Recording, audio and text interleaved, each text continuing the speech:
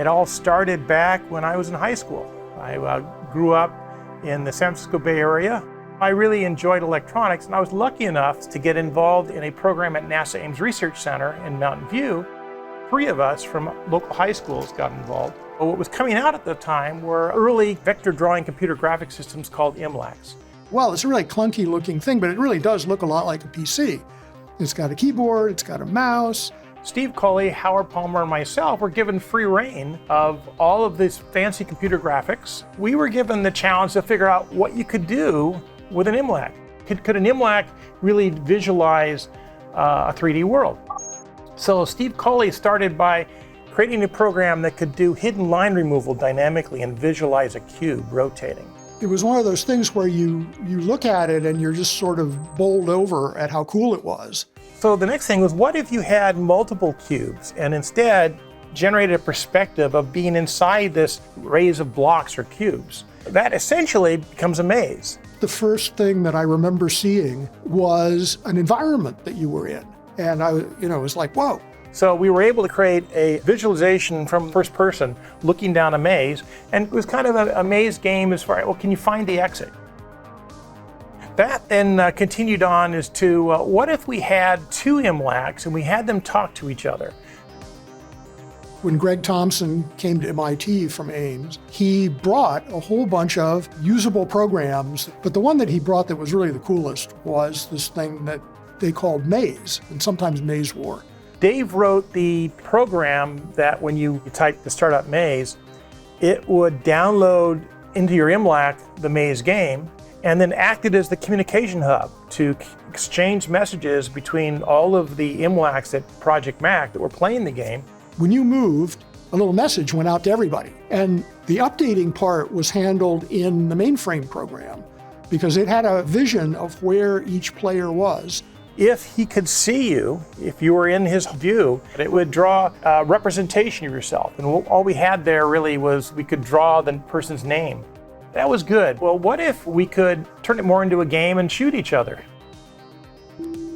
Now, you couldn't really draw a gun, but from the first person perspective, we would draw a representation of a bullet going down the hallway. And so if he is in the square that the bullet reached at that point in time, it would declare that other player is dead. And the other player would get a message that you're dead, and it would create a visualization of an explosion essentially on the screen.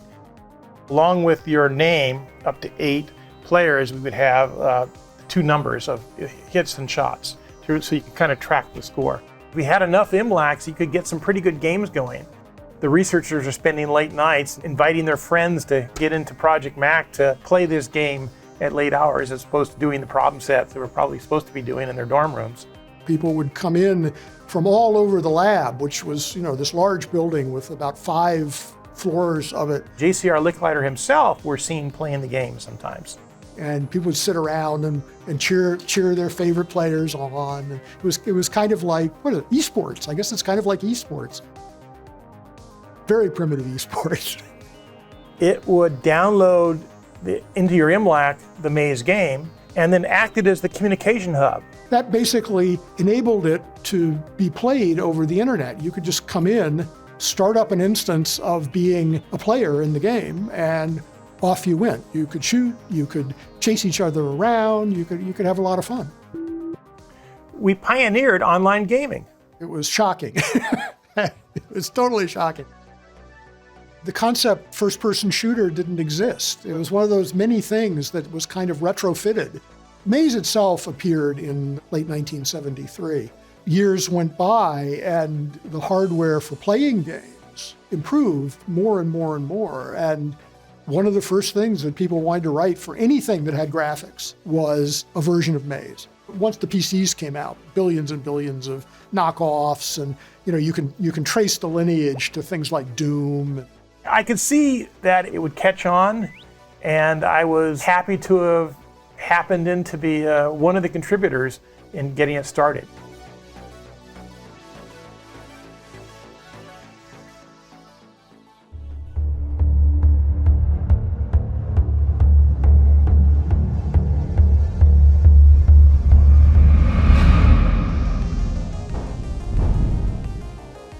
These days, people see like Fortnite and they assume hardware rendering has always been.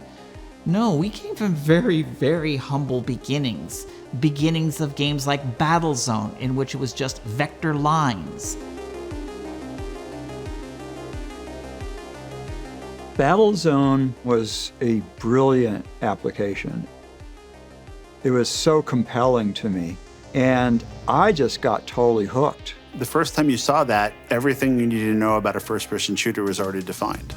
The first-person shooter is the closest thing you can be to being in an environment in reality, because the first person means, by definition, that it's from your sight, and that was Battlezone. I remember as a kid, you put your face through the gunner mechanism and then you could turn. And I felt like I was there. I felt like I was in like that tank. It was so immersive. You're brought into that world, and it was so powerful. And I was thinking, this is the way everything's going to work in the future. Battlezone is a masterful game, and if you haven't played it on a Vector Arcade, stand-up arcade version, you need to. Use the joysticks, play it like it was meant to be played, because that experience is extraordinary. I just played and played, and I got so good that I got to the point where I would not lose. There are things in Battlezone that Carmack and Romero had to learn, like being shot at from behind and be able to see the enemy, and the importance of a radar or not a radar. Ed Rotberg figured them out for the very first time and mastered them, right? I tried playing it recently, and I'm still pretty good. I still have that feel for the game, which is so weird. It's been 30-something years. It's beautiful. It's like a poem. It's fantastic. I can't overstate its importance enough. There's games out there that basically prove something that would otherwise be thought to be impossible. It sort of set a bar in a number of different dimensions that really forced me to rethink about what these immersive experiences would really mean. You don't think, oh, I could do that until you see somebody else do it.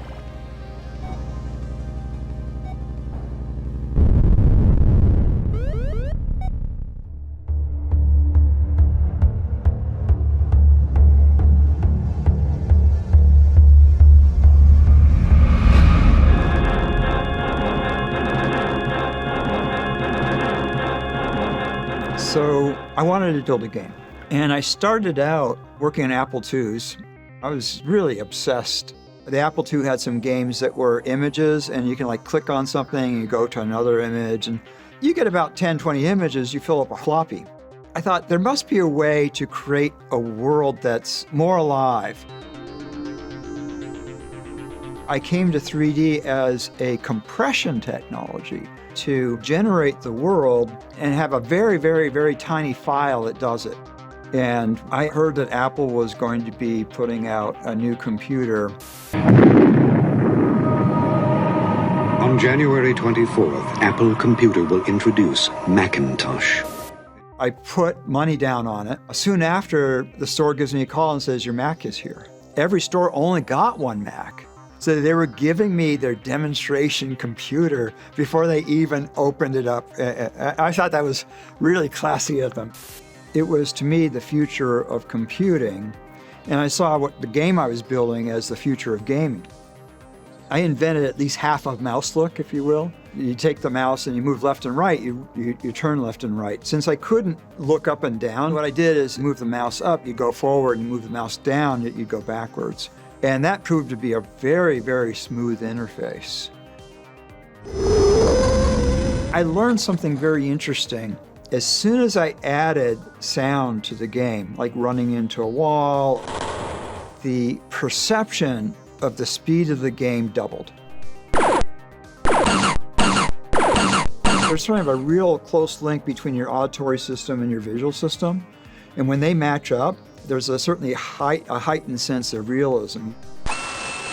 Colony shipped on 2 discs. One was the game, and the full game.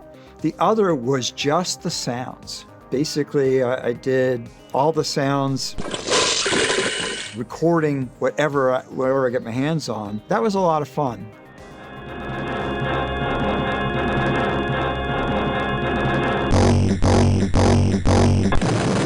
I had built the very, very first corridor. I could see down at the end of it was this turn.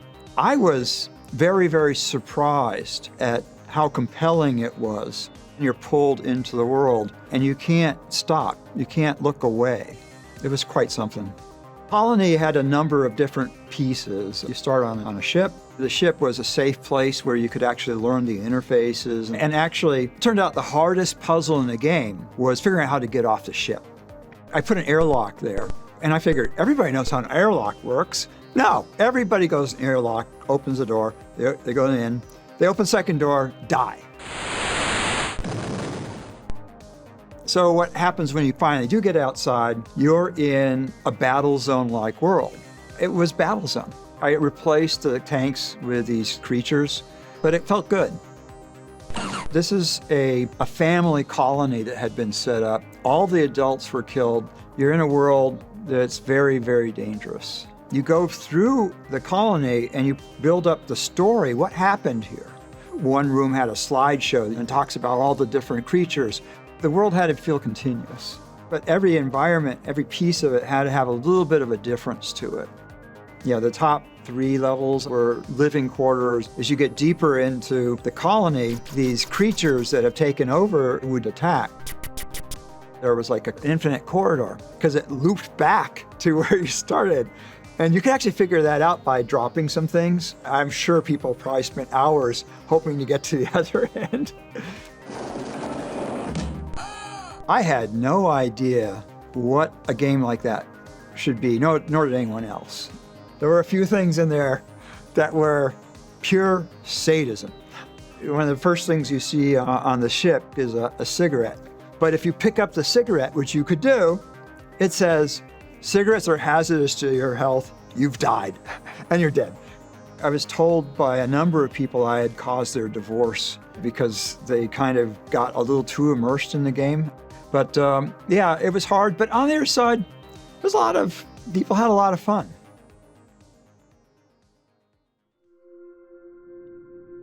A favorite id game? Gosh.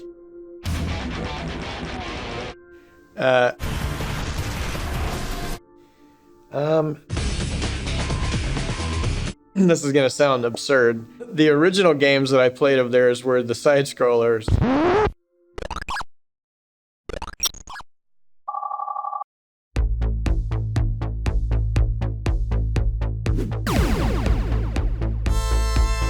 I went to Softdisk in March of 1989 and immediately met Tom Hall. I interviewed with IBM and Gould and lots of other companies, and I kind of thought about it and go, no, this is boring, I want to make games. I wanted to start a gaming disc, Gamer's Edge, and I needed to have a team of people to help me with it. So I hired John Carmack. When I was growing up, I really was the only one that was into computers at the level that I was. I could tell just from running tennis that this was a really good programmer. John Romero and Lane Roth were the first 2 programmers that I had ever met that I really felt like, wow, they're doing awesome things and I've got so much that I can learn from them. And then I needed an artist, so I just looked around the room and I saw this long-haired guy on a computer. I was like, oh, he probably listens to metal. He totally fit in. When I was in college, my professor, he told me that there was a position opening up at a company called Softdisk making video games. And I remember saying, video games? We had a game, room with metal blasting out of it, and all the lights are off in there. And that's kind of how we started. So we had made a whole lot of games for Softdisk. We were working at 2 games at a time. We made 12 games that year. Romero had done this game, Dangerous Dave, and it was extremely popular all over the world to this day.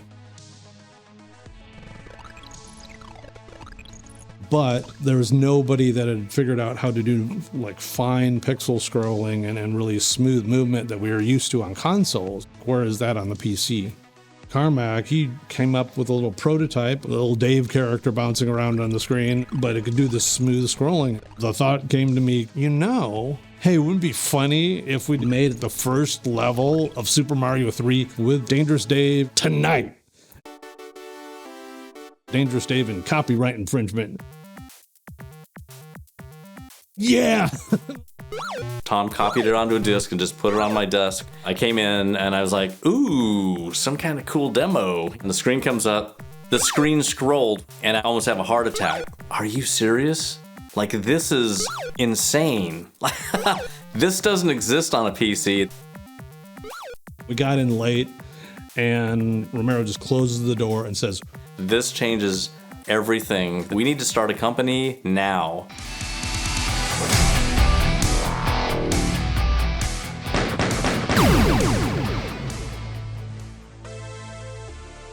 I was making these games called cross games that were sort of rogue style games, but more arcadey.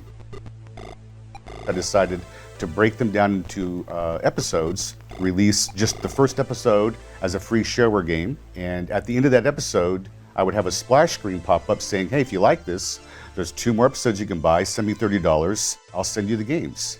And it turned out that first year I made over $100,000. So I quit my daytime job as a computer consultant and started up Apogee. I had gotten letters over probably a month. They all had different names, and I thought I had some fans. And I was reading PC Games magazine, and there was an article about a guy named Scott Miller. I get to the very end, and it has his name and his address. I'm like, I know that address. How do I know that address? And I just like look over at the wall. I'm like, no way. I came across John Romero's game, and I had to write him, like, I think 3 letters total.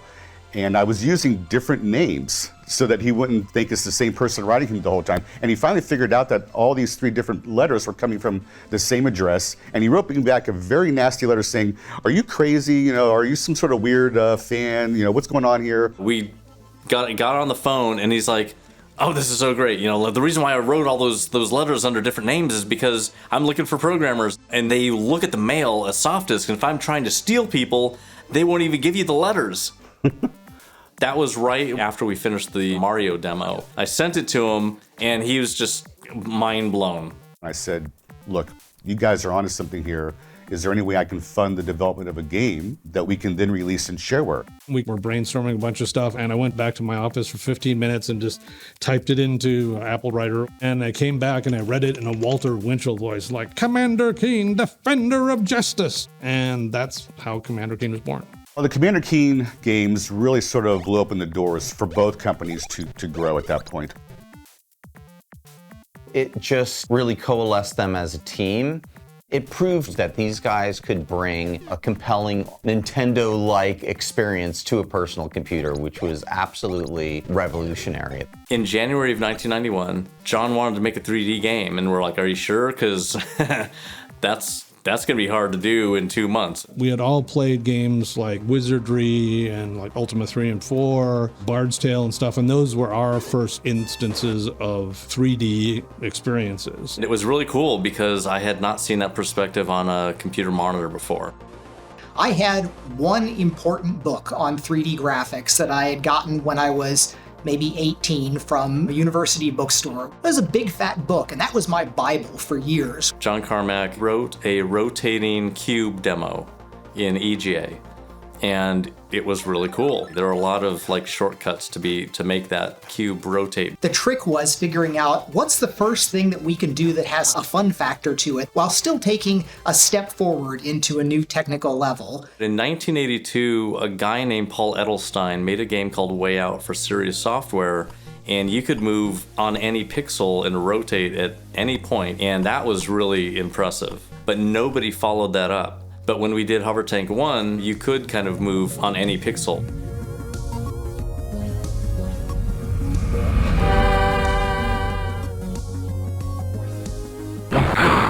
It's the first game I'd ever seen where you could actually just freely move around a room. The simple dungeons in the Ultima ones were just colored lines drawing the hallways. It wasn't free moving like Hover Tank, but that's the simplest way you can do it, is just to place colors on the walls. The 2 shades of it create depth. You know, they're large characters. You say it's very low detail. But back then, it was pretty impressive. So I made up a silly story about you rescuing people in this maze, and if you rescued enough of them, if the monsters didn't get them, then the guy's all happy and giving you money. It was a very new experience. And I remember pushing hard through it. He was up all the time. Like if he was awake, he was coding and eating. Things were still glitchy and things were not quite working as well as they should, going a little over time budget. One important thing to understand, I think, about John Carmack, he was always interested in creating a virtual world. Hover Tank was a first step in that direction. It was our first 3D game.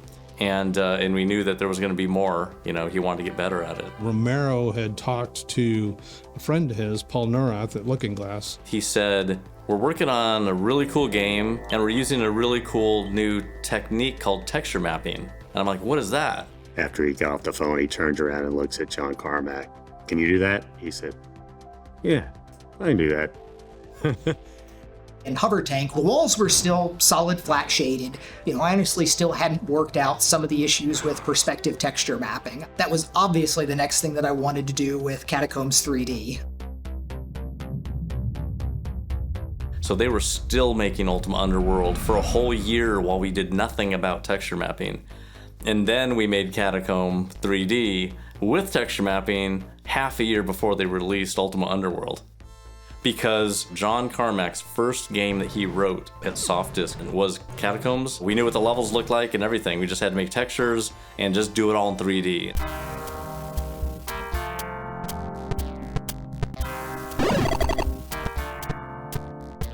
From an artist perspective, it was really cool because you could do larger pieces of artwork. I really liked the hand, which was actually my hand, my own hand model. Having the hand present, it serves dual purposes. It's both an indicator of what your current weapon is, and it's at least showing you the center of the screen as a partial aiming help. It took a while for us to, again, have the debates about whether you have an actual aiming dot or reticle on there, and there were arguments about, is it more realistic if you don't have that, even though it's more frustrating for people to aim. Some of those debates continue to rage to this day. It really is as though you're reaching into this space, right? And there's a part of you that's in that world. I also like the game mechanics of it, where you hold down your mouse button for more power. It was actually a pretty fun game. In both cases, neither one of those games got to the absolute sort of rock-solid perfection that I was very proud of in our later games. But, we still got them out under the gun with really high time pressure, and they were fun.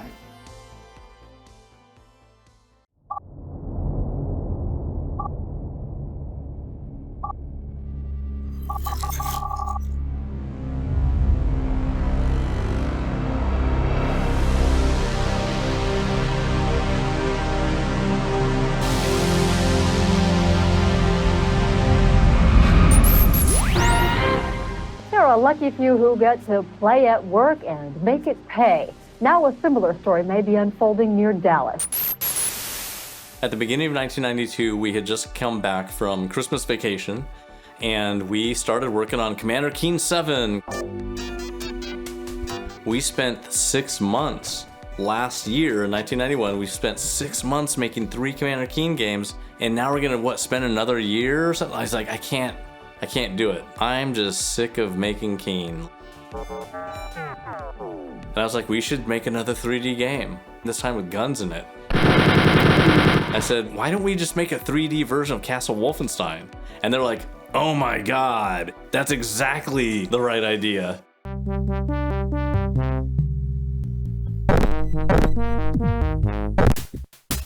All of us had very fond memories of Castle Wolfenstein on the Apple II. Castle Wolfenstein was super unique. There weren't any other games even on the Apple II that were set in a Nazi dungeon. It was the first stealth game. You're trying to see if you can hold up guards without them making noise, shoot them, search them, put on their bulletproof vest. You could drag bodies around corners and guards could sight on corpses and go into alert states. But it was so obviously more fun to whip around a corner and just unload the machine gun.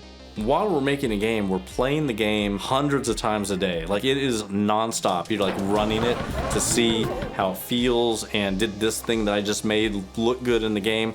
So like we're used to the basic core loop, just shooting people and making them lay down and opening doors and just like running through the thing.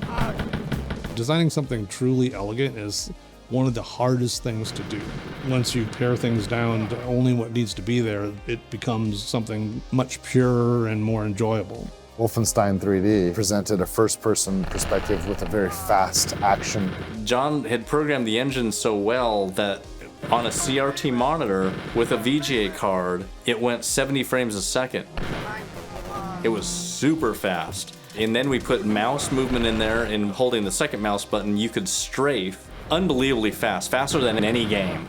Still, it was insane. And the idea that you were running around shooting Nazis, that there were guard dogs, you know, eating in bowls of food and like all of this stuff that nobody had really ever seen before in a game. You know, actually being able to record sounds was exciting. The German death screams or alert screams of the people coming at you.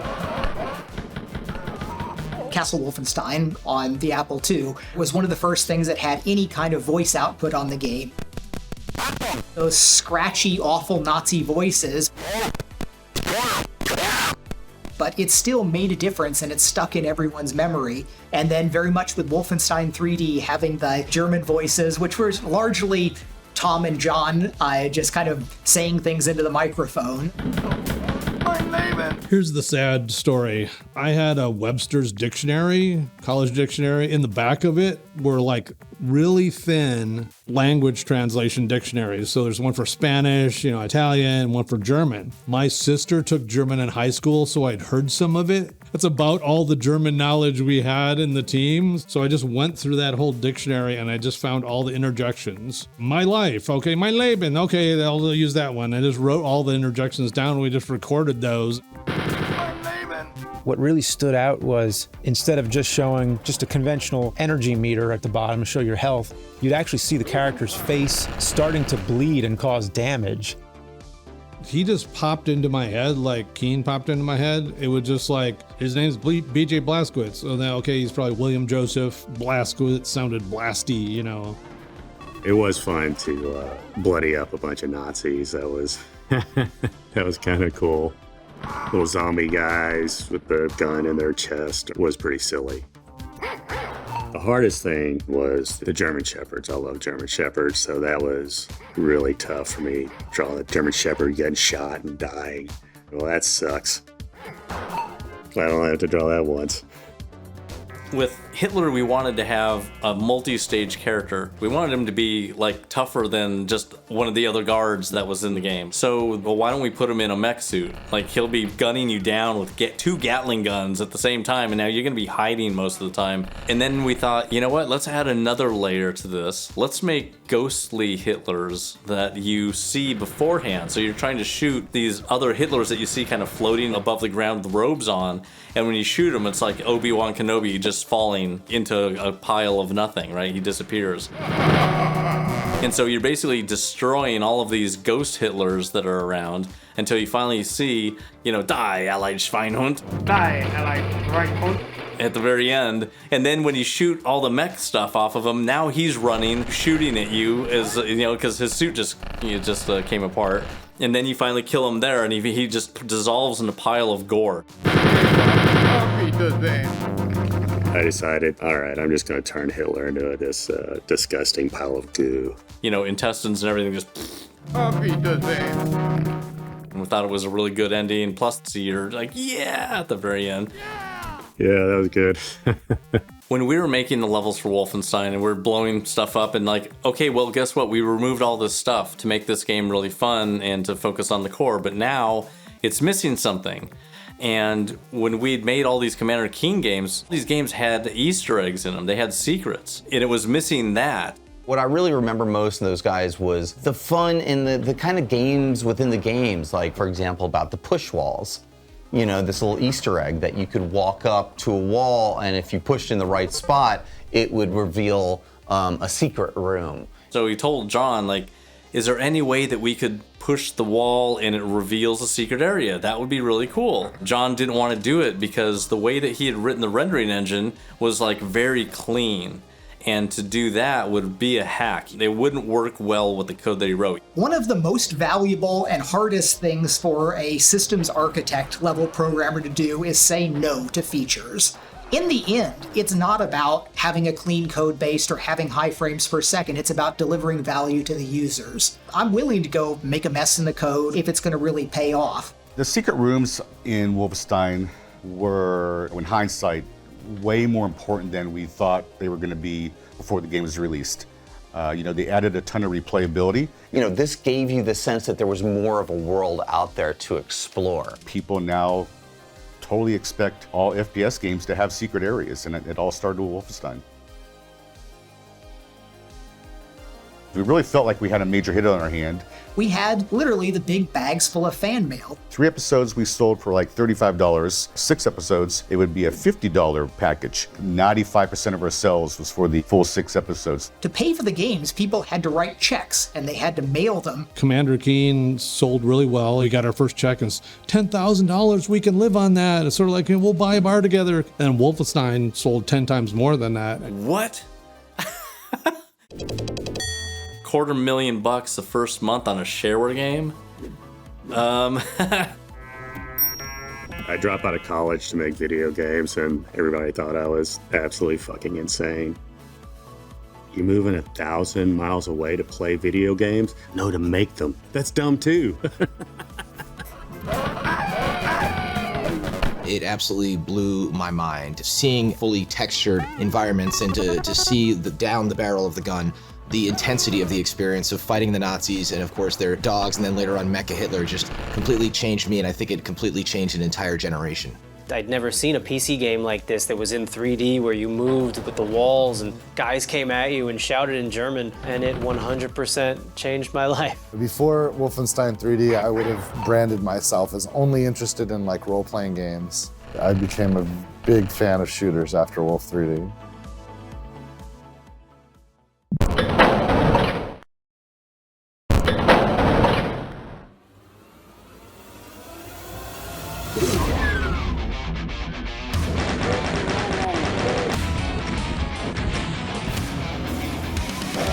My all-time favorite FPS is Doom. That's easy. Doom just hit like a freight train. When I played it, I just remember thinking, wow. Playing that networked was just mind-blowing. It's fast, it's violent, it's kinetic. Doom was such a statement that this is something different. It is the foundational DNA from which everything descends. I still think people will be playing it 20, 30 years from now. Great game design never goes out of style. This is Doom? No, this is the Renaissance. This is the Renaissance. And I just kept saying it over and over like a madman. Doom is eternal.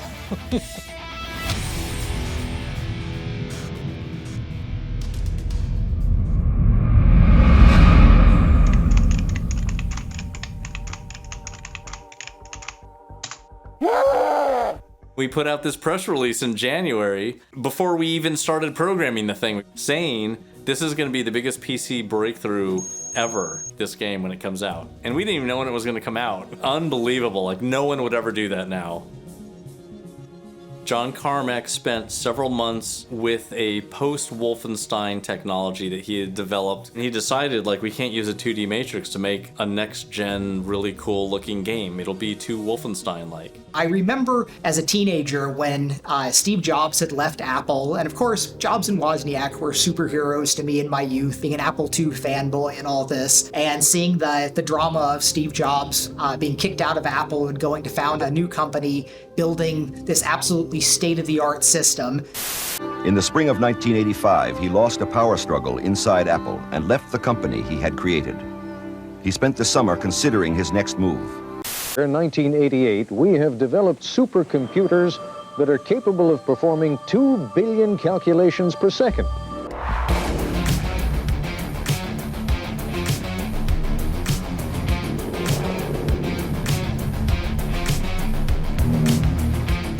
But it was $10,000 plus.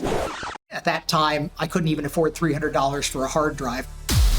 But once we got to the point where Commander Keen was doing quite well, Wolfenstein 3D was ready to go out, it looked like we had traction, we were heading towards success. I had $15,000 or something available to me, and I went and I bought one of the next computers.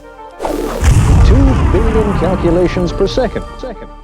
It was a great example of just being excited about technology, leading us to some tools that helped us make significantly better products for a couple generations after. I immediately knew when Doom came out that I needed to get into the gaming industry. The advances just in 1 year that they did. They had ceilings and floors, steps you could go up and down. It's just amazing. I had been working on the Doom editor for a while, making little pieces of levels, and really Tom Hall full on making stuff, like making levels, not even full levels, but just like, you know, trying to make something that was cool. And because we had never seen anything other than 90-degree wall mazes with fixed height ceilings, John said, why don't you get books on military construction and use that as a guide to figuring out the spaces? So Tom did that, even though it wasn't what he really loved. My vision for the whole arc of the game was you are in sort of a science base on a moon, and then you go through a portal for the second episode and you're in hell. I'd add like realistic kind of senses of place, like, oh, now I'm in, you know, the control room, or, you know, I'm here, and so I can get my bearings. Tom was going through these military books and starting to make some levels like that. Nothing interesting, nothing that when you go through it goes, wow, this is amazing. And so I told Tom, I'm gonna try and figure out if I can like come up with the look. Like, what is it that we're doing? If a room could have been made in Wolfenstein, we failed. So we need to just like change everything. What's gonna really stand out? To me, it felt like it was gonna be contrast. Contrast in light, contrast in space, and contrast in gameplay. I started to make a room that had scale that was like, forget that ceiling that we were using for Wolfenstein. So I made a room that was really high, side areas that were really high up, that had light in them and really bright. So the room's dark. These really high, bright areas have monsters up there throwing fireballs down at you, so we're not on the same plane being attacked. But I needed the player to see it, because it would look really cool to see something that high up. I had the light going and the monsters and the scale, angled walls, all these things that, like, this room could not exist in Wolfenstein. So I was very happy that I was able to make something that was both faster and in some ways higher quality by making a slightly different set of trade-offs while still getting all this new flexibility with the angled walls, which really defined the Doom map-making space. So the artist came in and Tom came in and they're just like, yeah, that's what we're talking about. And like, that's how we need to make this game. Doom is as much of a horror game as it is an action game. It scared me. It actually had moments in it that would make you jump. We always talked about how the two cinematic influences for Doom was Aliens and Evil Dead 2. They were about these moments where the lights are flickering, you can't see what's going on, something's coming out of the darkness at you. And that was what we really wanted to capture. When I was coming up with a style, I wanted something that was different from what you generally saw in video games at the time, which was pretty clean, bright colors, and I wanted something dark and grungy. That was the grunge era. Music, the clothes, everything. I want to hear the monsters, not just hear the doors. I want to hear them looking for us. I want the player to be terrified. This is a dark game. There needs to be suspense with diminished lighting, going from bright to dark automatically in the distance. It's like an automatic scary engine. You'd be going around the corner and then you hear like some monster breathing or something, and you know, it gets to you. You're very alert. You're very on edge the whole time you're playing. So when I was making E1M3, I got all the way to the very end. I'm like, what am I going to do at the very end? Like, put the exit there? No. I think we should make the player go back through the whole level. When they see the key card, it would be boring. If you go up to it and you pick it up, everything's dead. All the way back through the level. Everything's already been killed. So it's like, how do I like terrify the player right then? Lighting was a super critical aspect of the technical evolution of our products, from the Wolfenstein, where everything was all kind of fully lit. For Doom, what was really critical is we could change the lighting dynamically. So all of the things that people still resonate with, like the flickering lights going on, those were very, very powerful. I thought, why don't I hide a bunch of demons in a room and turn the lights out when they go to pick up the card, and when they pick up the card, it opens the door. People played it, they were just like, what? You know?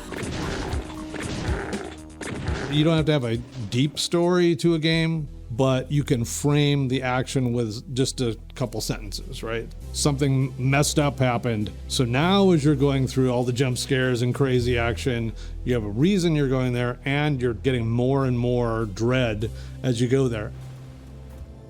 The environmental effects were great. Sometimes you're in a brightly lit room and then all of a sudden you're just walking in the darkness. It's just scary as hell. It's great making people jump.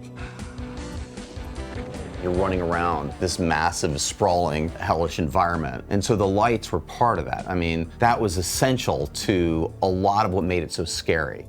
Those were some of the moments in Doom that, made people's guts clench and really made a difference. The boss level of the first episode, UNM8, that was made by Sandy. A lot of the things that I put into my levels were things to make you scared. So we're like, let's make 2 bosses and make the Baron of Hell just has a ton of hit points. Like, they need to be a tank. Many hours into the game, you've got your instincts ready, and then to hear that sort of T-Rex roar, oh shit, I'm in for it now.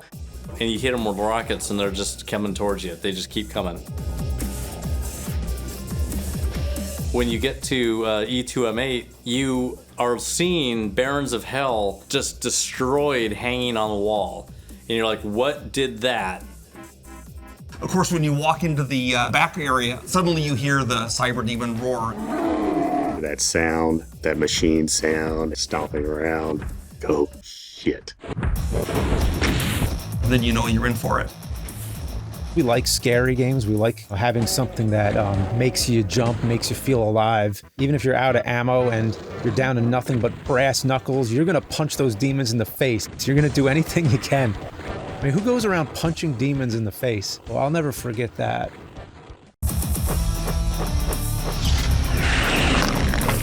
For me, I love the shotgun. Boom. Fires at 187 beats per minute. I clocked it with a metronome once. When you shoot a shotgun, then you have the animation of it going up and cocking like this, and you feel really manly, like Arnold Schwarzenegger, because that's a manly thing to do. Kevin created all the weapons, and John had this video camera, and we used props. You just hold the gun up in front of the camera and get that perspective. I would say the chainsaw is pretty fun. He doesn't like that. Ladies and gentlemen, the Doom chainsaw. This is the actual chainsaw that we digitized for the game. I felt like I should keep the grunge on it that it had back in the day. So it just got that nasty look to it, and here it is. I just remember the first time I heard about the BFG. My friend's dad, who installed it on his computer, and he said, oh, there's this gun in the game that just obliterates everything. It's called the BFG. And then the dad goes, you know what that stands for? And we're like, what? Big fucking gun. And I'm like, oh shit, your dad's cool.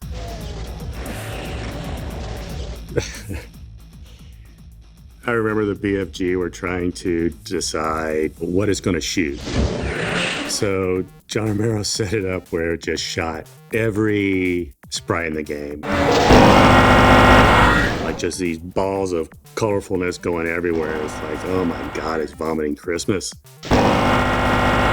So then Kevin just sat down and drew a nice green fireball that you see now.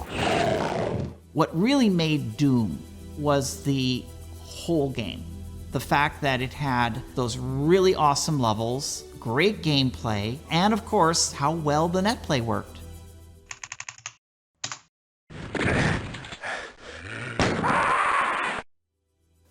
Oh shit, it's October and we don't have multiplayer like we said in that press release. I was like, all right, well, now we're starting on multiplayer, in October. I do clearly remember the early days of getting multiplayer working at all on Doom. This game's already great, but that's like the next level. I remember the magic of that moment of just like pressing the arrow keys on one computer, it moving forward, and then on the other computer, watching the victor's feet run back and forth in front of you there. This is just deeply, fundamentally cool. Seeing that for the first time on a screen, I was just like, this is so good. I would play Romero, and he'd get so damn mad at me because he would run around and collect all the damn weapons, and then I'd just run forward with the rocket launcher and just get in his face and kill us both. I'm the reason you get a negative frag if you go up and kill yourself. Stupid shit. Watch him die. He's dead. It's one of my biggest contributions to the gameplay. Oh, bits. Oh, give me that shotgun, boy. We want this to be like a thing that you go to this number and you win. Or you go to this time and whoever has the biggest score wins, that kind of thing. So I came up with those parameters immediately, and then I was like, what am I gonna have on the screen? We're doing so much new stuff in this game that kills would be a stupid word to use. But I went into the art room and I said, so, I named this mode Deathmatch, and every time you kill each other, you get a point. What do you think would be a good name for that? Because I don't want to use kills because that's lame. Kevin thought for a second and he's just like, why not use frag? Yeah, I've never actually beaten Doom in single player mode. It was exclusively multiplayer. I guess there's people that dropped out of college for it too, so I feel bad about that. Early on, even when we were doing the Commander Keen games, it was clear we're small fry. But by the time we got to Doom, it was clear that we were defining the state of the art. We were doing something like nobody had ever seen before, and we knew it was going to be a big deal. The very end of Doom, we had worked 30 hours straight. We were at the end. Sandy was asleep under his desk. It was about 2 in the afternoon. Jay is in his office in the biz room. He's on the University of Wisconsin's FTP server. People are sitting there waiting in that directory and they're creating files that are like questions. When is Doom gonna be here? I want Doom. Jay went to basically upload the game, and then more people flooded in because they saw like it was happening. And the server just basically blew up and stopped working. And so the upload stops. And Jay gets on the phone, he calls him up, and the guy's name is David Data, which is funny. Calls up David there, and he's just like, server went down, like, there's too many people on it. And David's like, okay, let me see if I can fix it. I'm gonna clear everybody out. So he clears people out, and we start uploading, and then everyone rushes back in, and then it blows up again. And so we're just like, oh my God. I think Doom is, clearly one of the best games ever made. Doom is popular for two things. One is the primal nature of taking a gun and shooting demons, which is obviously super fun. The other is that Doom hasn't added any other storyline or anything on it. It is pretty much just taking your gun and shooting demons and solving simple puzzles. Here was a game that had blood and had heavy metal and had, these monsters and dark humor. So when you start devoting your life to that to such a degree and you start finding other people who are into it, it becomes a part of a growing up experience. Microsoft had done a study that showed that more computers at the time had Doom installed on them than the latest version of Windows.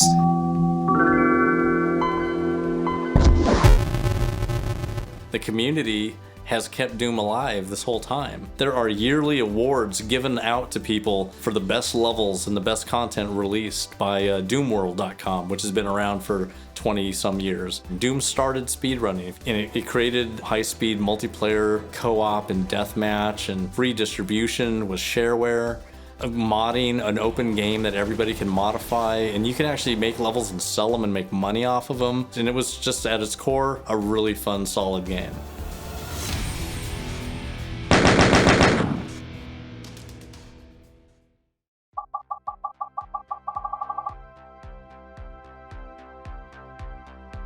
You really can't talk about FPSs and the history and legacy of FPSs without talking about mods. They've kind of been inseparable since the very beginning. To me, mods really spring out of the shareware culture of early Doom and that whole kind of spirit of just sharing in general. At the company I was at, a friend came in with a thing called the DEU, which is the Doom editing utility. But this was actually a full-powered level editor. And I took the floppy not believing that this is going to work. It's too good to be true. And then grabbed the first level from Doom 1, E1M1, and loaded it up. I don't know if everyone remembers that first level, but you start and you come out and you turn to the left and there's the very first stairway. And then there was this window that it was too narrow for you to get through. But I went ahead and pushed the one part down and pushed the other part up, and then went into Doom with this, and there's the opening has changed. And outside the window was this outside area with, just a place you were never supposed to be. I'm just out here like I just couldn't believe. I still remember that day. And from that moment on, every free moment I had, I was making Doom levels and putting them up on AOL and CompuServe. And they were received quite well. They got a lot of hits. The first thing that you do when you start modding Doom is you create a simple level, which is a room. It's a box, 4 sides. And then you load it in Doom, and in fact, you've made a cavern that's 1/2 kilometer long. But it's your room, and you made it, and now you're inside it. And just being able to do that, this was the first time that anybody could do that. This was something that you could make into your own if you had the wherewithal, and they were cool with it. They weren't going to come after you and sue you, which was also wild. Ed knew all about it, and I remember hearing that they actually helped by sharing with the data formats of a lot of the stuff. You had to download them on, again, a crappy 56k dial-up connection. You didn't know what you were downloading. I remember downloading like the Aliens mod for Doom back in the day. Yeah, the moment I heard that you could change this game, I started thinking of making an Aliens modification for it. I watched the movie so many times for reference because this was the 90s. You couldn't go online and look up images. If I wanted to see what the Weyland-Yutani logo looked like, I had to stick a VHS in the machine and fast forward to where I thought I'd seen it. But you can't just fast forward through Aliens, you gotta watch it. Fucking A. The whole first level has no enemies, and you're like, have I installed this correctly? Because there's nothing on the screen. I was quite uncertain about how that would be received because people could just think, well, the first level is a waste of time. There is a lot of tension at the beginning of the movie, and they're searching for the aliens.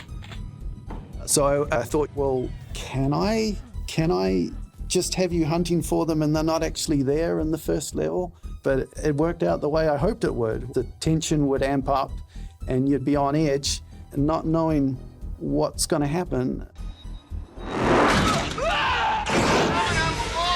Coming out of the goddamn wall! Look! I was trying to use Doom to make a different kind of game that it still had all the appeal of Doom. I called it Aliens TC, TC standing for Total Conversion, as a way to try and communicate that I was trying to do something a little bit different, which was to convert Doom into a new game. It was a lot more popular than I anticipated, and that sort of changed the trajectory of my life. Carmack said to me at the time, he's like, it's almost like a Doom mod is becoming a resume. Breaking into the game industry back in the 90s was pretty difficult, and it opened up opportunities for me. So you had the FPS community out there. They were rolling up their sleeves, they were creating their own mods, and then this led to them using these engines to put out their own games.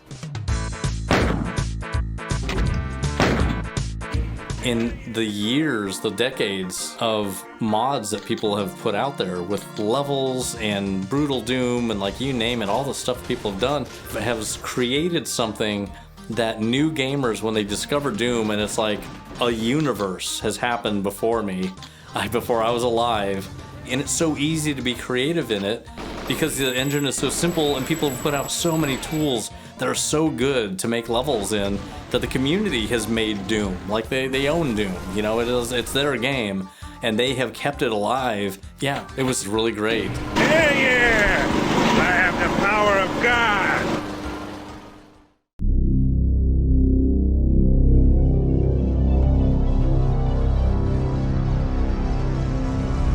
I was playing computer games obsessively, especially the Ultimate games that Richard Garriott made. Just out of sheer luck, I got a call from a friend who was working at Origin at that point, saying they were looking for an associate producer. And so I went down there and got the job. One of the first things I got to do was work with Paul Neurath on Space Rogue, his genre mashup of space combat role-playing and arcade game. When he came to Origin with his first-person perspective tech demo, I went to my boss and said, I must work on this, which at that point was going to be called Ultima Underworld.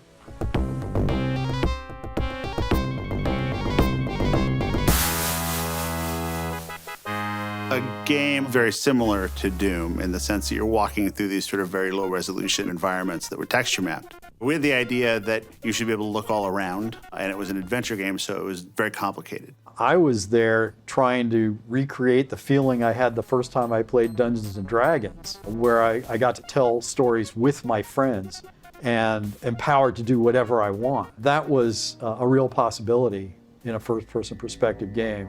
It wasn't true 3D, but it let players decide what was right and wrong in the world. I find that much more interesting than, hey, let's grab the biggest gun and kill everything that moves. And so System Shock was really the chance that we had, with some understanding of what the medium behaved like, to make some on-purpose decisions about how to change gameplay in response to what the technology was good at.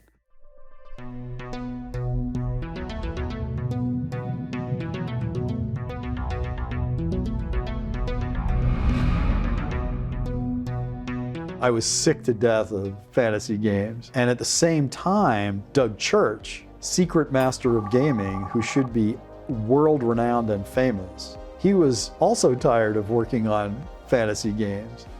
He was in my office one day, and he was talking about the game that he wanted to make. And we just looked at each other and said, we should make this. You know, Paul Neurath was intimately involved in that too. He was running Looking Glass. And we decided, let's do this.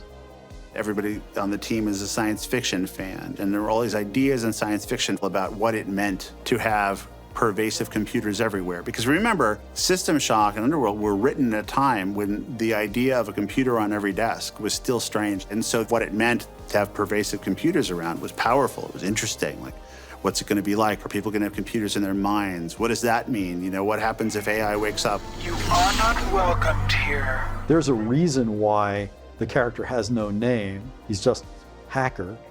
A lot of the early game is spent creeping around and avoiding conflict as much as possible because the Hacker wasn't a space marine. You know, he wasn't some warrior. Could be a woman, actually. There's no identity, there's no name, there's no backstory per se. But we allowed players to inhabit that character, make it their own, and instead of doing what we told them to do and feeling what we wanted them to feel, we said, feel how you want to feel. System Shock was clearly a cyberpunk game. And at the time, everybody was all about cyberpunk, including the System Shock team. The freedom of movement in cyberspace was pretty compelling, I thought. You're alone, underpowered, in corridors that are oppressive. I think that was the heart of the game, really, in cyberspace. System Shock 2 was probably one of the first horror games that I had played, and I think I went into it like it was a standard FPS. But as the story started to unfold and I learned the full weight of the situation and discovered that the only other person who I thought was alive was just being used as a puppet by Shodan, I mean, that's the kind of thing that still gives me chills just thinking about it. Looking back at the story of System Shock, you know, it holds up. It's the kind of thing that could still happen. It's still a very dangerous concept. Who are you? My cameras and probes scan your body, but you do not match any employee file. I think getting to witness Shodan's growth as a character was one of the most memorable aspects. She starts off as kind of this childlike creature with curiosity to begin experimenting on things she sees as lesser. I have complete control of this entire level. And to see her slowly grow into a character where she's more omnipotent. When my cyborgs bring you to an electrified interrogation bench, I will have your secret. She's still beloved and still comes up as one of the great computer game villains of all time. If you imagine a world where you're seeing 3D games for the very first time, you see emergent stuff happen because first it's bugs. You're like, okay, well, I'm gonna put this here and the table here, and then, oh, I can't get by the table because the chair's in the way. Okay, what if I make it so you can push the chair in? You have to think about the qualities of the things you're, here are the air quotes, simulating, and then figure out how those characteristics interact with other things in the environment. Now, the nature of the 3D world has dictated a new type of gameplay. And we would continuously have this experience where the thing that would happen in the real world happened in our game. There was a huge amount of emergent gameplay just from physics, like bouncing. I remember people started to bounce grenades around corners. And that felt crazy because in the past, games were about, I'm in this room and I can shoot the stuff in this room. And now suddenly I can throw a grenade around the corner to a place that's not being rendered. And I can't see, is the AI even awake there? That was a story that hadn't been told by the game designer. That was a story that was being told by the player to themselves, and that was really exciting. It has been a little while since I've played System Shock 2 or the original because we've been playing the remake almost daily. And I can say that in the remake, there is some emergent gameplay that wasn't in the original. We were watching somebody playtest the game just recently, and they threw a grenade, and it went off and it blew up a corpse that hit a monitor hanging up above that fell off and decapitated an enemy. It was one of those moments where it was like, oh my God, like, I can't believe that just happened. These things sound really dumb and, really just pedantic now, but it was the first time, man. It was like so cool. And there were so many things in games that probably happened for the first time ever in Cambridge, Mass. in our offices, or, in Mesquite with John and John, where there was some emergent behavior of a 3D world that now we don't even think about. But that was the first time, and like, wow, that should be gameplay. At that time, we had to describe to people that it was a 3D game and what 3D rendering was, and that, a lot of people still looked at 3D games and were like, where am I? Where's the character? Well, no, but you're in your own head. It's as if you're looking through your own eyes. We actually thought it was a good idea to use every key on the keyboard. So you have two hands, one's on the left, one's on the right. Hey, let's use the keys on the left and the keys on the right. I don't know what we were thinking. There was a Terminator game that came out that used mouse look. And I'll never forget, I looked over one of my team members' shoulders and I just said, no one's ever gonna use a mouse to look around in a game. I was just a little bit wrong about that. We were overthinking things. We were making this very complicated game with 3D rendering, with NPCs and inventories and this big physics engine. We were making the game that we wanted to play.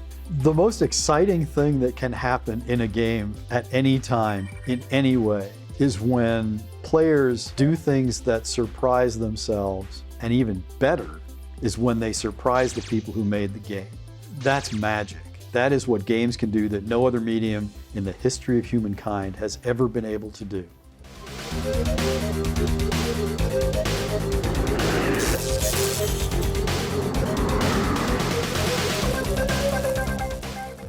There was a first-person shooter game that I didn't play back then, but while I was doing the nerd episodes, I played this Super Nintendo game called Super Noah's Ark 3D.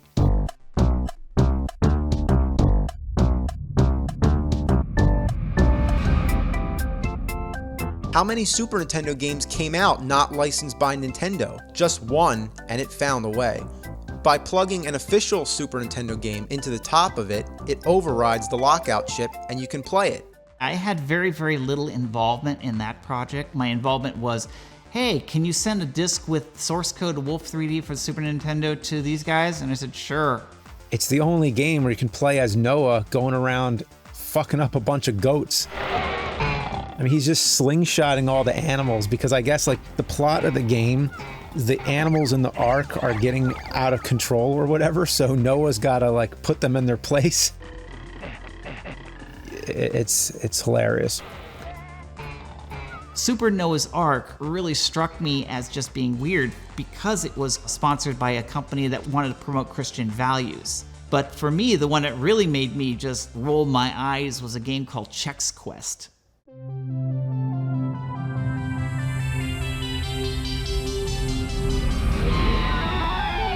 Checks are fun, checks are high. Now you can get a free CD-ROM game inside boxes of Chex cereal. Chex Quest, a game that came in a cereal box. One free and... How is that supposed to be any good? But it was. It was actually a pretty good game, for something that was based on a cereal and came in a cereal. Chex Quest, a game that used the Doom engine to make a game where you're supposed to be putting spoons inside of cereal. It's a family-friendly first-person shooter, an FPS. You use these Zorchers, which are these remote control things, to zap these booger guys.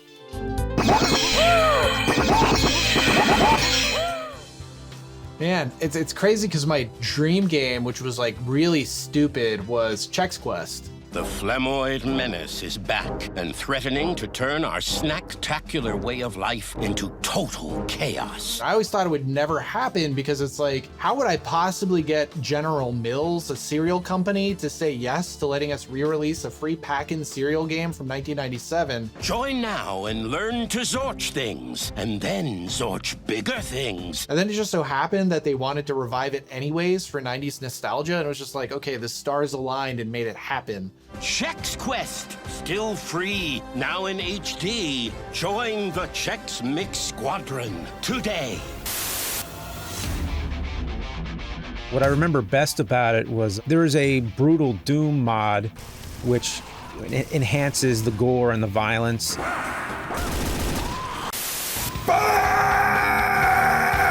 How this takes the family-friendly aspect out of it. When you have a game as brutal Chex Quest, you gotta have a brutal cereal to go with it. So we did this skit at the end of the episode. Brutal Chex! It's Chex on steroids! Illegal steroids! Made from broken glass, rusty fucking nails, and whole grain rice. This cereal will start your day if it doesn't end your life. Have some Chex. Okay. Brutal Chex turns your milk red from your own blood pouring out of your fucking screaming mouth! 50 free hours of America Online included.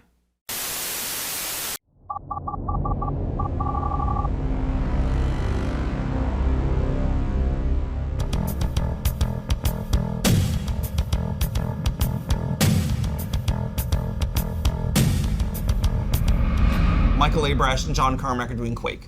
And so it's left to me and John Romero and later on American McGee to do all the levels. And the idea was, well, we'll just do a million billion levels that are fun to play and then we'll sell this and it'll be fun.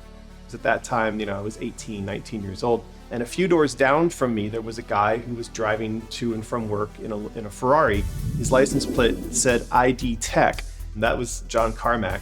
He let on that, hey, I'm actually the boss at this game company down the road here. Would you like to come and beta test some of our games in the office? And he took me out to dinner one night and said, would you like to come work full time?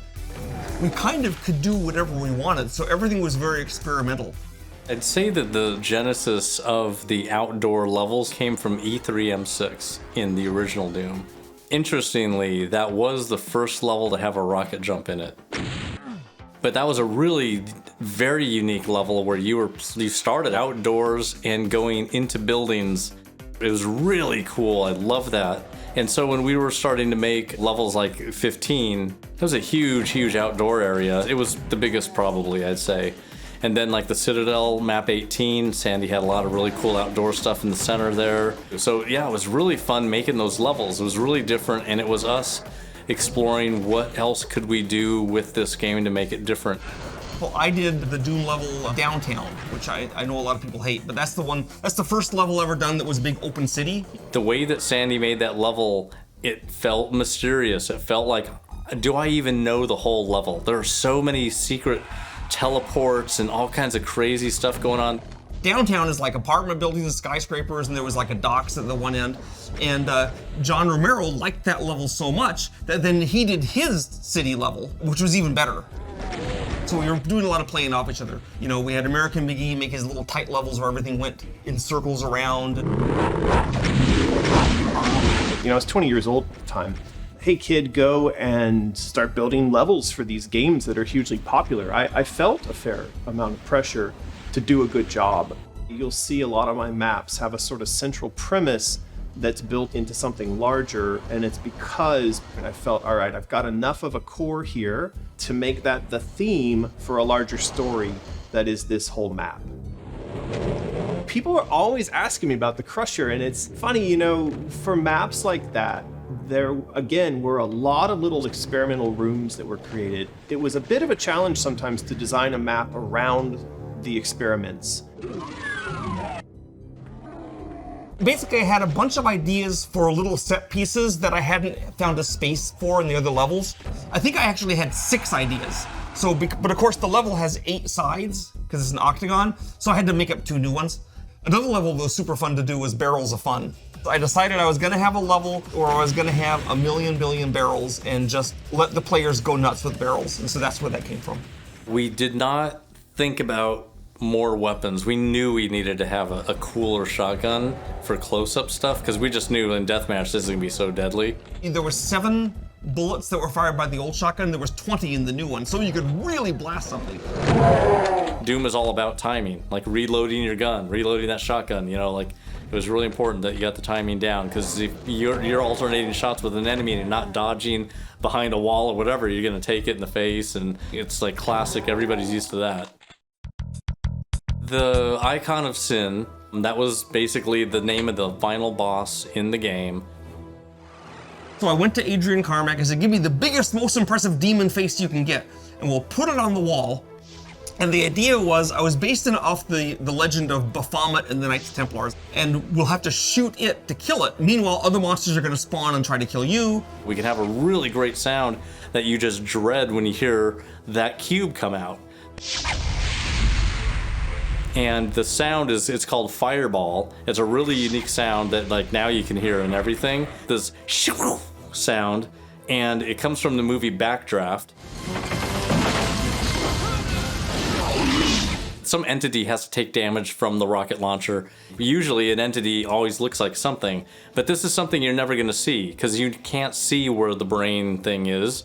It's in the back. It didn't matter what it looked like, it just needed to be an entity taking up space that had a certain number of hit points, and when it dies, then the game's over, right? So we had a little blue thing. Well, it was getting really close to the game shipping. We were almost done with the game, like it's about to ship. And this is the time where you would stick hidden shit in the game that no one else is gonna find. Kevin came up with that idea of John's head on a pike.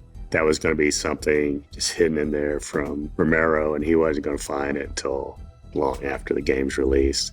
It's probably 11 o'clock at night or midnight or something, and I'm, no clipping through the wall, because why would I try and play the game to just kill the boss? I'm just going to cheat to where the circle is. So I'm getting closer to it. Wait a second, did I see my face in there?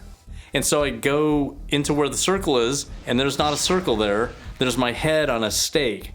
And I'm like, no way.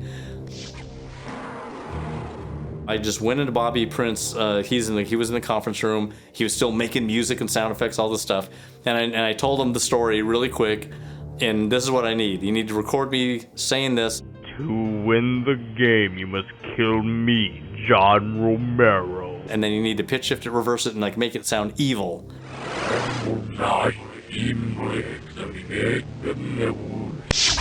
So when the Icon of Sin sees you, it's like me, the Icon of Sin, and I'm like, this is so great. It's like 2-layer Easter egg, like this is gonna be great when it comes out, and they can go ha ha, and I go ha ha, As soon as American McGee comes in the office, he runs the game. He's like, ooh, scary evil backwards thing. He reverses it and plays it, and he tells everybody. And so the secret was instantly out the day right after putting this Easter egg in, but everybody left it in because it was just hilarious.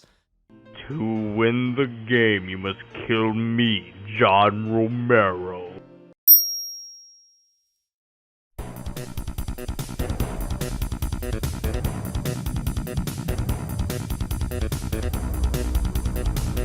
Tom Hall came to us during Doom's development. He ended up parting ways with id Software. They were very, very excited to have Tom, because Tom was amazing. And what they wanted Tom to do was like make another FPS, but like make it your way. Do whatever you want, And so Tom's just like, okay, what would I do?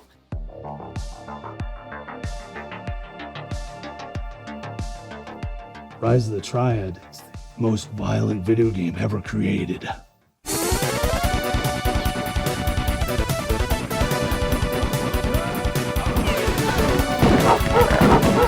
Rise of the Triad was originally meant to be an Apogee-developed sequel to Wolfenstein 3D. Apogee wanted, obviously, to continue to build on the franchise that had, made them a lot of money. But I don't think id Software liked some of the directional calls that were being made. Yeah, we wouldn't go in that direction with Wolfenstein. So call it whatever you want and you have a new IP. So that's what they did. We had all these assets already made for the game. And so we just dropped the Wolfenstein part and just called it Rise of the Triad and kind of reformulated the story. The story was that Hitler wasn't actually the master running the show. There was a triad, 3 new bosses that VJ would have to deal with. We had like a sort of a more junior team, but we had a lot of cool ideas. And we had gone to a bazaar. This one guy had a booth of World War II memorabilia. So we got people from Apogee, and then 3D Realms to wear the suits. We would take digitized pictures of them facing the camera, and then we would rotate the board 45 degrees, take more pictures of them, rotate it a full 90 degrees, and so we would get 8 rotations, at each of the 45-degree marks. It would take literally a couple of weeks just to do one character, and the game had over probably 24 characters in total. And what Tom Hall brings, he's got a lot of humor that he likes to inject in games. So almost all the humorous elements in Rise of the Triad were probably from the mind of Tom Hall. What's this game's thing? What can make this stand out? What if we just make this thing really violent? And I was just like, well, if we're gonna make it really violent, I'm gonna go nuts. It has to be preposterous as the rest of the game. I think the fact that it was funny, it was campy, it was different, it didn't take itself seriously. Stuff like the Excalibat, dog mode, the jibs flying at the screen, ludicrous jibs. When everybody else was playing, Duke and Quake, I was playing Rise of the Triad. I had the idea that you could have different characters that could actually have different stats that kind of affected your gameplay. Do you want to run faster? You want to cause more damage? Do you have more hit points? That kind of thing. Rise of the Triad is one of the earliest games to have different representation of other cultures and people of color. You can sort of choose yourself, and that's pretty cool. Everyone at Apogee was really proud of Rise of the Triad. It was our first internal game. It had a lot of firsts in it, like mouse look. I think it had 11-player LAN play. The first FPS to actually have specific maps made for deathmatch, and it opened up new frontiers for how we could design maps. People had been playing deathmatch-only maps for a while just from community homegrown stuff, but December 21st, at the end of 1994, is when the first commercially made deathmatch-only maps came out in Marathon and Rise of the Triad. Really interesting design choices, really over-the-top weapons. It had jump pads. We modified the engine to have very tall walls, so I invented jump pads. It's something that made multiplayer in the original Rise of the Triad so crazy and fun. It was just, you could bounce around on mouse pads, amazing rocket launchers. We played so many hours of Rise of the Triad. It was amazing. The weapon choice, the drunken missiles and the staff. Flame walls, and nothing that's on the floor can escape you. Turn yourself into a dog, all kind of just wacky stuff, the types of things you wouldn't expect. It was a spectacle you could watch as a player. When we were making Wolfenstein, we put in a no-clip mode so we could get through. We didn't have to use keys, so we could just test rooms and stuff. John and I were going through the rooms as if we were, immortal creatures. Ooh, I look down on these 4 beings, And so that kind of inside joke I turned into God mode. It was a blast to see the enemies run when they realized that you had the hand of God out. I thought well, if we have God mode, what's the opposite of that? Dog mode. So dog mode where you go down and you just bite people to death and so on. It's so much fun. Yeah, Rise of the Triad it just took it to another level for me. I got the opportunity to work on Rise of the Triad 20 years later. It was a little kid's dream come true, and I'm still working on Rise of the Triad. I love Rot forever, man. The characters were iconic, the weapons were iconic, and it was just a lot of fun. All those things, that was all Tom, and it was great. I love how crazy it is, and it is a nuts game. Tons of people write me every week just saying, oh yeah, I played Rise of the Triad again. And my nephew loves it, so that's all that really matters.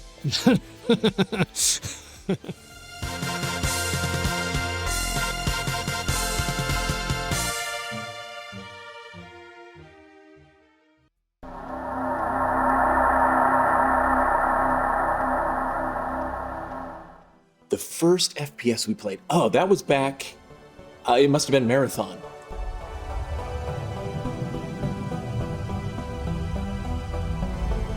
a lot of people who grew up with a Macintosh in the household rather than a PC, Marathon was a game that ended up on a lot of Mac computers. When they were doing the Macs, they wanted to first push it as exclusively a business computer. If you thought a really powerful business computer was way out of your reach,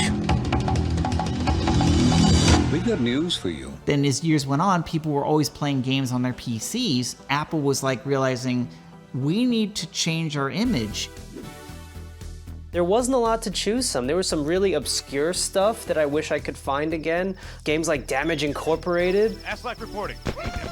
Check the friendly fire. Damage Incorporated actually ran on the Marathon engine because it was one of the only first-person shooter engines on Mac at the time. So Bungie was known basically for being insane because nobody owned a Mac. Like, nobody wanted to play games on a Mac. People who had bought a Mac because they were like, you know, cool sound design people or art authors or something, weren't typically the guys we sold games to. I was in the graphic design industry for about 10 years prior to even getting into games. Marathon was the only game available on the Mac platform that was any fun to play.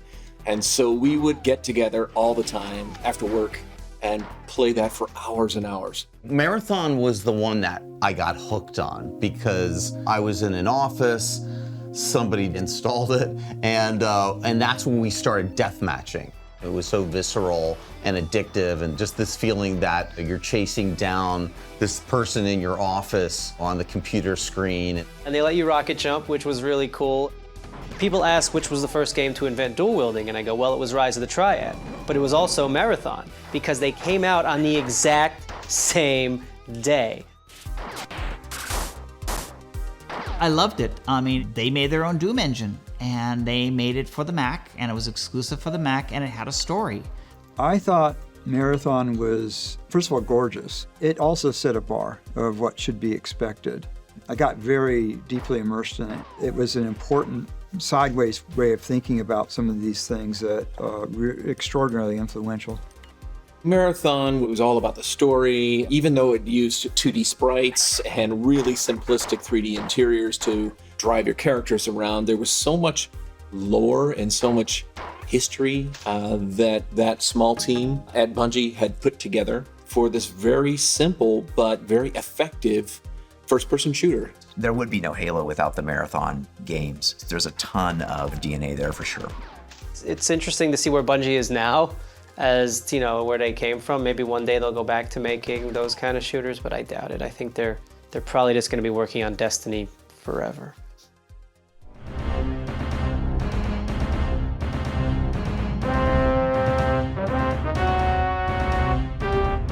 I mean, you think about the legacy of Doom, and it's enormous. I mean, everything in the genre emanates from Doom. I remember when we first formed Logicware in 1995.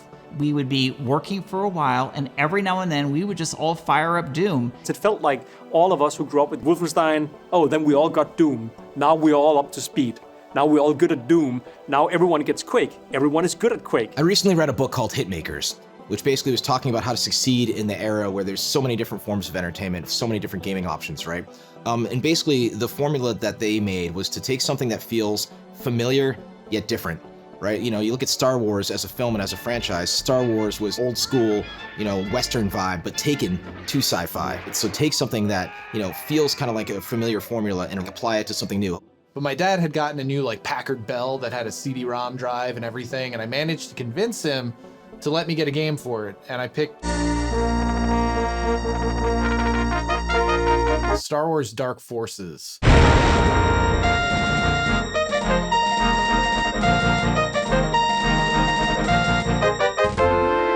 remember thinking like, wow, someone's finally built like the Star Wars game.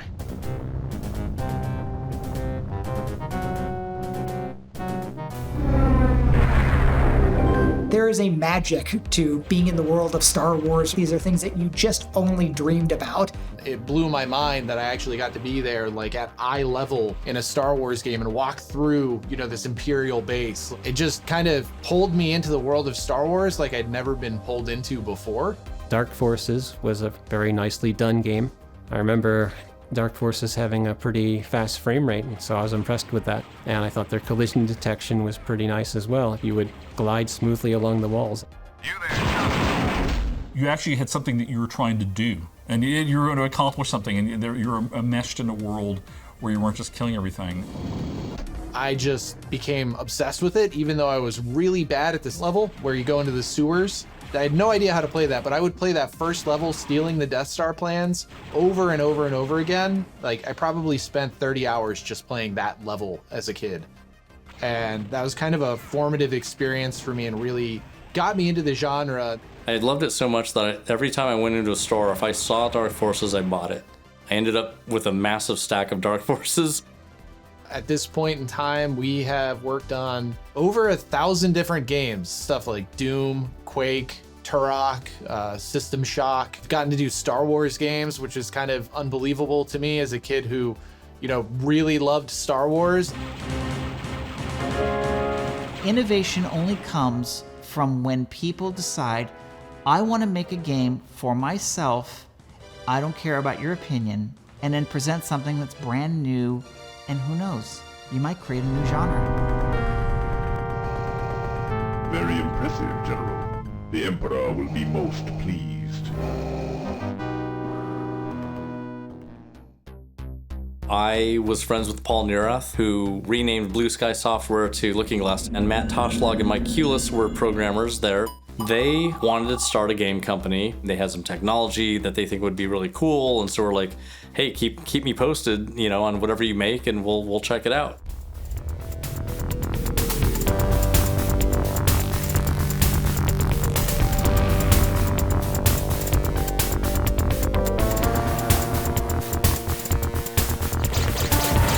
Descent was called Project Inferno while it was in development, and they kept on sending me VCR, builds. I couldn't run it on my computer, but I could watch the video of it, and it was really cool. Descent was awesome. It had something different to it. During that time, developers was trying to find a different take on first-person shooters. And this is like really cool 6 degrees of freedom rotating. It looks really good. The technology is beyond the Ultima Underworld technology. I would love to publish this game, but I at the time was too busy with Raven, and so I couldn't take on another game on top of everything that was going on with all the business, because Doom exploded the world. And then they just go to Interplay, boom, publishes it. And the rest is history. When Descent was first presented to us, it was really crude. I mean, it really wasn't a game. It was just a simulator of a little spaceship flying in an interior of an asteroid. Matt Toshlag was in touch with Brian Fargo, and Brian was out looking for a lot of different games. And we also started working with Parallax on the development of Descent. And so there was sort of like our foray into that space. In Descent, there is no such thing as down, so therefore, once you get vertigo, you spiral out of control. The 360 rotation, I think that's the thing that really surprised everybody. Because I remember when we presented at different trade shows and presented to different editors and publishers, etc., like PC Gamer, they looked at it and they were all shocked. The interface really surprised them. People were just overwhelmed with the ability of moving in all directions. There have been numerous people at Interplay QA who got motion sickness from playing the game. While it was a decent frame rate, it was still below 30 frames per second. The average hardware of the time, it ran between 15 and 20 frames per second. I never got motion sick. I thought it was great. I could totally handle that. Space Rogue was the same. You're rotating in space, trying to dock with something and having to get used to the rotating perspective and all that. But no one was really ready for the 360 rotation. And I noticed a lot of people at first were getting lost. And that was one of the reasons the GuideBot got put into the game. But it was revolutionary.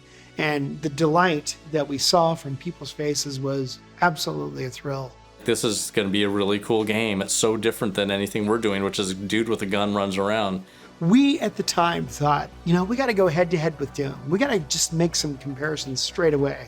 And Descent offers all these different types of combat experiences. It's a true 3D space. Doom is not. We had to distinguish ourselves because it was kind of a shooter, but it really wasn't.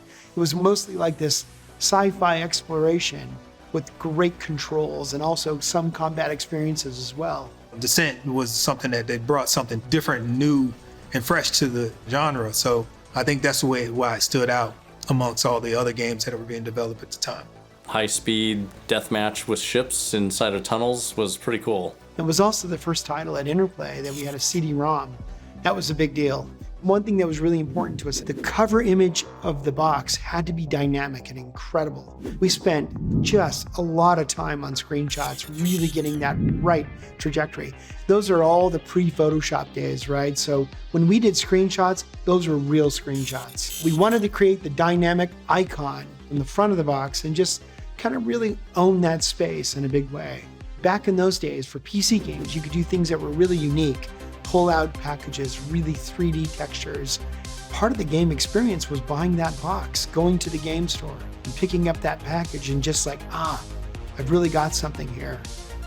I look back at Descent as something I'm very proud to be a part of.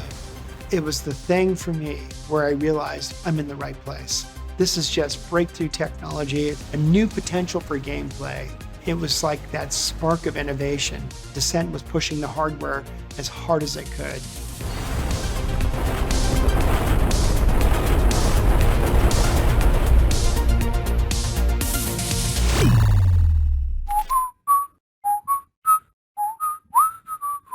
I'm here to kick ass and chew bubble gum, and I'm all out of gum. They love that one.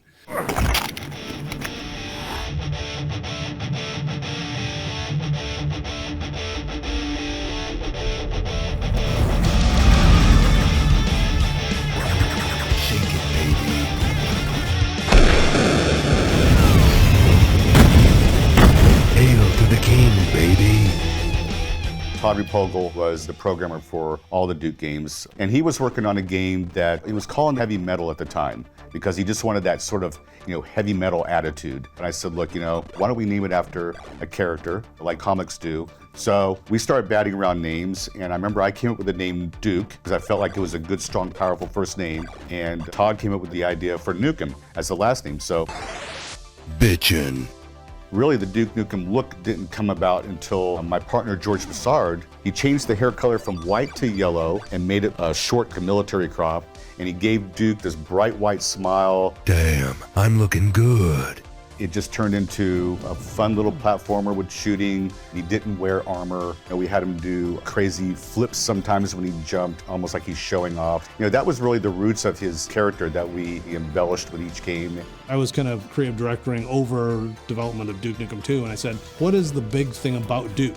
Well, he's really kind of vain. What if he collected his own memorabilia? So he collects his own memorabilia in Duke Nukem 2. I am back. And Duke 3 kind of went over the top again. It all really came together with Duke Nukem 3D. The initial version of Duke 3D, they were just doing a bunch of levels. It just wasn't turning out fun. Kill me. At one point, I was watching the Duke team members work on the game till 5 p.m., say we are done with work, and then play Doom together.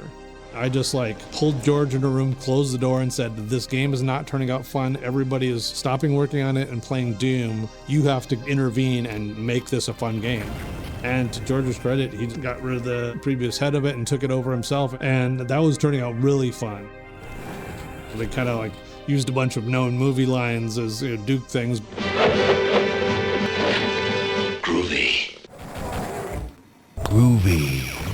In 1990, I moved here to San Diego. In 1995, Lonnie Manella, the casting director, was in my studio to record an automobile dealer commercial. And she came in, we're setting up the microphones, and I turned my mic on and I started doing wacky voices and being crazy, just, to kind of show off to her. And she said, wow, you've got remarkable range. How would you like to act in video games? And I'd played a few. There's no voices in video games. She goes, well, there's gonna be. And there's this game called Duke Nukem that I think you'd be great for. The very first game that I auditioned for, and I landed it that day. Damn, I'm good. Lonnie Manella was with me in the studio as the director, and she dialed up George Broussard. George gets on the phone, and Lonnie says, George, tell John what you think the character should be like. What is he based on? He's a badass character. Who's that badass you have in mind? For some reason, he thought Charles Bronson. And I went, oh, Charles Bronson. You want me to talk like Charles Bronson? He goes, no, that's not it. And Lonnie suggested that I imitate Clint Eastwood from Dirty Harry. So you gotta ask yourself, do you feel lucky? Well, do you, punk? And George went, I like that tonality. But Duke Nukem is a roided out, huge, muscular dude. I said, okay, I'll just lower it an octave. Well, do you feel lucky? Do you, punk? And that was it. And I've been talking like this now for what, 30 years? We could not have picked a better voice actor for Duke with John St. John. He relished the role. To this day, he played it with gritty enthusiasm and just embraced the direction that George Broussard gave him for the character. Oh yeah, I get requests for these lines on social media all the time. But of course I've found a way to monetize it, so now I just send them to my Cameo. Jason King is chewing gum and kicking ass on Kung Fu Hot Dog. And guess what? He's all out of ass. Duke Nukem added a level of tongue-in-cheek machismo to the first-person shooter genre. If the only thing you know about first-person shooter is Doom and Quake and, demons and hell and, blah, blah, blah, and then you have this completely over-the-top character, I think the biggest impression that it made on me was that a game like this doesn't have to take itself so seriously, I ain't afraid of no Quake. I mean, that was the first time I think I played a game where the character had like a personality, more like a 90s action film, Last Action Hero, Demolition Man, like all these movies had a bit of like an awareness and like a comedy factor. Don't give up your day job. The folks at Triptych and at 3D Realms and Apogee, they came up with all the lines. Well, they stole most of them, obviously. Duke Nukem's lines were mostly stolen. I have come here to chew bubblegum and kick ass, and I'm all out of bubblegum. I think what happened with Scott Miller and George Broussard was they clearly were big fans of genre films such as Evil Dead and They Live, and they basically just ripped lines from those movies that are classic, iconic films and kind of introduced it to a new generation of kids that didn't even know what those lines were from. Hail to the king, baby. Hail to the king, baby. Oh, there were some lines that I was triggered by Lonnie during the recording session. For some reason, I find the captain's log somewhere, and I couldn't stop thinking about a turd at that point. Huh, the captain's log. I can't do it. Every time I think about it. I could never say it without laughing. Rockin'.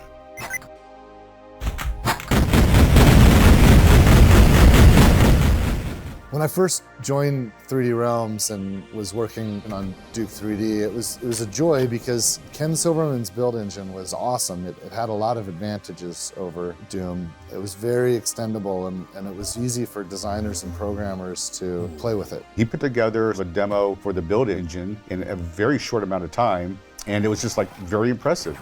Build really was started from a public announcement from id Software announcing all the features of Doom. This was in early '93, so I would read through the features one by one. It was obviously really ambitious. And so I started prototyping. I knew about the angled walls and the ceilings and floors, but the important thing is it was good enough to get Apogee's interest. Ruby. I actually used a trick, the big feature, the ability to look up and down. Nobody really told me how I could do it, so I thought to myself, well, I could just shift the horizon up and down. It might not be correct perspective, but it'll actually allow you to still look up and down. Due to the limitations of the Doom engine, they really couldn't capture cityscapes because the game only allowed flat ground and vertical walls. One of the biggest things I added that really changed the design of everything was the addition of slopes. Duke, because it had the ability to do slanted walls, was able to do slanted roofs, dumpsters that actually had the slanted roof. It allowed them a lot more freedom in level design. We had contract artists that would come and go, but the core group that was in there every morning, evening, night was 8 to 10 people. And for that whole game, there was 2 level designers, me and Alan Bloom. Alan and I basically had our freedom to, I was never told, do a sushi bar or do a this or that. Once we had gotten the level started, like, okay, it's gonna be a sushi restaurant, and here I fleshed out most of the geometry. Then a lot of input came in, like we tested every night. Born to be wild. The Abyss, where it's a whole canyon. It has an earthquake halfway through where stuff comes down and everything. The Abyss is a big hallway that goes like this, and then changes when everything comes down. Hollywood Holocaust, the opening map. You had memorable locations the movie screen, then you could discover the secret behind it and so on. Arcade games in there that you could play. Don't have time to play with myself. You know, it wasn't a big map, but it just set the stage for the entire experience and get the game off on the right foot. It was the first time in a first-person action game that we as players had a sense of a real place. You felt like you could actually go there. Somebody's gonna friggin' pay for screwing up my vacation. With Duke 3D, their environmental design with interactive environments was so important to FPS games. They raised the bar when they did that. That's one doomed Space Marine. Groovy. That was the first FPS where the world seemed real. Like Doom was all these weird space stations and these hellish environments, and then Duke Nukem was, this is like a city street, and this is a store, and this is a nightclub, and there's a pool table, and there's a bathroom. I can't really remember seeing any game prior to that kind of nailed that feeling of authenticity. We can't compete with what Doom does well. It's very dark, gritty, very serious. So we decided to do a lot of things that Doom wasn't doing. Gave Duke Nukem a voice. Those alien bastards shot up my ride. We added humor to the game. Kill and die. Interactive environments. It felt like you're a real character because you're in real world locations. That's the first thing. The second thing is that because the game was so heavy on interactivity, it actually felt like you were a person, like a hero, not just a video game hero, but a real hero in the real world. Let God sort him out. Well, you were going to go straight to talking about the strippers in that game, because that was the main thing I remember interacting with at the time. Shake it, baby. I love that the animators took the time to show Duke perched on top of an alien neck taking a dump. That is just the best thing ever, because he literally does it and reads the newspaper at the same time. When you add in that interactivity, you add in the character of Duke Nukem, you add in their over-the-top mentality and, you know, the weaponry that was in that game, you had an instant classic with Duke Nukem that took first-person shooters to the next level.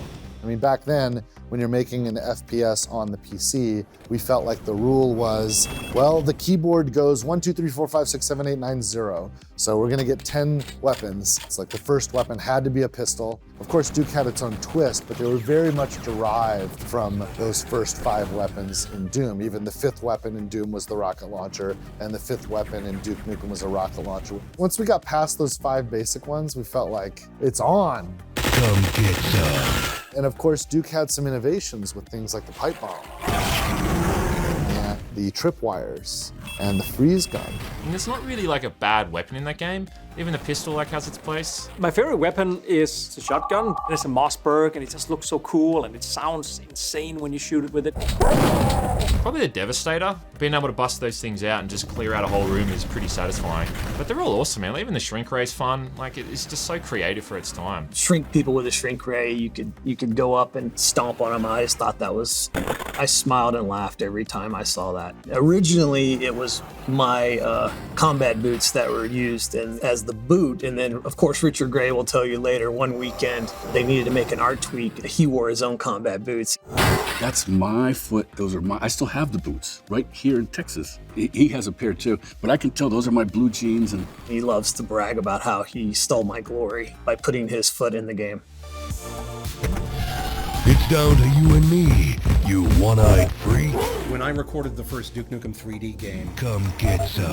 I did not know there was any kind of following whatsoever until 1999 or 2000, when I got my first invitation to a convention. I was flown across country, first class, put up in a really nice hotel, and they pay me, and the fans acted like I'm some kind of superstar, and I was baffled by it. I was absolutely blown away that people came out to see me. At the end of the convention, they said, hey, thank you so much. You helped bump up our attendance by like 5,000 people this year. And I'm like, what?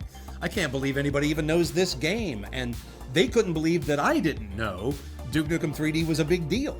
Let's rock. Duke 3D was a game that kind of put us at the same level as id Software. And so that was like, okay, we've arrived with Duke 3D. So Duke turned into a fantastic game. If I had to pick between doing the first Quake and doing Duke, I would pick Duke. I feel more happy about what we did. It was so fun. I had so much fun playing through that entire game. They did what they needed to do right. That's why you still know who Duke Nukem is now, 20 some years later.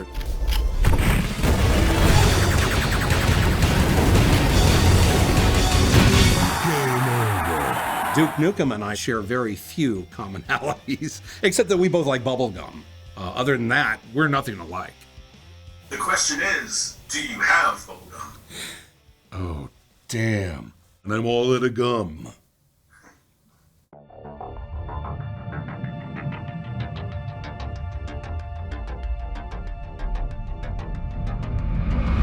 All of the 4 build engine games that we launched back in 1994, they were all very, very different. Unless someone told you they ran on the same engine, you probably wouldn't even really know it, because you've just got those vastly different themes. It's like Duke's like the action hero, Lo Wang's like the martial artist, and then Caleb's like the horror movie kind of thing. Blood looked 100 times better than Duke. Fantastic art and genuinely creepy. Blood was really special. The subject matter was very horrifying. Seeing all the horror references sprinkled in is just a real treat for fans of the genre. My slaves. What is your bidding, master? Even the cover had blood on it. It had a lot of themes that were not popular with parents who were primarily buying these games for their kids. Occultism is really intertwined with this era of FPSs. I don't know if it's something about like the satanic panic of the 80s and 90s. You know, you've got Heretic and Hexen and Doom, obviously. People are really obsessed with this idea of these evil folks in subterranean lairs doing rituals, and you know, we have to get down there and stop them, I guess. The difficulty of that game is pretty legendary. It's not for the weak, and I think that's one of its strong suits. It has its own arsenal of weapons, which somehow breaks the mold and seems completely separated from what Duke and Lo Wang did. I love the voodoo doll. That's classic. I'd love to see more stuff like that. The dynamite, of course, is one of my favorites, mostly because I think I've killed myself more times with it than I've killed enemies. I actually borrowed the original disc off a friend of mine and never gave it back to him, so my copy of Blood is not my own. It's a classic, and rightly so, I think.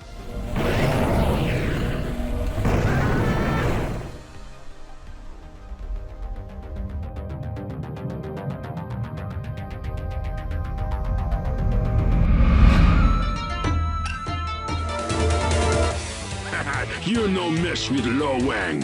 Back then, the whole first-person shooter industry was ruled by 3D Realms and its software. Duke 3D really showed that Apogee internally could develop a hit game, and all the seeds were there in the original Shadow Warrior game. And it started as a concept, hey, let's do a ninja version of Duke Nukem. Cool, use the build engine and go for that. Once again, we had a character with humor, a lot of crazy weapons. The sticky bomb was a natural evolution. I remember talking about that with Alan while we were still working on Duke 3D. Better watch out! It boom boom! I mean, the railgun, what was the movie we saw? It was an Arnold Schwarzenegger movie. You've been erased.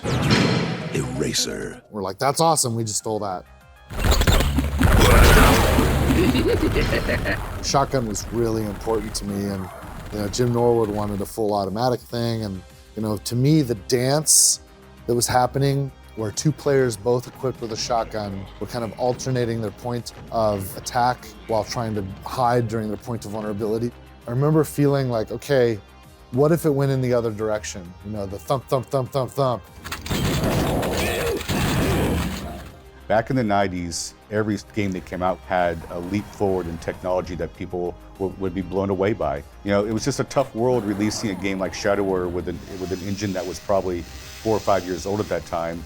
Shadow Warrior is certainly a very worthy kind of cousin to Duke Nukem, I would say, in terms of its, again, sense of humor. That's no ordinary Wang. Definitely elements of that would be seen as inappropriate and sort of culturally insensitive today. You look like a stupid. Nevertheless, it represents a snapshot of the games that were being made at the time. Shadow Warrior lives to this day. We sold the rights in full to Devolver several years ago, and they keep releasing new Shadow Warrior games. In the new Devolver reboot games, Lo Wang is clearly younger, he's more realistic, he's less of a caricature like we had with our original Lo Wang.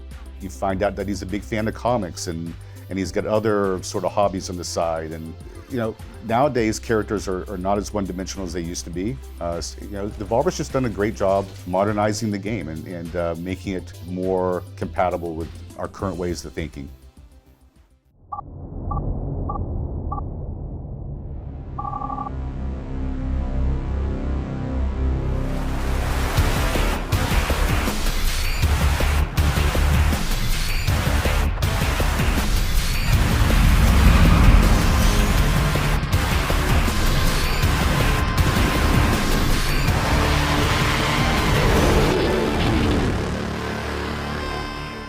So when we first went into doing Quake, the idea was it was going to be a lot more like a role-playing game. Quake was originally a game that we started making after the first Commander Keen trilogy in January of 1991. We wanted to make a game called Quake because Quake was part of the D&D universe that John Carmack had invented, and we did get to go on an adventure with Quake, and it was like the coolest thing ever. We even put an ad inside of Commander Keen, and we said, Quake, the Fight for Justice is the name of the next game that we're gonna make. We started making the game and we just were like, you know what, the technology's not here. We do not want to ruin Quake. So 4 years later, that's when we really start Quake, because the plan was to do a full 3D game, and now we can actually have a Hammer of Thunderbolts, the Hellgate Cube, and all the other cool stuff that Quake has. We're always trying to do new things, and what is the gameplay that we could do? I don't want to make another clone of Doom. Can we do hand-to-hand combat type stuff from a third-person viewpoint, and like maybe we do some FPS every once in a while? But as time went on, it took a really long time to make the engine, and the team started getting burned out. It was pretty hard. That was the project where I did really hit a wall, and I think that's a useful thing for people to find out, that everybody has their limits. All the technology was so new. John Carmack was inventing the plane while he was flying the plane, and we were passengers outside the plane, you know, building things onto it. At the beginning, we had designers building maps that just had to be thrown away over and over again. At some point, my office ended up being next to John's. He chose to have it be me that he would come to and say, hey, can you test this thing? American was super valuable at that point. It was completely cool with him that I made him throw away his work every time I changed something. I did put a lot of people, practically the whole company, through the ringer with that. We're just spinning wheels the whole time because the engine took so long to get done. Part of the company doesn't want to explore anything. They just want to make another FPS like Doom and ship the thing. We're done. We're mentally drained. And I wanted to do the new game design stuff. It's like we just had this meeting and all of a sudden everything that we'd done just went to shit. Yeah, screw these medieval weapons. I want to get back to shotguns and future weapons. I'm like, oh, fuck, man. Quake was the first time where I did have to really kind of confront the fact that, you know, no matter how hard I work, I can't do everything. It was the hardest project that we had done from a development process. People complained about the brown and gray palette, and that was because we had so many colors per light. The amount of colors with the light maps ate up most of that VGA palette, which only has 256 colors total in it. So yeah, we were limited because we wanted more lighting. We picked the colors that best make us a Lovecraftian, dingy, dark, unsettling, violent, blast fest. And that's why the game looks that way. I've always been a big fan of horror, and in Quake, for the first time, I was actually able to sneak in actual Lovecraft stuff. And one of the ways I did that is I got a copy of my book, and I gave a copy to Id, and specifically Adrian and Kevin Cloud were reading it. So a lot of the monsters are based directly off images from this book. And I like that world. It was very inspirational with many of the characters. And we worked on the characters in a very unique way. Kevin would design the characters within a 3D program and display out the characters so I could draw the skin. One of the things that was a big improvement was the Fiend, the Leaping Fiend. The big melee monster in Doom was the, we called it the demon, the pinky things. And they were actually a pretty boring monster. They would run up to you and bite you, but the Fiends, you're actually afraid of because they jump at you like a bunny. We had basically 4 level designers, and each one of us, was basically kind of assigned to an episode. And all the episodes are really cool. They all have very unique personalities, and they're all very different, which is something that I think makes Quake as magical and timeless as it is. One of the castles, the Ebon Fortress, is like sunken half in water.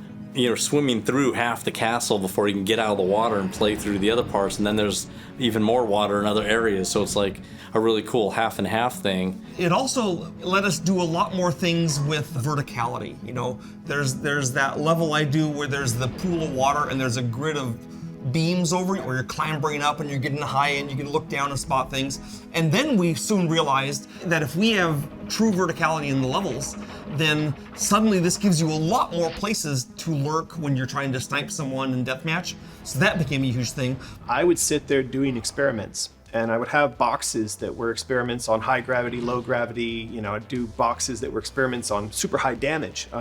There were a lot of weapons that I built that never saw the light of day. You know, Romero would get really pissed because I would invite him into a death match, and then we would start fighting, and he'd find that I'd written in code for basically Romero-seeking missiles that would fly through the map and avoid walls and hit him. I remember Romero being like adamant, like, that's not cool, don't do that. But for some reason, everybody found low gravity to be fun. So it was accepted that, okay, American, if you want to build a larger scale low gravity map, go for it. The Wizard's Manse is another, like, that looks like a giant castle possibly, you know, mansion thing, which is where I staged the dragon shot in the early screenshots that I released. It's funny because there are 2 levels that have Disneyland inspirations, and that's one of them. Almost the very end of the whole level, you finally get up to the top bridge. You would like, oh, nice, they're giving me some health. You run over and you go inside the elevator and you press the button and the door Star Wars closes behind you. And then you go underwater. You start burping because you can't breathe underwater, and this thing's taking you on a ride and you're dying. But I just terrified the player with this long underwater ride that they can't do anything about. They cannot get out of it. It was really fun. So one of the coolest things about the original Quake was that Trent Reznor, rock star Trent Reznor, you know, worked on not only the music, but, you know, the sound effects. Trent reached out. It was serendipitous because I was a huge fan and Carmack was a huge fan. You know, we were floored. You know, we were fanboying, you know. Trent's music really gave it this personality, this vibe, this setting, this feeling. So when you hear the ambient sounds of a Quake map, you hear the music in the background, and you hear the sounds of the enemies, it feels good together.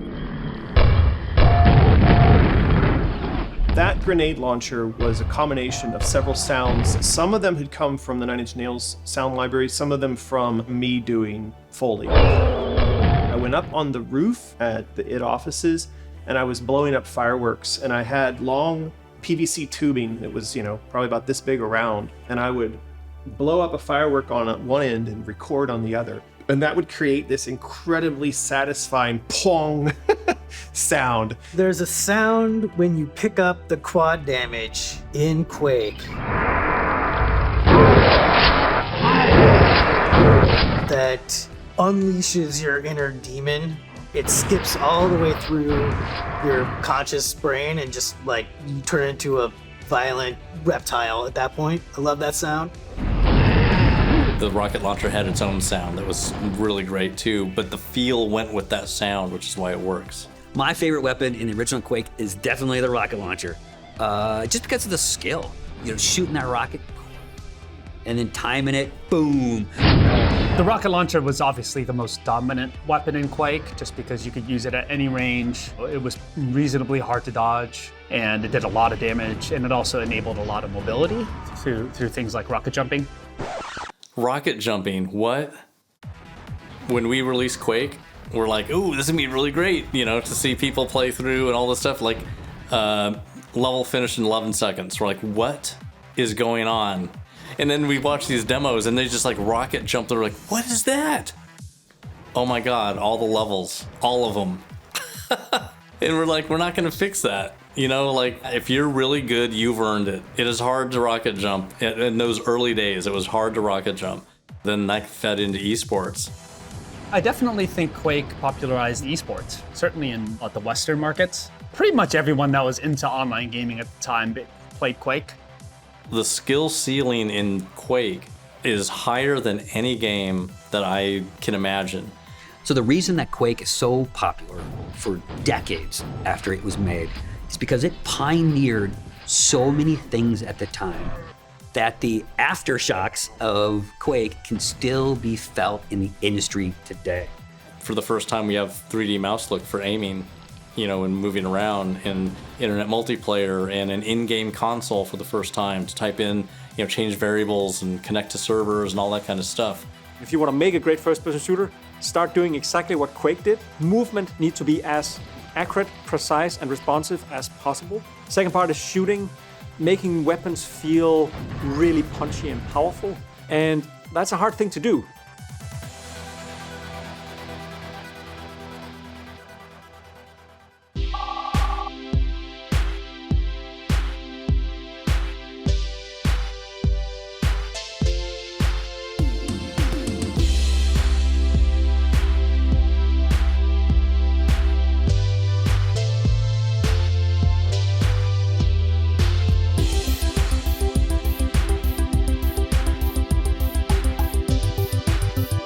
Going to my first LAN party, walking into this like student house where gamers had driven from across the country with their own PCs, and they were all wired together, and they were having a tournament between these two Quake clans. It felt like seeing the future. It felt like this is how people are going to be entertained in the future. They're going to actually form teams and play against each other. Back in those days, LAN parties were a very popular thing to do. And over time, these events started getting pretty big. Went from like dozens of people to hundreds of people, and obviously eventually thousands of people. As they started getting to scale, they started talking to sponsors, video card manufacturers, CPU manufacturers. Some people made a business about hosting these LAN parties and events at conference centers, right? They would charge people admission to be a part of it, and they would use some of that admission in the form of cash prizes. $50, $100 to a few $100, at least in the early days. The moment that you are actively engaged in competition, it changes everything. There's a click, and then there's a passion, and then there's an obsession. We're here in Seattle for the World Doom Championships. Deathmatch 95 was essentially the first worldwide tournament. They held local tournaments to find the local champions, and then flew all of us to Microsoft headquarters in Redmond. These games are getting really realistic. I might even play in the big Doom tournament. It was really the first big esports event. There was cash as part of the prize. There was like a $10,000 PC and a lifetime subscription of id Software games, which they never actually lived up to. But it's fine. I owe a lot to id Software. Going from playing largely at home to a stage at Microsoft headquarters where there's like hundreds of spectators, not just like any tournament, like a real World Championship tournament. Probably the first true esports event. Esports were happening as we were making Quake. We were like pulled into esports discussions with lots of people. They wanted to like buy up a supermarket and turn it into a giant deathmatch arcade. This stuff was happening all over the place. People were incoming with all their ideas because they see that the intensity of deathmatch is a sport, and that sport can be monetized. I had built up a pretty well-known reputation online as being, essentially the best Doom and Doom 2 player in the world. I think I was like 16 or 17 at the time. One day I got a call from the Wall Street Journal. He was writing a story about kind of the rise of online gaming, and then it ends up being on the front page above the fold. Like everyone started calling me CEOs of a bunch of different big companies. I was being offered thousands of dollars, tens of thousands of dollars to be sponsored by these companies. That was literally the day I became a pro gamer. Everybody could kind of see where it was going. And this idea of the Red Annihilation tournament, where I put up my first Ferrari, Turbo Ferrari, as the grand prize. Some people got to see the real range of skill sets that were available there, where it's a great thing when you take your local badass and then you put him in with a world-class player and you find out it's like, no, you're not the top level. You're not even in the right ballpark. Big Quake tournament featuring a red Ferrari. Right, which you won. Which I ended up winning. You won, right. And you were too young to even drive it at the time, right? And you started to see the PGL and the CPL and all those early leagues that were getting teams together and having venues, like giant venues. By 2000, you'd go to a CPL event and there are 5,000 people there that brought their computers and they hang out, There's no physical limitations. You don't have to be a certain size like basketball. There's no geographical limitations. There's really no gender limitations. My clan, PMS clan, it became the home for thousands and thousands of women. It gave the opportunity for, maybe almost 100 to compete, professionally at professional tournaments. It's literally something that was like a culture for us and a sisterhood that of a sport that just drove a passion in all of us. There's a lot that you have to sacrifice in your life to become a pro gamer because it's a full-time job. The people who compete, especially nowadays, it's insane. Training's pretty intense for any team going into competition, and we take it seriously. Playing esports, you're playing the same game for 8 hours a day, every day to stay competitive and do not embarrass yourself at a tournament, you know? Strategizing, it's the same as any sport. In basketball, you're gonna have your playbook. The competitive dynamics were such that it was very legit. The great players rose to the top. You could appreciate the skill of the people that you're watching, which I think is a prerequisite for any sport to thrive. And, you know, we saw that from the early days of games. Going to these events with just a whole bunch of people who just want to talk and play video games, it was like my people.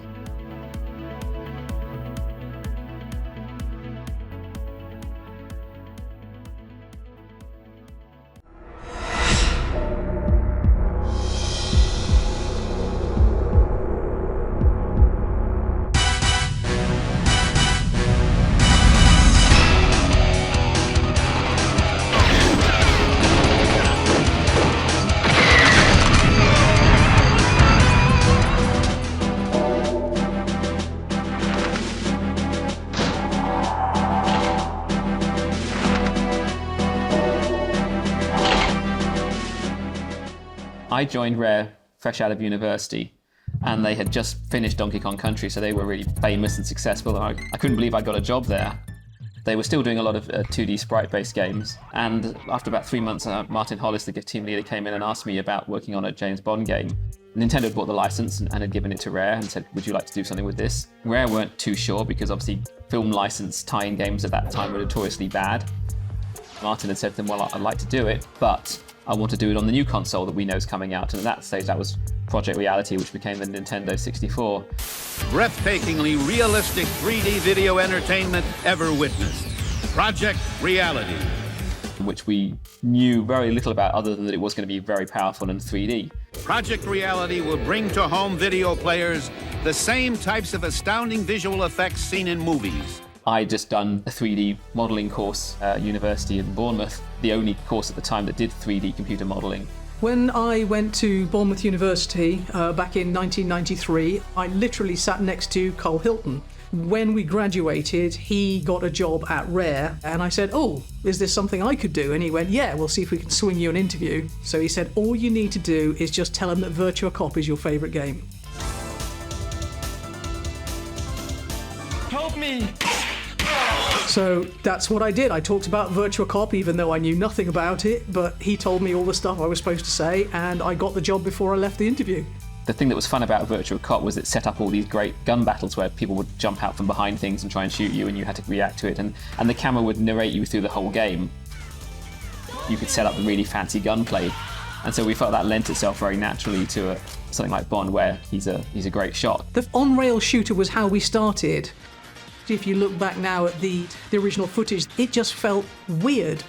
It would make you look left or look right, whereas you actually wanted to look the other way because guards were coming the other way. We weren't sure at that point if the console was really going to be powerful enough to do proper 3D, where you could roam around, and we wanted to keep the frame rate really fast. And actually the performance on the early emulators that we had from Nintendo was really good. So we got all enthusiastic and decided, we don't need to have it on rails at all, we'll just be free roaming. And I remember Nintendo sending us a little almost manual of things you should and shouldn't do with the new console, and one of it says don't try and do 3D first-person shooters because it'll be too much, but we kind of just ignored that.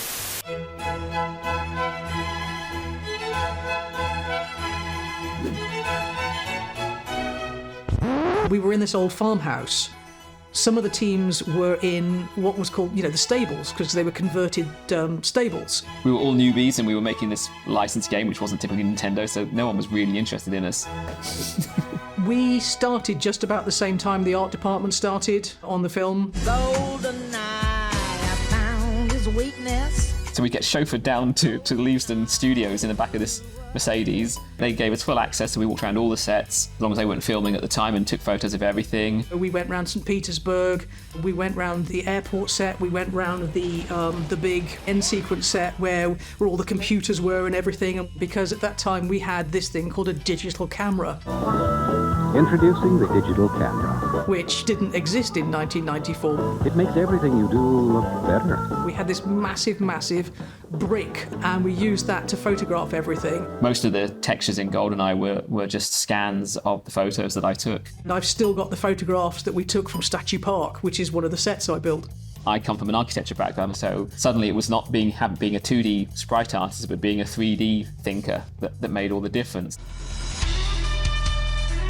Carl was the guy doing all of the architectural elements. I didn't move into doing the backgrounds until later on. I built the jungle area and Statue Park. A lot of that was left up to me because we had a lot of photo reference. So I essentially had a map and a floor plan, and it was like, right, just populate this area and give it some blinds and put lots of statues in it that we have reference for.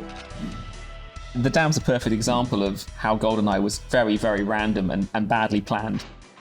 Duncan Botwood, who wasn't an artist, he was a designer, he went and blocked out the dam, the main masses of the dam and the mountains and the road that led up to it, and sent it to me, and I opened it up and it's like, whoa, this isn't going to work.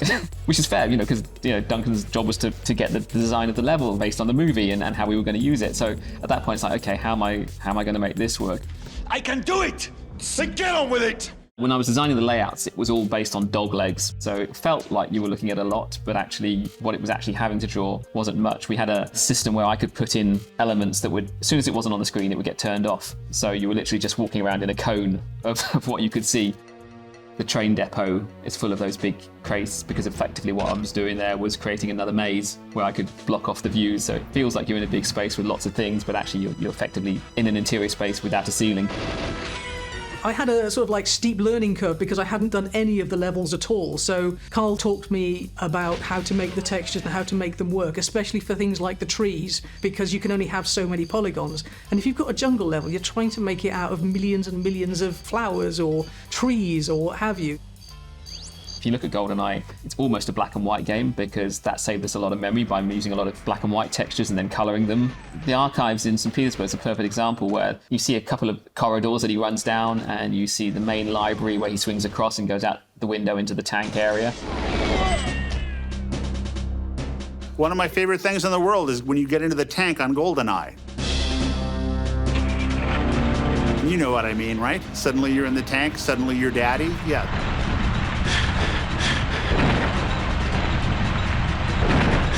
That's a great moment in gaming. You weren't always shooting in GoldenEye. You were doing puzzles, you were figuring stuff out. GoldenEye was seen as a Bond adventure game. That was probably one of my favourite bits, that he comes in through there and there's a guard on the toilet with a newspaper, and we thought, it's funny to do those things. So being able to recreate it was great. You're late, 007. I had to stop in the bathroom. I was the character builder and I did all the animations. I built Roger Moore, I built Sean Connery, and I built Timothy Dalton because we had an all Bond version at one go.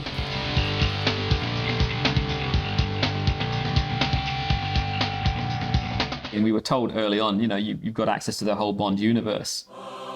We discovered later we didn't. We only had the right for Pierce Brosnan. Sorting out the permissions with Sean Connery and his estate, it became too expensive. When they did some of the play testing, everybody would play a Bond, and they did first 1 to 100 kills. Martin won it by 1 kill, I think. It was B. Jones, the character artist, who put the suit on. At the time, it was cutting-edge suit, and we weren't sure what we needed. It was her and Duncan Botwood that did most of it. I would get him set up in the motion capture suit. I would run the actual system, and he would become my body, if you like. And we had a magnetic system called Flock of Birds. The system would sit on a shelf up on the side of the wall, and wires would run to Duncan. So if you can imagine, we had to be extremely careful because the wires were only so long, and if he wanted to do some epic deaths, we had to sort of be very precise with it because literally he would yank the entire thing off the wall. And it was just just capture everything we can and just use it. Once it started going in and we realized that it looked really good, so it's like, okay, well, what if we If we do the shooting body parts, we need to do all the animations for that as well. We had a list of moves that we needed to capture, so it would be shot in hand but recover, shot in hand and die, because you could die from a hand shot, obviously. Grab your leg, grab your left leg, grab your right leg, grab your arm, grab your head. Do a roll over and then come up with your gun, and then get shot from the knee position. So all of these things were considered as part of it. If we wanted to do a body hit, I would tell him to close his eyes, because the last thing you want with motion capture is for someone to tense up. So it was like, just relax and I'm going to shoot you. I would sneak up behind him or sneak up in front of him and literally whack him in the shoulder. And you would then get that push back or that push forward. And sometimes I would literally knock him to the ground. Yeah, he did suffer for his art, that's for sure. So all the main characters, we had their photos and we could just scan them and stick them on the thing. Obviously, we were very limited to how complex the models could be. They had to be very basic face shape, and then all the information on who the character was done through the texture of the face. And at that point, it's like, we need more characters than we've got because we've got to have all the guards. So the obvious thing was, well, we just use our own faces. We would take the photographs and I would cut them in half and then split it over, because all the promotional photographs we had were all lit from one side. So I would have to make them work. But because they were only like this big, it was very, very forgiving. B. Jones, who did the art, got into the habit of, changing them a bit, so making them look a bit gruesome. I'm on one of the guards and I've got the big scar down my face. To have your face in the game seemed amazing, because most first-person shooter characters look generally hand-drawn or modelled characters, and suddenly you had photos. We didn't just have Dr. Doak and Martin and Carl and all that. We had the groundsman, we've got the kitchen staff, we've got the kids from Rare, we've got some random plumber, Mamma Mia, that came in one day. That's why when you see on some of these wiki pages, it's like, who are these people? They're just random people that came into the building. There was a point where we were wondering whether you could be able to actually scan in a photo and stick it in GoldenEye for the multiplayer levels. Yes, with Game Boy camera, you can turn photography into photography. That was a little beyond what we could do in the end.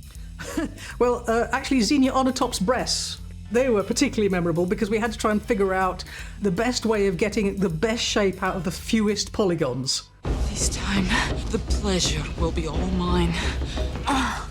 All the hands in GoldenEye, of course, are all boxes because they're all like this, because they have to hold guns. So that was the best way we could come up with that. But they still had 6 texture maps on them that were all drawn by hand, because you had this one, this one, this one. That was kind of modelled off my hand. Everybody's got clubbed hands in GoldenEye. So we all had our favourite Bond movies, and I thought, well, if I can build anything from any of the Bond movies, what do I want to build? And it's like, oh, I want to build the Moonraker set. Let's do that. We'll turn it into a multiplayer. Great, fantastic. We had this huge book of guns at work, which was basically Jane's reference book of guns. So you knew the firing rate, you knew how many bullets it would take, and all of these stats went into making these guns work as you see them, so they are as real as we could make them.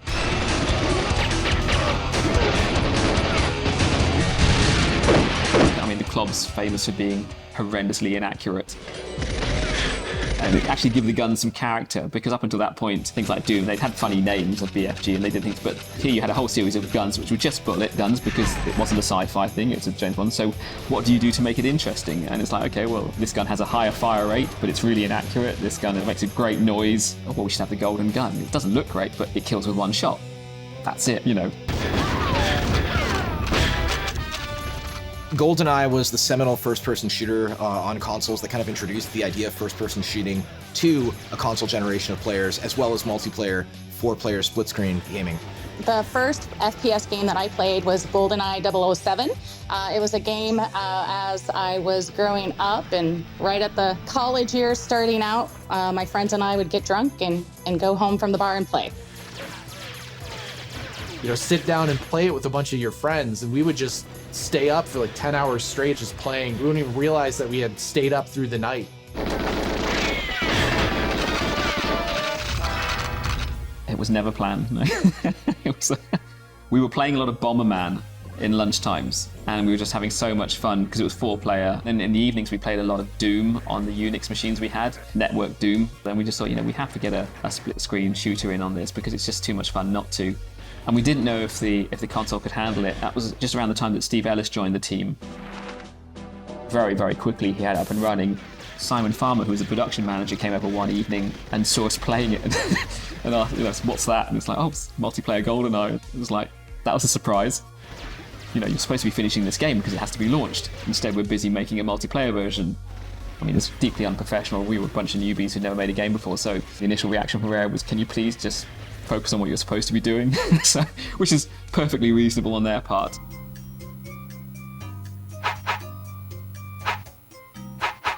Nobody actually liked playing slappers only, but we loved just running around trying to slap each other to death. Like, it was the stupidity of the whole thing. Like, trying to slap somebody playing as Odd Job, like, they're all the way on the ground and you're trying to hit them. Like, there's just something appealing about that to us as, like, 12-year-olds or whatever age we were at the time playing it. And it was just funny because, slapper means something else in England, of course. So it was a kind of a play on words to see what we could get away with, This is going to be the new controller. I wish I had it still, but we got sent a prototype version and we're like, what on earth is that? All first-person shooters up to that point had been based in PC and they'd generally been mice-driven. With the analog little stick, we felt that the shooting game was so important because you suddenly had fine adjustment. The control was the #1 thing that really felt good. It was almost like that's how you do it on a console. That's how movement should work.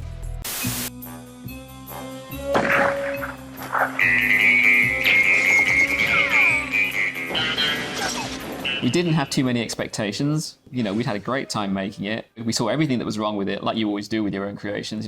We knew that the frame rate was ropey in places. There were bits that we wanted to do that we didn't get to do, lots of bits of narrative that we dropped. And then it wasn't until I think it was the E3 show in Atlanta when we turned up with it almost finished. Nintendo put it on a load of screens and everyone was turning up playing it and then they were coming away saying good things about it, and that was the first indication that we had something pretty good on our hands. GoldenEye. Load a rumble pack and see how it feels when 007 meets M64. Well, there's that famous quote from Miyamoto where, a delayed game can be good, but a rushed game is forever shitty. It's something like that. You know the quote. Everybody knows the quote. He wanted James Bond to go around a hospital right at the end and shake hands with all the people that Bond had shot, which was just the most bizarre request of like, why would you want to do that? And that's one of the reasons why the bodies then began to disappear. We did have a version right at the beginning where we developed this series of cards, and what they would do, they would show the blood coming out of the body, and it was hideous. It was not a typical Nintendo product at that time, clearly. I mean, they tended to do, lots of much more children-based games, and this was clearly not a child-based game because you were James Bond, and James Bond kills people. It was in the rental charts for 2 years, which was absolutely stunning.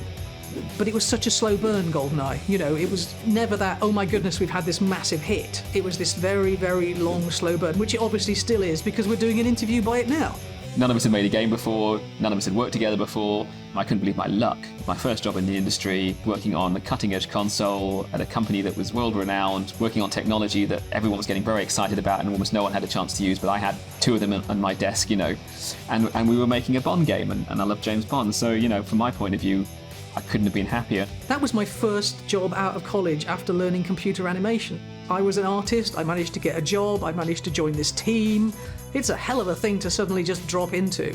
It's opened doors for me something rotten over the years to say that I worked on GoldenEye.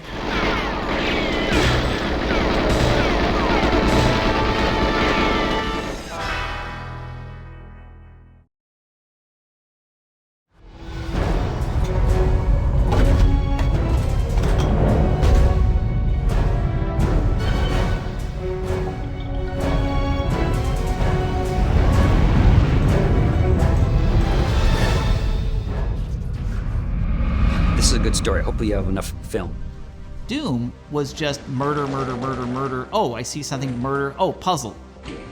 That was the whole plot of pretty much every single game it has made in the first-person shooter genre. Go from Wolf, Doom, Doom 2, Quake. That's the plot. But Quake 2 opens up with this full-motion movie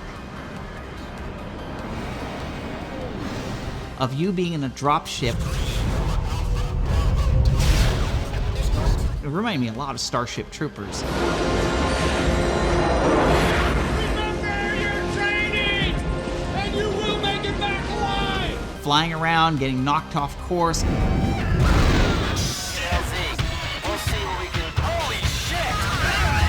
then when you get into the very first room, you see the debris of where you came in through the ceiling, and you see your pod, and it's like, okay, now I'm actually in a real environment, and I'm the intruder.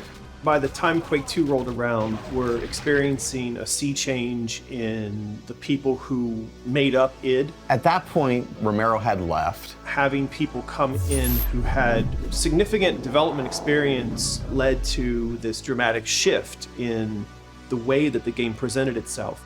We knew we wanted to do something different. We wanted themed enemies, wanted a themed world. The idea for the story was taken from The Guns of Navarone. It's this World War II story where the Allies have to take out the Nazi guns so that the Allies could land on this shore. You go to Strogos in the single-person pods because you were too small to be hit by the big guns. And then you had to land on Strogos, you had to find the big gun, you had to take it down, so then humanity can finally attack Strogos. We, the rest of humanity, wish them luck and Godspeed as well. I'm pro Quake 2, man. I'm another one of those guys. It's so funny that people hate on it for doing something different, which is really odd to me, because did you just want the second game to do the exact same thing the first game did? I've never understood that argument. I always like changing themes from game to game, generate new ideas. I mean, it really should have had a different name. We knew it had absolutely nothing to do with Quake 1. People outside the industry do not have a good understanding of how challenging it is to name a product. Every word has been used. Practically every pair of word has been used. One of the guys came up with War, W-O-R, which I honestly today think was a way better name than Quake 2. You come up with a bunch of cool stuff, you send it off to lawyers, and they come back and they tell you all the dangers of using any of the things that you put on your list. And we just got frustrated, and we were like, screw it, it's Quake 2. Looking back, probably not the best business decision. It was a lot of fun to work on, and not just a straightforward shooter like we'd done in the past. We rarely interacted with each other on the actual designs we were producing. You know, this is your canvas, you paint it. And each one of us put our own individual stamp on the areas we created. We wanted to focus on a single experience in a themed world with a unique look. You play through it, it makes sense, you're not just suddenly, off on a tangent. You had an overall objective, which kind of helped the player immerse themselves in the story and the experience. We also had the ability to make hub areas where you could go into one level, you could go out, you could come back, we could tell a better story. The one big secret area that I did that kind of defied how the game was supposed to work, which was I built a tram car into that level. If you rode it around 13 times, there was a panel in the wall, and it opened up and showed you a goofy looking comic book character. Hitchhiker's Guide to the Galaxy kind of bubbled into my head. And in that book, he had the bug bladder beast of Trawl, which is the dumbest creature in the universe. That kind of slammed together with my sense of characters being very influenced by Chuck Jones, just kind of ridiculous characters. I think Doom, Doom 2, Quake, Quake 2, Quake 3, they were all like very different beasts. Quake 2 was a slower game. The railgun really changed the dynamics of the gameplay because it did so much damage at essentially, infinite range. But the railgun was literally ripped off from the movie Eraser with Arnold Schwarzenegger. I'm back. You can thank Arnold Schwarzenegger for the railgun. A lot of people don't understand the subtleties that make weapons in first-person shooters feel really good and really powerful and punchy. Great shotguns usually have a little clinky delay before they shoot, which makes them feel more powerful. If you look really quick, the weapon kind of drags along a little bit. It feels a bit more floaty, but it still feels as precise to shoot. There's a lot of little details there, screen effects and so on, that makes weapons feel really punchy and crunchy and alive. Plus it brings back the BFG, and it's like a really cool version of the BFG in that, which no one ever talks about. Like, they'll talk about BFG in every other Doom game, but it's like, it's right here, man, what about this one? We could create prettier areas because we had colored lighting, which many people forget, but it's the first game to have colored lighting, which was very exciting at the time. There's a lot of really cool elements in that game that I think get overlooked. Like, it's got some great body horror stuff with this alien race that are like harvesting every species they can find so they can continue to survive. It would have been nice to have it actually be damaged where you shot on the body, but technically we just couldn't do that at the time. So yeah, just another added texture of grossness. I wasn't going to complain. I do feel that Quake 2 is more special than I think people give it credit for. You know, we did a lot of things, again, that had never been done before. And with such a small team, to create such a unique and different experience, a different world, in a pretty short amount of time was truly remarkable. I do think it gets the short end of the stick of the 3 Quakes, but in some aspects, it's my favorite.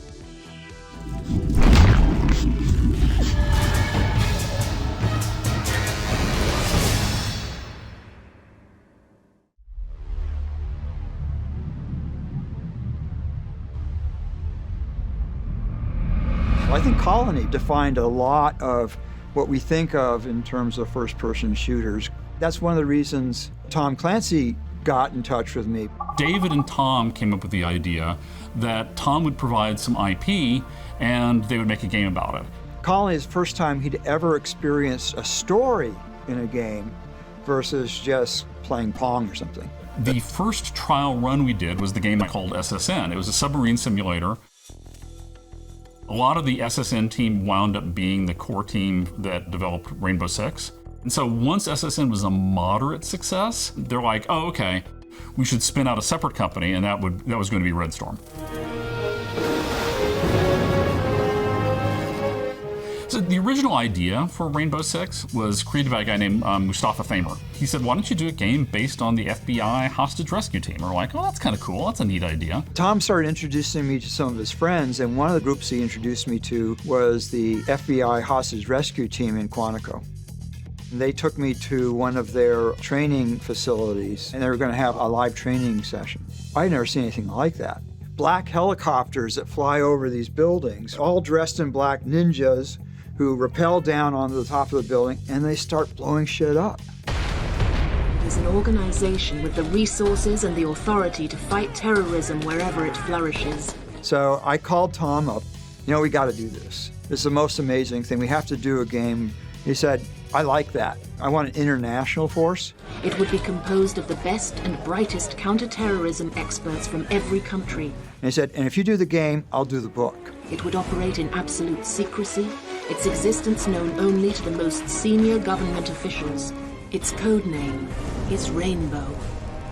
The storyline revolving around like these radical environmentalists who were intending to destroy all of Earth with a pandemic. That was the original story I created, and Tom decided he liked enough to write it.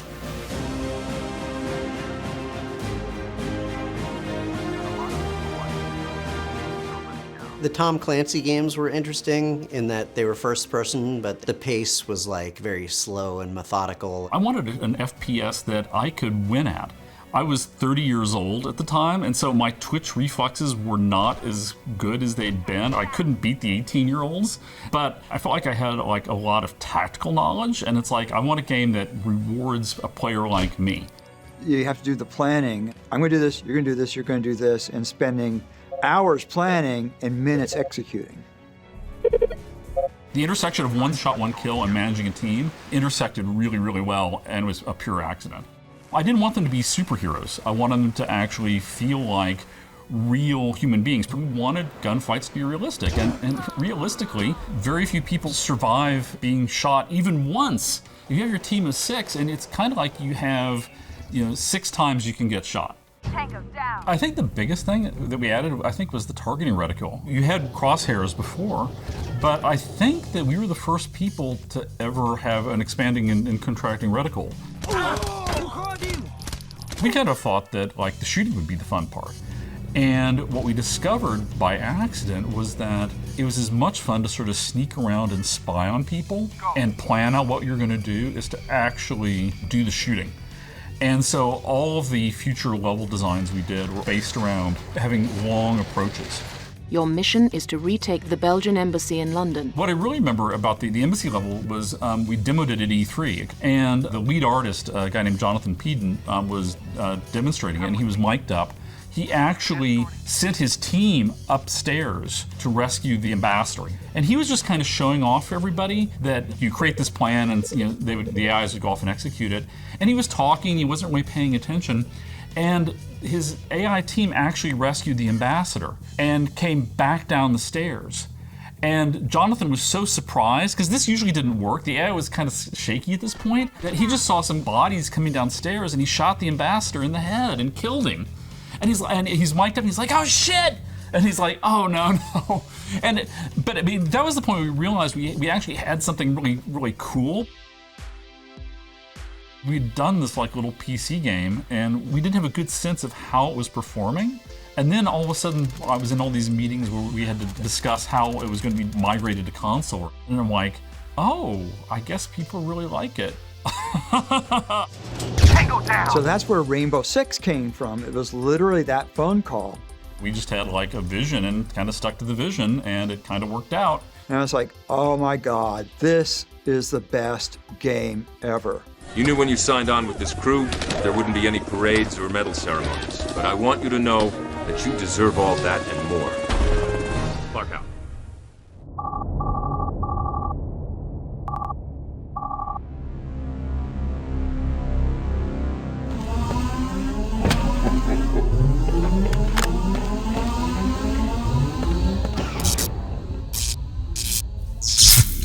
For a short period of time, Quake 2 was the first-person shooter game that everyone played.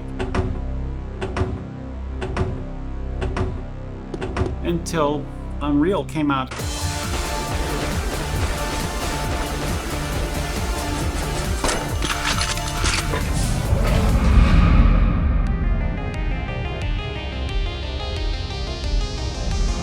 So back in the day, a gentleman named James Schmaltz produced a couple of games, Epic Pinball and Extreme Pinball, which were huge breakout hits for Epic back in the shareware era in the 1990s. James was a very talented artist and programmer who could basically do it all, and he took kind of his tremendous art skills and started applying it to 3D.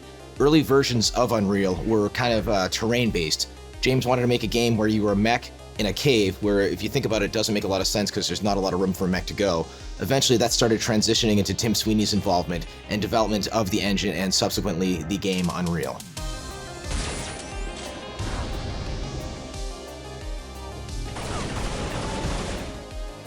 We talk about FPS as a genre that has, for decades, always been a representation of new technological features, and Unreal is maybe one of the best examples of that. id back in the day was infamous for being Carmack's studio. You know, at Epic, we had a little bit better of a balance, I'd like to believe, of having design versus tech.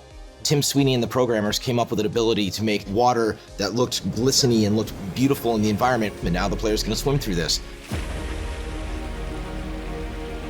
Mark Rain, the very, very savvy businessman that worked with Tim Sweeney, cornered Tim and he's like, Tim, you know, we should make our own engine and we can sell this. Not only should we sell the engine, we should also partner with licensees, give them feedback and give them actual support on the engine and then make the engine better and work with them as partners, which led to the burgeoning Unreal Engine business that it is today.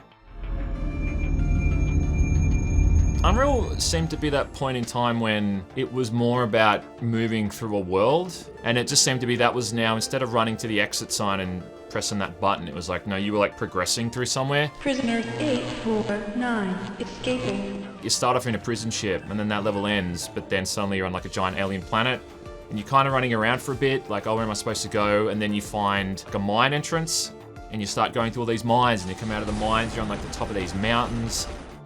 We didn't really have cutscenes. We basically had the premise. The player's a prisoner, they're on this floating spaceship that's a prison ship, crash lands in the Bermuda Triangle of the galaxy, all these different aliens and creatures and spaceships and environments are there. That tied it all together. We let the player just kind of find the story as they went through. For me, pacing is everything. Its games were always at 11. And I'm a big believer that if you're always at 11, like, it's like the person who shouts all the time. Like, eventually you just start tuning them out. You know, you have to kind of have those ebbs and those flows of those moments. And I did the very first level of Unreal, and you really don't have any fights in that environment. It's basically just setting the tone. You're in this crashed spaceship, and then you start getting teases of the monsters that you'll later fight, which was a technique I learned from, you know, being a fan of the first Alien movie, where you really don't get to see a good look at the alien until Act 3. It just seemed to have like this dynamic soundtrack at the time too. The music in that game is still amazing. That seemed to work in tandem with what you were playing. Like, it wasn't just like, okay, now I'm playing this level and it's playing that heavy metal track that I've heard twice already. It was like, no, this is like a completely new soundscape. So about once a year, my wife and I like to pick an actor or an actress that we like and burn through a lot of their movies. One year I'm like, let's do Jean-Claude Van Damme. And so I fired up Hard Target, which I hadn't seen in years. And there's a famous scene in there where Jean-Claude Van Damme doesn't just shoot a bad guy, he kicks a gas can in front of the guy's head, then shoots the gas can, which explodes. Now, I was working on Unreal. We had this shock rifle with a primary, which was an instant laser beam with a slow-moving orb that came up that you could use as the alternate fire. I'm like, what if you could shoot your alternate fire and make a mega explosion?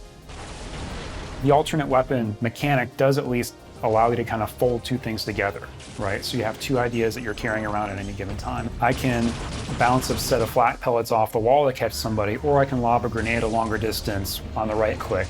That's a form of player creativity, right? So much of the first Unreal and later Unreal Tournament were developed virtually, right, in the early days of the internet. And I remember sitting in my apartment in Southern California.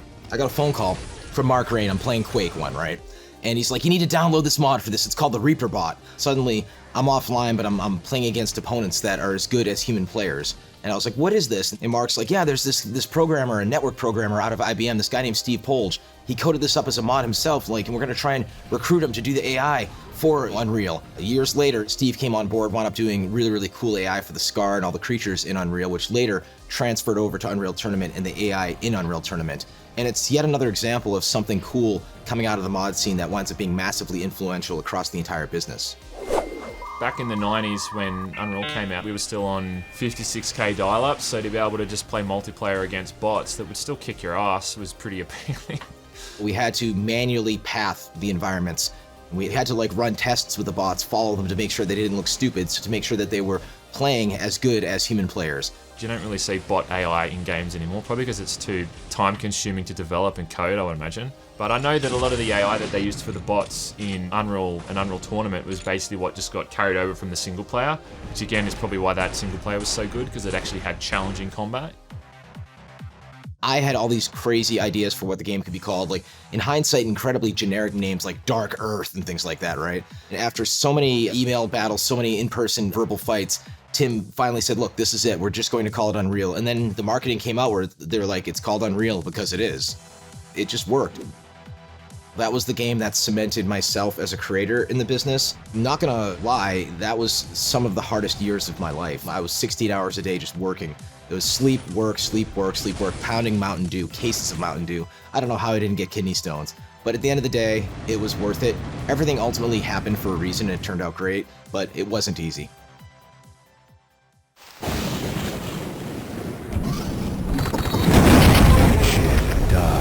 I'll tell you a story about Duke. The very first E3 we ever went to, the whole team went, and Duke has come out as the hot game of E3 in 1996. And we're walking around and we don't want to leave the hall. We literally are still walking in the hall after they're tearing it down. And these two European guys come up to us and they ask us, did y'all create Duke? And we're like, yeah. And he goes, hey, we'd love to talk to you.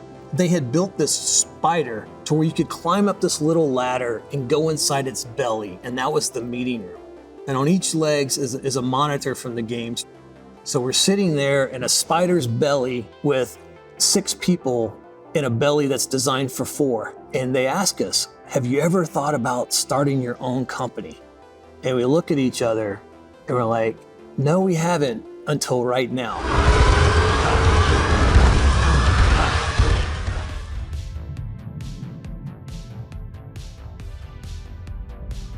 Quake Scourge of Armageddon was my very first game where I got to actually make the game instead of market it.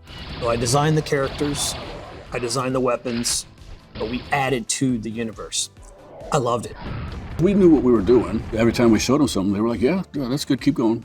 That team created some of the most iconic levels in Quake to date, including levels like Hip DM1. The very first space level ever. It's not like I invented the automobile. Somebody would have come up with floating, in an open void space. But I was the first. I started it at the office, and people would walk by and say, what are you doing? And I said, I've described very basically what I'm doing. I'm making this flat.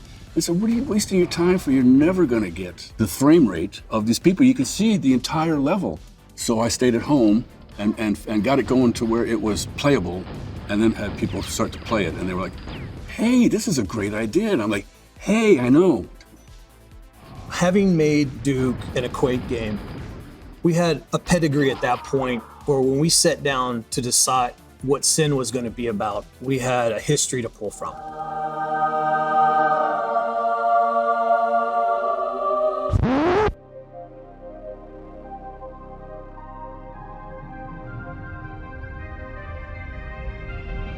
We wanted to change the way video game stories were told. Hostiles are armed and extremely dangerous. Approach with deadly force. We really wanted to feel like you're in a comic book.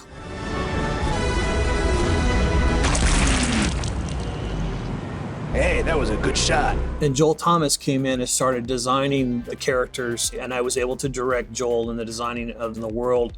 So it really shaped up to be a great comic book-like video game. Not so fast, chump. We had such incredible level designers. We wanted to create more experiences within that single level, because most games at that point, once you run through the hallway, there's no reason to go back. We thought, what if you made it so that depending on what you do, there's a fork in the road and you can't go this way because you didn't do the right thing, but you can do this one because you did that thing. We decided to create action-based outcomes.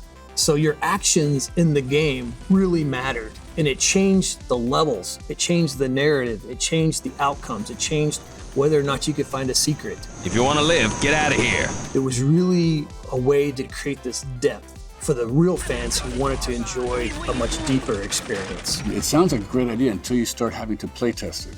All these different permutations of the player path, and it turned out to be a real nightmare. Die, you ugly son of a bitch! We thought players would play the game more than once. Okay, now I'm going to do it and go this way. We never got any feedback that was any good, because all they knew was linear, and they went that way and not thinking that you can go this way. They just didn't think this, so it was a big waste of time. The release of the original Sin has definitely a lot of mixed emotions. This incredibly big, ambitious game, and it had so much great content, but it was also released with a lot of bugs up against a titan like Half-Life. It never would have beat Half-Life, but it would have been Pepsi to their Coca-Cola. Tell me, how do you expect this to end? We had not revisited the Sin franchise after the initial launch and the add-on pack, and I started designing what would be Sin 2. And I wasn't telling anyone I was doing this, just me and the concept guys. I was doing it because I knew in my heart, one day we're gonna do this. Doug Lombardi, who was the vice president of Valve, asked me, hey, how would you guys like to reboot the Sin franchise and utilize the Half-Life 2 engine to do it? Yeah, I think we want to do that. Trust me, he knew exactly what he was doing. We knew we wanted to make episodic content. But when you make episodic content, we still need to have it at a price point that makes sense for the support of the development. And so we said, how do we make a $20 game that plays more than 4 hours? Well, we came up with the dynamic difficulty system so that depending on how good the player was, determined the difficulty of the game. The AI started responding to how they played. One of the coolest things that we did with Sin episodes was we set a professional esports player down next to a person who had never played a first-person shooter. And they finished within 60 seconds of each other. And they both turned around and said they had the best experience of their life playing a video game. We were just doing these things because they made sense. You know, we were fans and gamers ourselves. That's the great power of being an independent developer. We were doing things because that's what we wanted the market to do. And we decided that we would be the example within the market that made that possible. I'm a visionary, Blade. I will change the world. My name is John Parker Hammond. I was born on March 14th, 1928. What follows is a record of certain events in which I took part between the years 1980 and 1997 on an island I will call Site B. The thing about Trespasser is that it has a whole bunch of systems that probably would have worked if we had 6 months or 9 months to finish them. The project got started basically because I became really obsessed with locomotion and modeling characters dynamically rather than as animation playback. DreamWorks was trying to figure out what to be. Steven was really interested in Jurassic Park at the time. And so somebody offered me this, like, hey, if you can do anything you want if it's in the Jurassic Park universe. Welcome to Jurassic Park. You crazy son of a bitch, you did. It's like, okay, cool. So bipeds, quadrupeds, got it, done. I could work on that. That'd be fun. That was exactly how much deep thought went into that. 6 left. I remember the wavy arm, so you always have your arm extended in front of you, and it kind of just bumps into stuff. There's some very kind of glitchy and funny physics to the game. We went too far. We had it so the weapons could catch on things, and you really were simulating all that stuff because I was trying really hard to explore this idea of really giving you the feeling that you're somewhere. Dropping the HUD was a direct result of that looking glass thought process of simulating the experience. Looks like 20. I had this idea at the time, I was an extreme young, art school idea, that anything you had to put on a HUD was a failure. It's like your high school English teacher saying, show me, don't tell me. What is it like to be low on ammo, trapped on an island with real dinosaurs? Okay, it's not like min-maxing a number in the corner of your screen, right? We have to do better than that. 5. 4. The overarching story of Trespasser that caused it to not be finished was that we were at a brand new publisher who didn't yet know that young teams was something really promising, needed to just be given the extra time to finish it. You reached the end of your budget, and so that's it, we're shipping this. And I was 29, I was like, okay. So there you go. But there are a lot of ideas in there born of the experience of trying to do immersive storytelling, of trying to tell a story with an environment that live on. The main switchboard is temporarily unattended.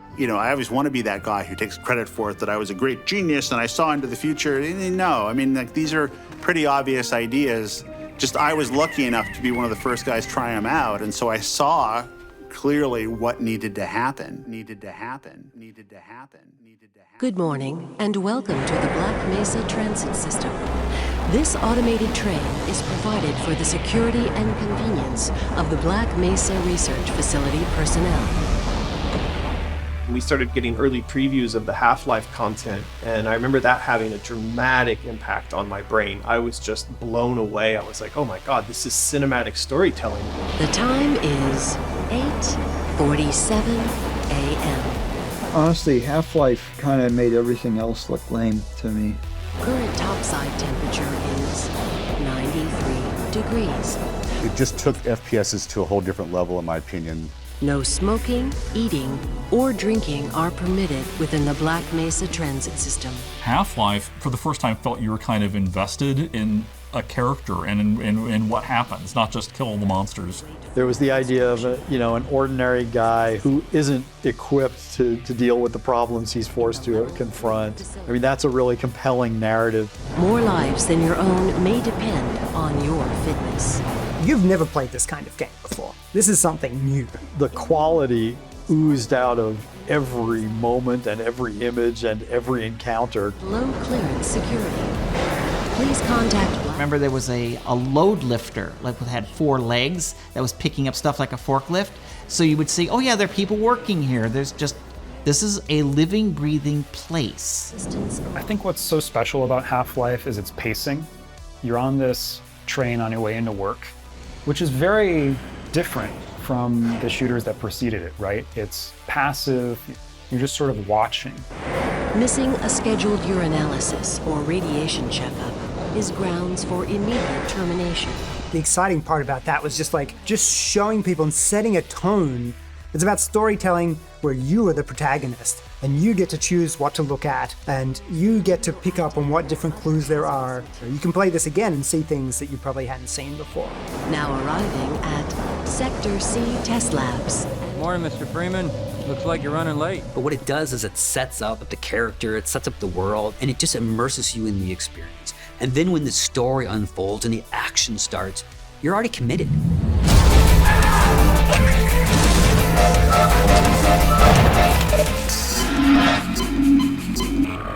Half-Life was a game that taught everyone in our industry a lesson. The story is like built into the levels. It's built into what you're seeing in the game. It's always around you. Weren't you supposed to be in the test chamber half an hour ago? There was enough player freedom that players could feel a sense of agency and actually experience agency to some extent. My God, what are you doing? For me, the launch of Half-Life was really when Day 1 was released. That was a preview version that had the start of the game. And that was when we actually got to hear reactions from other game developers, from the press. People saw that and were just, blown away. Why do we all have to wear these ridiculous ties? You are not expecting anybody to murder you. You're expected to just badge in and get to work. Welcome to the HEV Mark IV. Which is what happens to you. And then you get to your job, you push the cart, and then hell breaks loose.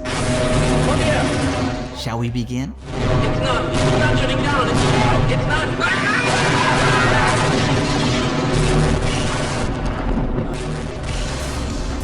Why does everyone care about Half-Life? And people say oh, the story, and they go and they look at the story and they're like, that doesn't look like a terribly interesting story. And it's it wasn't the story, it was the way the story was told, right? Get to the surface as soon as you can and let someone know we're stranded down here. Black Mesa was really a coherent place that you felt like you could understand. It was a set of labs, you see scientists working the labs. You come back, there's an explosion and it's destroyed and the area's changed. You felt like you really understood it and you understood the different parts. So it was really up to the level designers to maintain that. They wanted it to feel seamless. Their ambition was that it would actually be seamless, that they would be able to load in advance. You wouldn't feel those level loads, but it never quite got there. Input-output on the computers was never quite good enough. By the time we shipped the PlayStation 2 version, we did some nice hacks in there where it was just a brief hitch and then you're in, because we were able to use the fact that a PlayStation 2 had a PlayStation 1 basically living inside of it. And we used that to do that work ahead of time. The cinematics, if you can even call them that, were always seen from your perspective. I think the reason to not have Gordon Freeman talk was more of a stylistic thing originally, just to kind of keep it more about what was happening in the game world, but definitely being put in that dude's shoes the entire time. That's the whole essence of the genre, isn't it? The other thing I remember about Half-Life is just its amazing sound design. Gordon Freeman's silence makes room for the audio in that game to really rise and fill the space with something memorable. Cool little UI that still has some of the most iconic UI sounds ever as you select your different weapons. The health dispenser, the crowbar when it's hitting different things, the head crab. They really resonate. One of the most exciting parts of Half-Life is actually you've spent all this effort battling your way through these aliens to get to the surface. The soldiers, they're gonna come save us. But then you get there, they're killing the scientists. They're cleaning up the whole place. Oh, there's not just a story to this game, there's a real twist. Nothing is safe. First time I remember really realizing that Half-Life was something special was the first level when you encounter the soldiers, the Marines, and I was hiding for a second, then I saw a grenade come flying over the railing, land on my face, and it blew me up and killed me. That was the first time ever in a game where I was like, oh my god, AI can do that? I see it. And then you start playing it and you can hear them communicating and talking to each other. Mission is go. Which was just revolutionary at the time. They would say what they're gonna do. They would say reloading or grenade.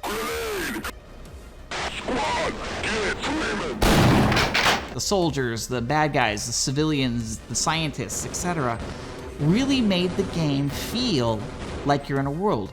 And Valve successfully immersed you in that.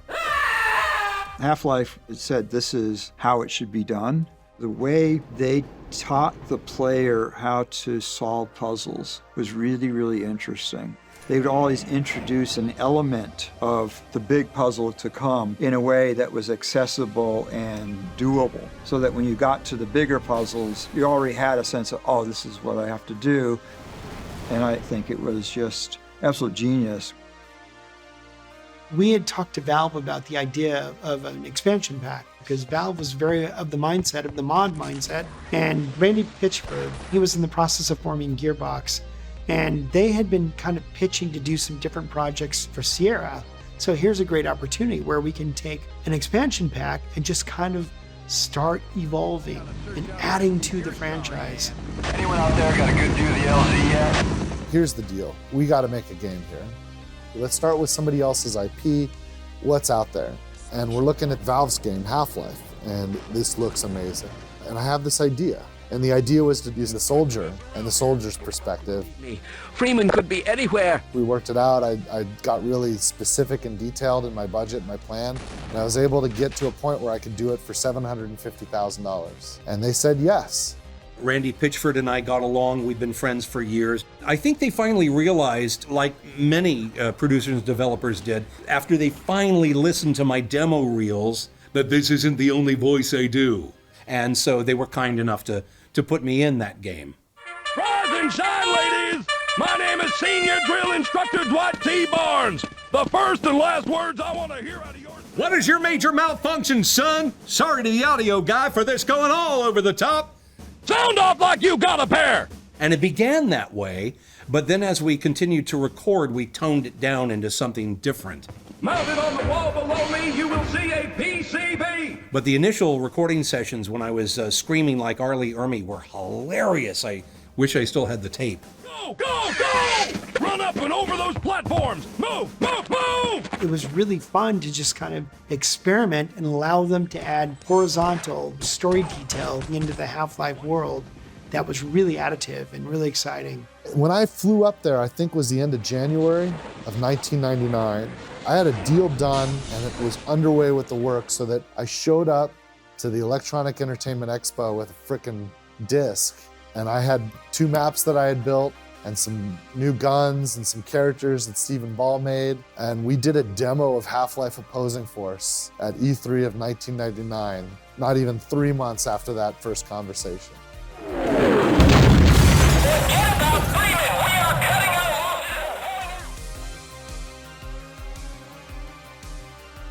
I remember first meeting with Gabe about Half-Life. His whole pitch was, we're going to make a first-person shooter, but it's going to have a really compelling story. And that's why Half-Life will always live as one of the classics of the genre, because it's the first one where they really did that and did it right. And you can see the influences of Half-Life in mini games even to this day. Gabe said once that Half-Life was like his love letter to Trespasser. That just made me cry. It was probably the feeling of having been on an Olympic team that lost the medal last Olympics, watching the team win the medal at the next Olympics. It was like awesome, but super painful. I think that all of the things that I felt were important about immersive storytelling and giving that experience of being somewhere were there and refined so they really worked. Yeah, there are revolutionary games, but all I think we need is, let's do this thing a little better each time. Let's do it a little better each time. You know, maybe we'll fail, but let's at least try. And Half-Life was, let's do this better, you know? It also had an interesting effect on Deus Ex. I am rather looking forward to this analysis, aren't you? Maybe you should try getting a job. Did you understand that last announcement? There are a lot of ways to define success. One is turning every player into an author of their own experience. The more you can do that, the more game-like your game is, and the more you're advancing the state of the art.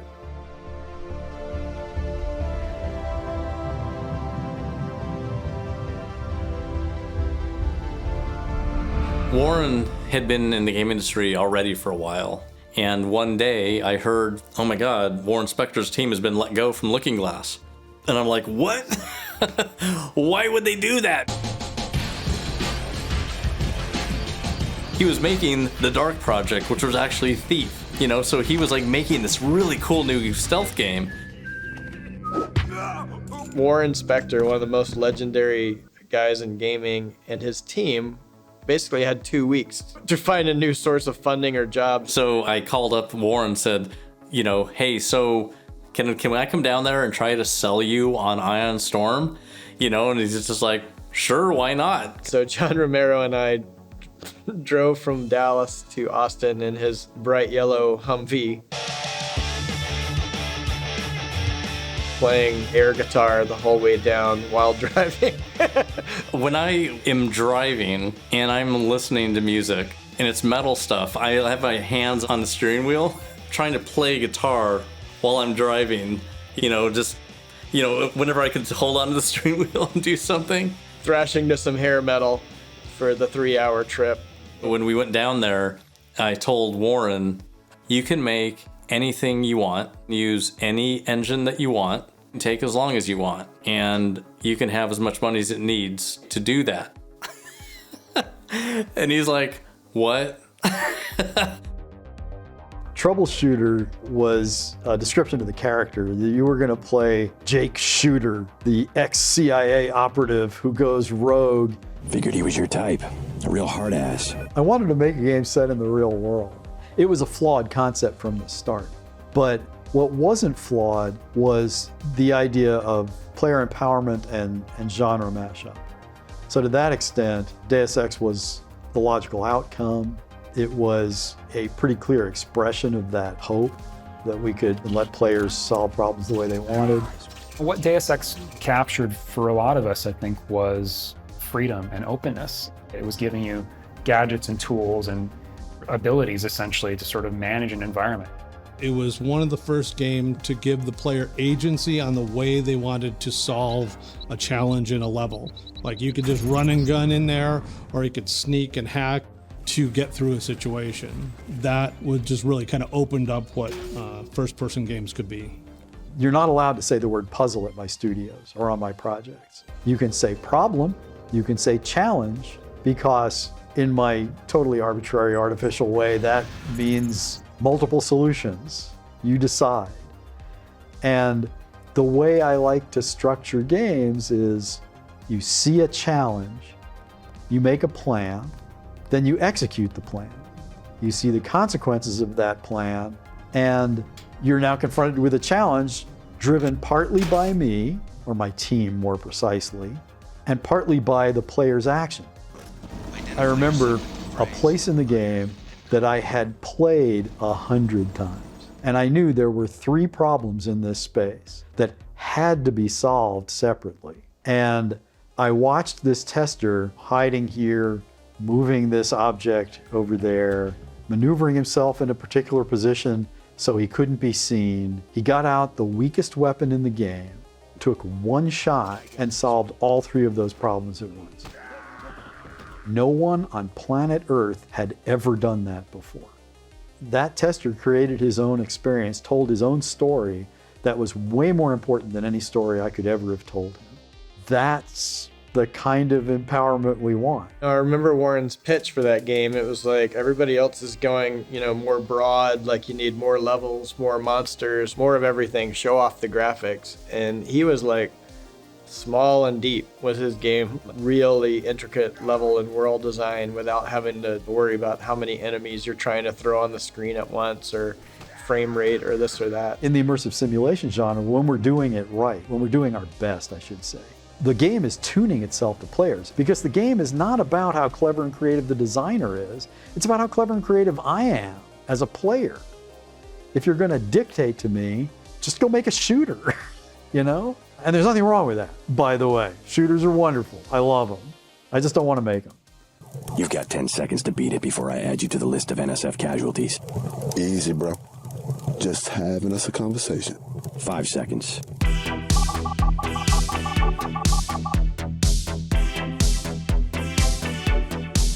In 2291, in an attempt to control violence among deep space miners, the new Earth government legalized no-holds-barred fighting.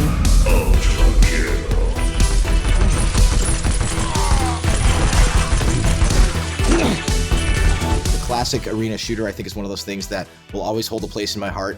To me, 1999, there is no greater and more interesting year to an FPS player. That was the birth of modern multiplayer, in my opinion. The time has come to prove you are the best.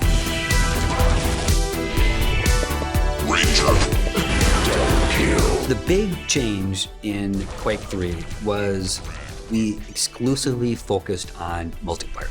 Now, you could play by yourself, but you played against bots. This was at a time when clans, multiplayer gaming, this was taking off. No one had ever really seen that before. So Quake 3 certainly just embraced that. It kind of helped to popularize that sort of fast-paced Twitch competitive shooting in the 90s and the early 2000s. When you sit down and play Quake 3 for the first time, it feels so fast and so responsive, and before you know it, you feel like you're in complete control of this character. You're tied for the lead. Quake 2 didn't feel like Quake, and Quake 3 didn't feel like Quake 2. You know, the physics were different, like everything was different. But I have to start thinking of what's above me. I have to start thinking of what's below me. Changing the verticality of the level. What makes a good map for an arena shooter is flow. You get to the end and then there's a staircase going down and then you can loop back around to the other part. There's other little areas. It's always kind of like Ouroboros, like looping in on itself. Every time I used to play it, because you can select the different character models, I'd always play as the Doom model, which was obviously, you know, the Doom guy. You could download any character you wanted to download. It's like, it doesn't matter how stupid it was. And there was just something insane about how wild that is. So when we were working on the Quake series, our friends over at Epic were working on Unreal. It was nice that they took things in different directions. First blood. Deathmatch, when it comes to first-person shooters, is a no-brainer. And then you start moving over to more tactical and more team-based modes, such as Capture the Flag, then eventually Domination, and then kind of the crown jewel of Unreal Tournament that helped separate it, which was Assault. Steve Pold wanted to create something that was team-based, but also something that felt like you were there going to an actual objective, as opposed to, say, get a flag or go stand in this location. So we wound up with really, really cool maps. You know, Poncho made a map where you're essentially on a speeding train. Dave Ewing made a map where it was essentially a recreation of Normandy, where you're storming the beach. Some of these maps, you can sit there and you can like use the insta-jib and like shoot your friend across the map so they can get to the CTF flag faster. Oh my God, for some reason, insta-jib just, oh, it was amazing. Steve Polge had the idea of mutators that you could apply to your match to make the game infinitely replayable. And there's something to be said about taking a game that is so deep and just boiling it down to its essence, right? And that's why Facing Worlds was such a brilliant Capture the Flag map. It was 2 towers, let's see how good you are. I was so used to id Software's games where, you know, the gratification and the feedback were quintessential to their success. And so I was thinking, let's reward the players, you know, good aim. If they shoot the opponent in the head, like, let's let the player know. And so I told Brendan this, and I went to his office, and he had an AI just standing there, and he shot it in the head and put little text on the screen that said headshot. I mean, I'm like, no. Make it so when it's the final blow that, like, pops the enemy's head off, then it says headshot. Headshot. Then you get that, you know, feedback that hits that kind of dopamine of your brain, right? Headshot. And then how can we reward success with the player? Success over a longer period of time and success over a short time. So we came up with a system of double kill, multi-kills. Double kill. And it goes on and on and on to ultimately you wind up with godlike. The announcer's voice is booming and you're shaking. You're like, I can't believe I got one of these, right? First blood. It sounded like the voice of Satan coming up from hell itself. Double kill spree. It wasn't really, I think, until we were producing Quake 3 Arena and Epic was working on Unreal Tournament where the true battle of the religions started. Well, you've got Quake 3 and you've got Unreal Tournament releasing in the same month. Monster kill. To this day, people still argue about it, right? And each game, of course, had its merits. UT, the bright, more colorful one with the wacky weapons and the crazy movement. Quake, kind of was a little bit more snug in regards to the aiming and the feel. My experience with Quake 3 was always just team deathmatch. the most played game mode, but then obviously in Unreal Tournament you had like the assault maps and capture the flag and these giant maps. I think what makes any game great in terms of multiplayer and competition is the old adage, easy to learn, hard to master. You need a game that's simple in terms of like the core gameplay loops, the core gameplay mechanics, but allows a lot of versatility. It's essentially the player themselves to express. Players were really able to do both. So I do think that the team at Epic really did the right thing by not going directly against us, but going with us. So I think it worked out well. Monster kill.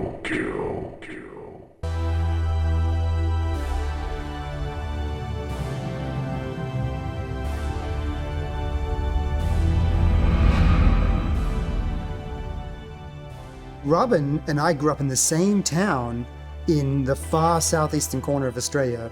You know, we were both kind of studying, but mostly playing video games. All my memories of that era are all very like LAN party centric. These guys, big Doom players, they introduced us to this fortress map. When you spawned, you would fall down one of sort of 3 holes in front of you, and the holes would give you one of a couple of different weapon loadouts. The fortress map and its structure, even with just 2-on-2, kind of made us realize like how much more sort of excitement and strategy you could have with a team-based structure. And that was one of the fun things about that first year or so of Quake modding. They released essentially all their game code. And we'd done a bit of Doom modding and certainly a bunch of Doom map making. And so we started thinking about what kind of things we'd do once the modding tools came out. It was really just like, okay, what's a fun thing we can add? We were actually playing Hexen that had 3 different classes, a warrior and it had a medic and it had a mage. Here's one piece of gameplay we really like. Let's make that. You can tell the order in which classes were implemented in Team Fortress strictly by just the number that you press to select them. The sniper class was definitely the most exciting. We spent so many hours, just like 3 of us, trying a different mechanic. Okay, do you hold down to charge up? We just tried so many different ways until we sort of settled on the one that we wanted. Hours of just laughing, running around the map, killing each other. The engineer and the spy are the last 2 classes we did. We had a bunch of different people coming to our LAN parties, and they were all over the skill spectrum, and we wanted to all be able to play the same game at the same time. The engineer could really be more tactical. We saw the sentry guns and aliens, we're like, I want to play with those in a game somehow. We did no marketing, we didn't have a web page. We just put the zip file on cd-rom.com and hoped people would find it. After a few days, we started getting some emails from people saying like, hey, we really like this game. What are you guys doing next? This is getting up around the 2-year mark. We got an email from Scott Lynch over at Sierra. He was wondering if we would be interested in building a version of Team Fortress for Half-Life. And we're like, whoa, shit's getting real. The moddability of Half-Life was something that Valve cared about a ton. The right strategy was really to take Half-Life and make it a great platform for mods, in the same way that Quake was a great platform for mods. I remember it being really fun because there was no design to really be done. It was just make all that over there, make it work over here. But it was also that it seemed like there was a real opportunity for Team Fortress to be played by a bunch of new people. Let's get it out there. Let's get more people playing Team Fortress. A lack of optimism has never been a problem.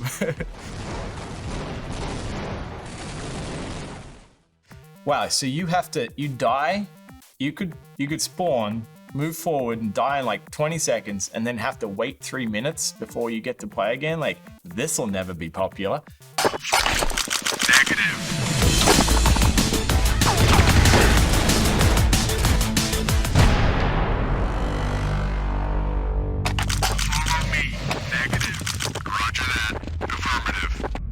Headshotting Robin 3 rounds in a row and having him yell out from his office and rage quit, I think was really the time when I'm like, okay, yeah, we need to spend more time with this product because it was awesome.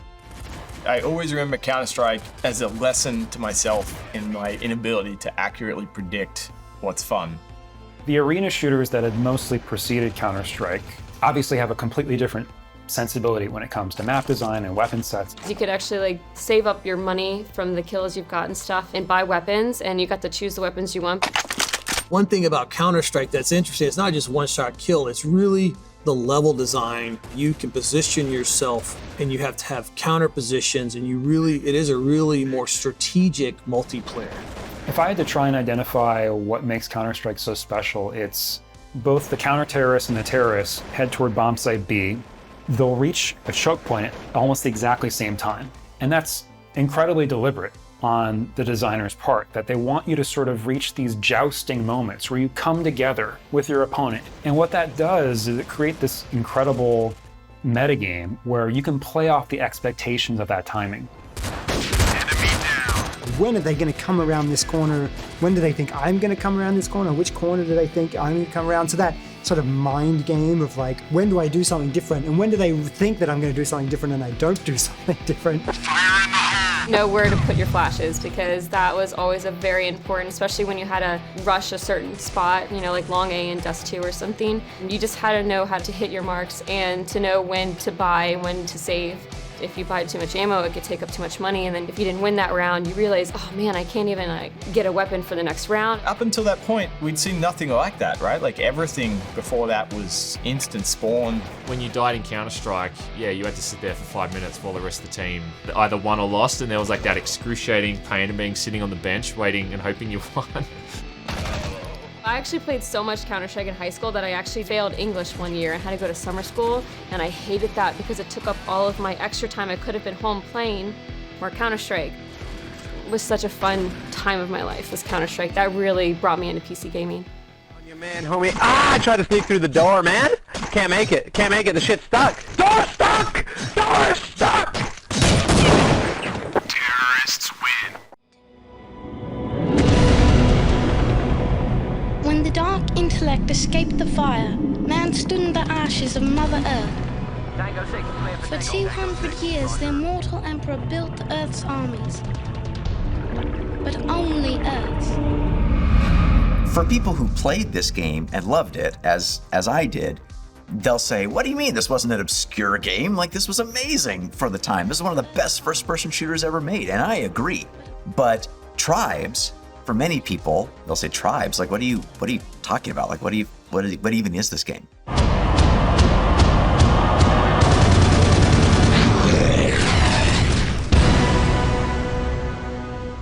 All of these first-person shooters up to that point were corridor shooters. You maybe would have kind of like a large room where you could fight in. Tribes basically said, what if it was all terrain, and what if everybody had jetpacks? The only time I ever played a Tribes game was at a LAN party.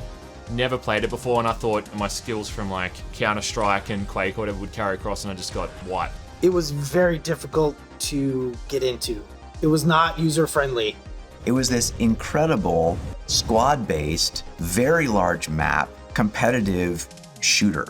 You had jump packs, you had disc guns, you had character classes, and the draw distances were huge. Star Siege Tribes influenced Halo primarily because it was in this big open setting. The players had all of this freedom to move around this enormous exterior that we were just blown away by at that time. It had multi-person drivable vehicles, height map terrain, incredible mobility to rocket around from one location to another. It featured capture the flag as its primary game mode. It was super fast-paced, super fun to play. It was one of those games that I think captured our imagination. Everybody remembers the disc launcher because it's kind of the most aesthetically distinct gun, but I really like the fusion mortar. It's got this, radioactive green parabolic trail. It's like a sniper grenade launcher, basically. You're able to fling these things incredibly long distances. They have massive splash damage radius. It had a dedicated grenade button. In most first-person shooters, you switch to the grenade, and then you can throw it, and that's all you can do until you switch to something else, which basically means you never use them. Whereas in Tribes, you could just one-tap throw a grenade. Again, the movement style was so challenging and interesting and physics-driven in a way that was very novel. You had players writing guides online about how to ski, how to manage their jetpack's battery level. They stumbled into this idea of skiing, which was kind of like strafe jumping in Quake, all that kind of, or lift jumping in Unreal Tournament. That's, emergent game design at its best in first-person shooters. It featured classes, pre-made loadouts. Destroy the enemy generator. It just did so many things that most shooters were not doing. I mean, I remember going like, oh my God, like what is this thing? This is amazing. And we played the heck out of it at Bungie back in the day. Tribes just deserves a lot of recognition, and it doesn't get it. I'm not sure what to attribute that to. I think Tribes had a difficult time competing. It was very innovative, but it didn't have the marketing and sales attention at Sierra. Half-Life had just consumed all the oxygen in the room. It was all just Half-Life and or Counter-Strike once Counter-Strike became a retail product. I think it's a very underrated game, and I think it had a lot more influence than people realize. What I took away from it was the fun of playing with friends. First-person shooters are way more fun when you're all immersed in this world together and working toward a common objective.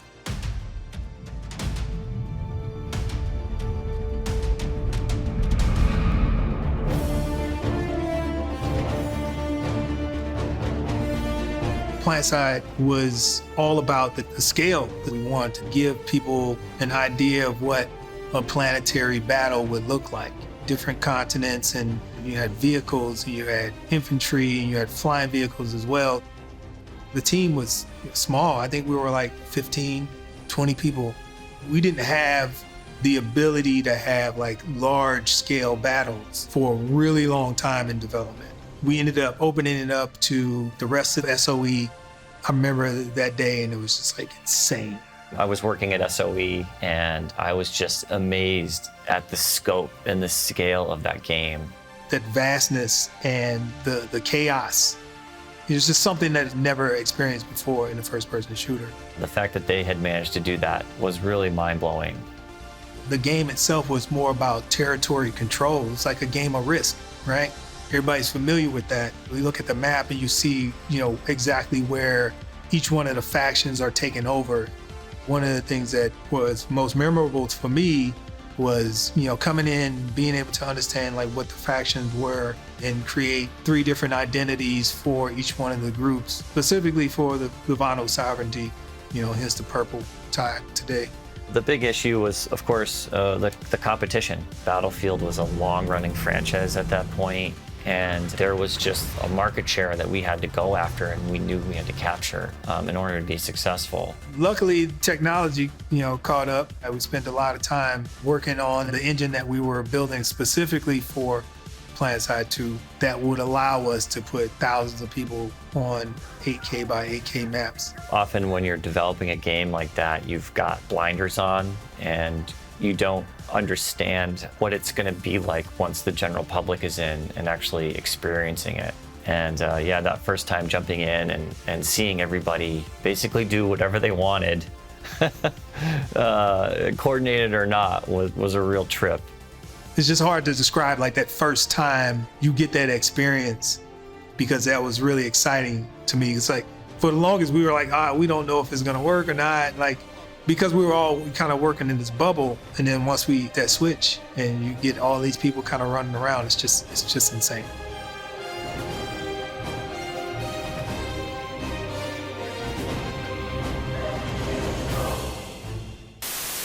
Let me now unveil Xbox.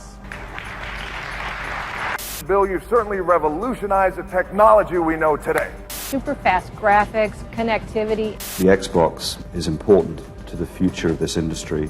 This is Seamus Blackley, and he's the Chief Technology Officer here at Microsoft. He's making sure that this thing gets completed on time. Do they even think it'll work? Do they even think it's a real platform? I don't know. We look back on it, it seems obvious, but at that time, many people were calling it coffin box. Like, you don't want to get in the coffin. Don't work for Xbox, it's going to fail. Fail.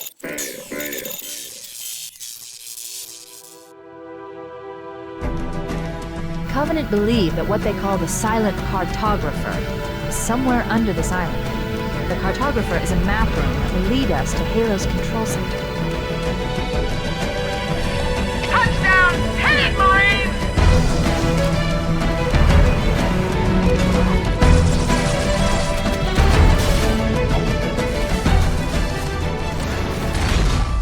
Could we possibly make any more noise? I guess so. Bill Gates had come to see an early demo of Trespasser because Microsoft was an investor in DreamWorks. He was super impressed, and he said, you should come work at Microsoft for DirectX. Forget progress by proxy. Land, on your own moon. Welcome to the third place. Around that time, Sony was starting to do some PR around PlayStation 2. And I'm kind of getting excited about the idea of defeating Sony. The idea that occurred to me was that it should be basically a hardware device optimized for DirectX. So it's a DirectX box.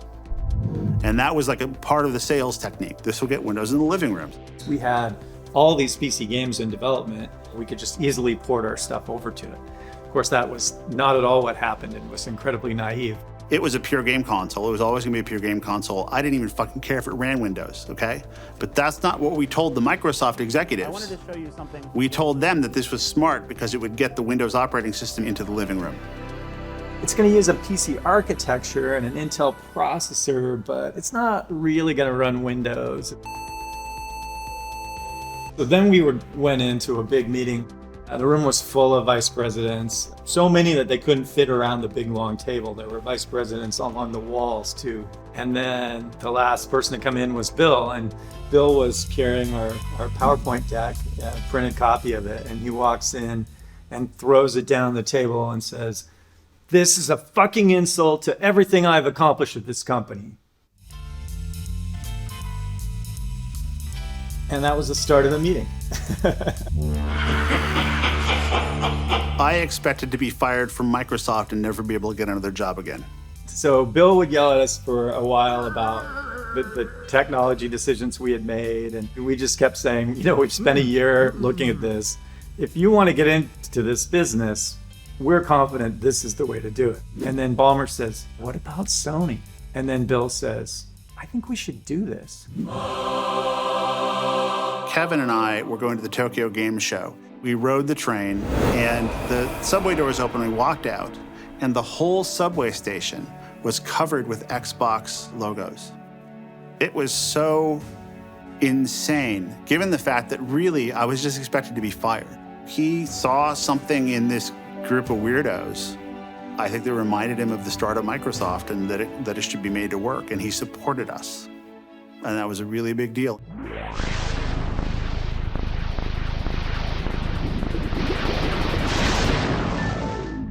That was February 2000. We're launching November 2001.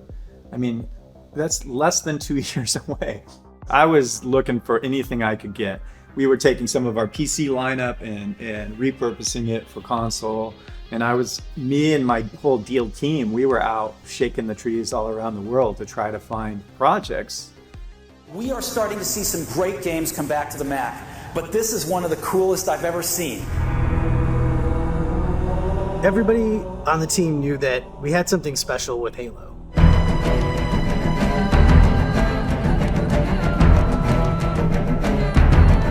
Basically, I was sitting in my office one day and my phone rang, and it was Peter Tamte on the line. He more or less told me that things weren't going that well at Bungie, that they were going out of business. When Microsoft bought Bungie, we had some broad ideas about a story and a few characters, vehicles, and weapons. We had a really fun multiplayer game that was like a 4-on-4 team game. We didn't have working AI. We did not have anything like a mission plan or a script. The early iterations of Halo were pretty hysterical. It did not start out as a first-person shooter. It actually started out as a strategy game. It wasn't until we had built some vehicle physics for a little 4x4 type vehicle that I had built. And we would command it to move from one location to the other. And it was pretty cool to see the physics and the interaction with the vehicle and the terrain. And we got to the point where we're thinking, why are we letting the AI drive these around? Why don't we start driving it ourselves? That was the very first big step that we took in turning it into something that would somewhat resemble the Halo that we played in 2001. We realized, wow, it's way more fun to play on the ground as one of these little tiny Marines, surrounded by all this beautiful sci-fi landscape, being as close as possible to the action. That first-person perspective just touched a lot of those bases for us. What felt like a tight combat loop, what felt super immersive in this sci-fi world, what made business sense. We specifically wanted to create a world that was beautiful, a place the player would want to stay and play in. In Doom, they throw hundreds of enemies at a time at you. We could have like 8. So we had to have enemies that would last longer than that and could live longer and were, smart enough to retreat and flank you. There was outdoors and indoors. I'm in the middle of this huge battle. And then I can jump into a Warthog, somebody's driving it, I can be running the chain gun on the back, If it didn't feel as fluid as Quake, or if it didn't give you the precision of Half-Life, it wasn't good enough. So when it came to starting to play with a controller that had analog controls and we could creep along at our own pace, we could do things that we just never could do with a keyboard and mouse. I saw every iteration of controller that they were working on, and some of them were pretty wild. The Duke was just one of 30 wooden prototypes that they brought by that day. I remember the first time I held the Duke controller, I remember thinking I was holding a giant dinner plate. The Duke controller is so big, I almost need a trailer to move it around. Whenever I went to Japan, constant feedback I would get is, it's black. Black is the color of death. X is the letter of death. Xbox, it's the death box. I'd be like, the PlayStation is black.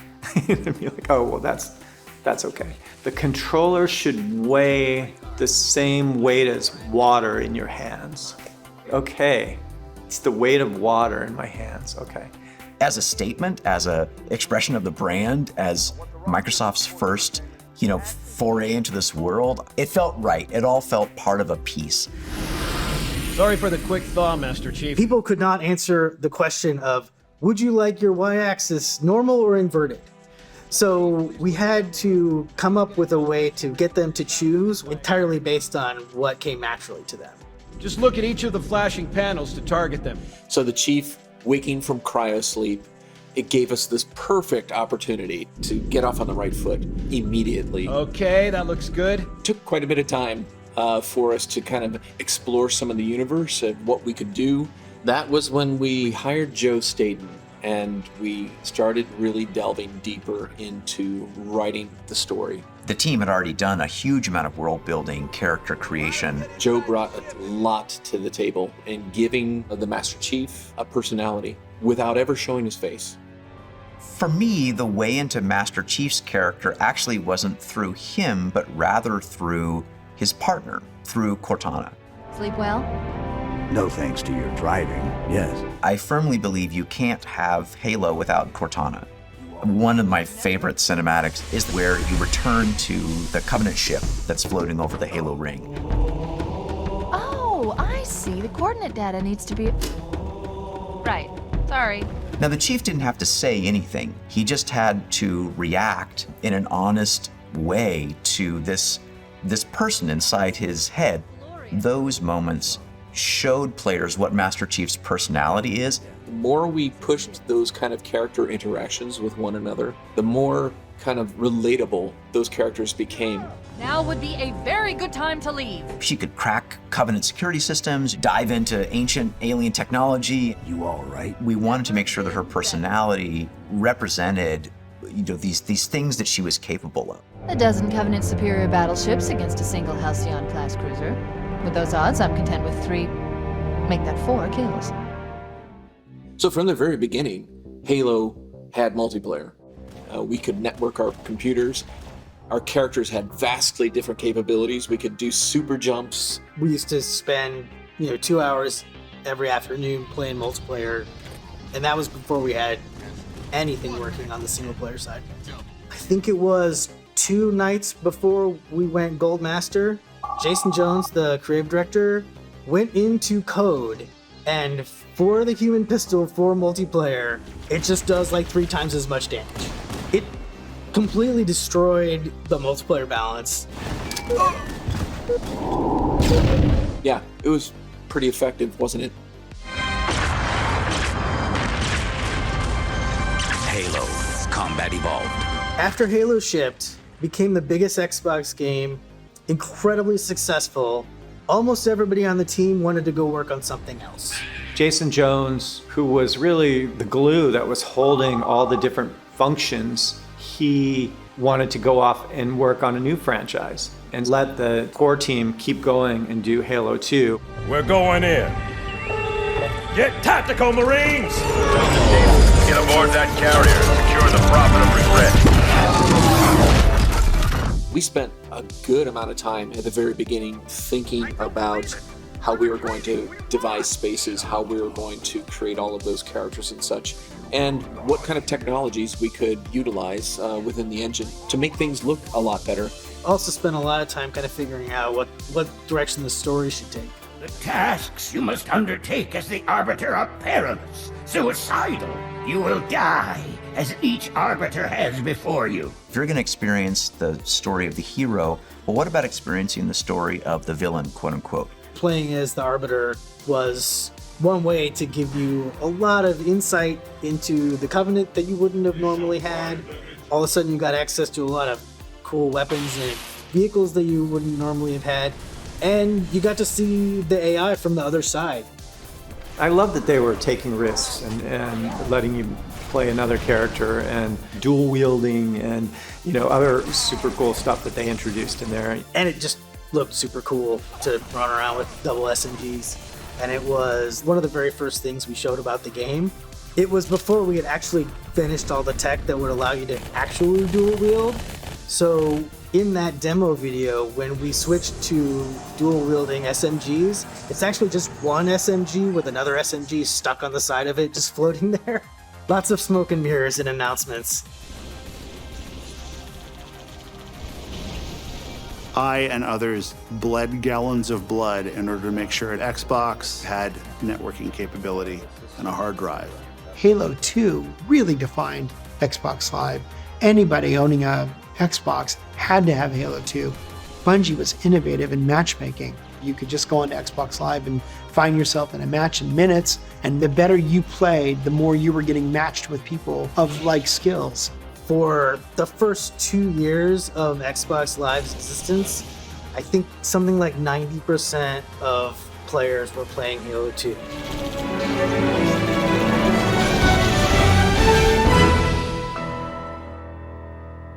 I am your shield. I am your sword.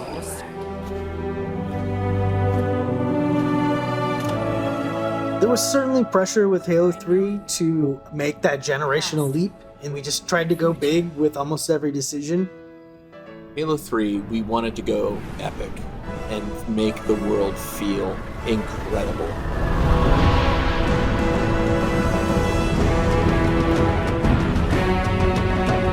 I think Finish the Fight might have been sort of an apology. You mind telling me what you're doing on that ship? For kind of how Halo 2 wrapped up. Finishing this fight. Finish the Fight was a rallying cry. If you're with us and you played through Halo 2, this is where we give you that ending that you've been waiting for.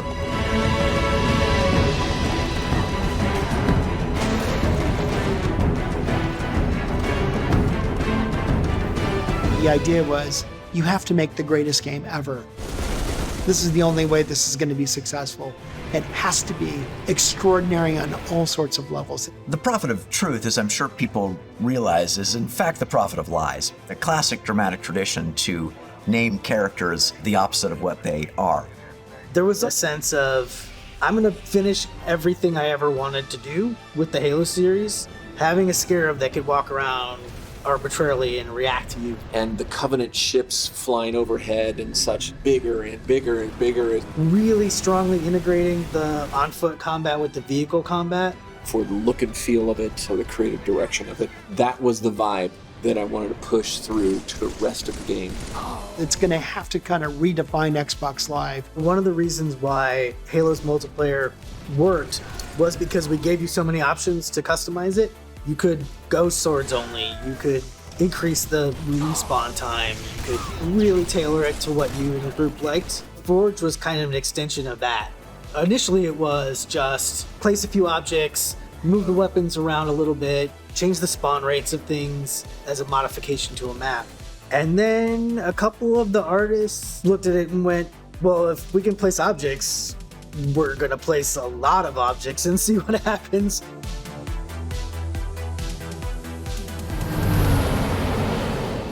Halo 3 was the victory lap, where we just wanted to make the perfect Halo. Oh, I know what the ladies like. We never had any idea that Halo was going to become a cultural phenomenon. Halo was big, and everyone was playing Halo, and this is the future. This is awesome. Halo has a special place in my heart. It was the game changer. I remember doing LAN parties where we would system link like 4 consoles together in a basement. When we saw the lines forming, when we saw the fan reaction, we were struck by it. No one had seen anything like it at the time. The reason why I'm sitting here 20 years later, why we're still making Halo games, it showed that you can create a rock-solid shooter experience, but you can also create a beautiful, mysterious world that people want to spend time in. It can tell a story with characters that matter. It was just an iconic moment in the history of games. Wake me when you need me. Don't make a girl a promise if you know you can't keep it.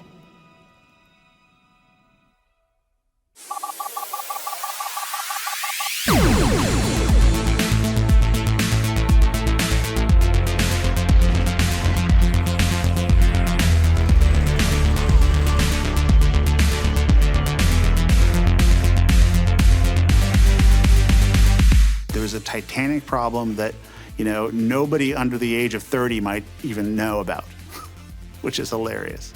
Which is that at that time, a serious argument existed, a religious war existed, that shooters could never work on a console.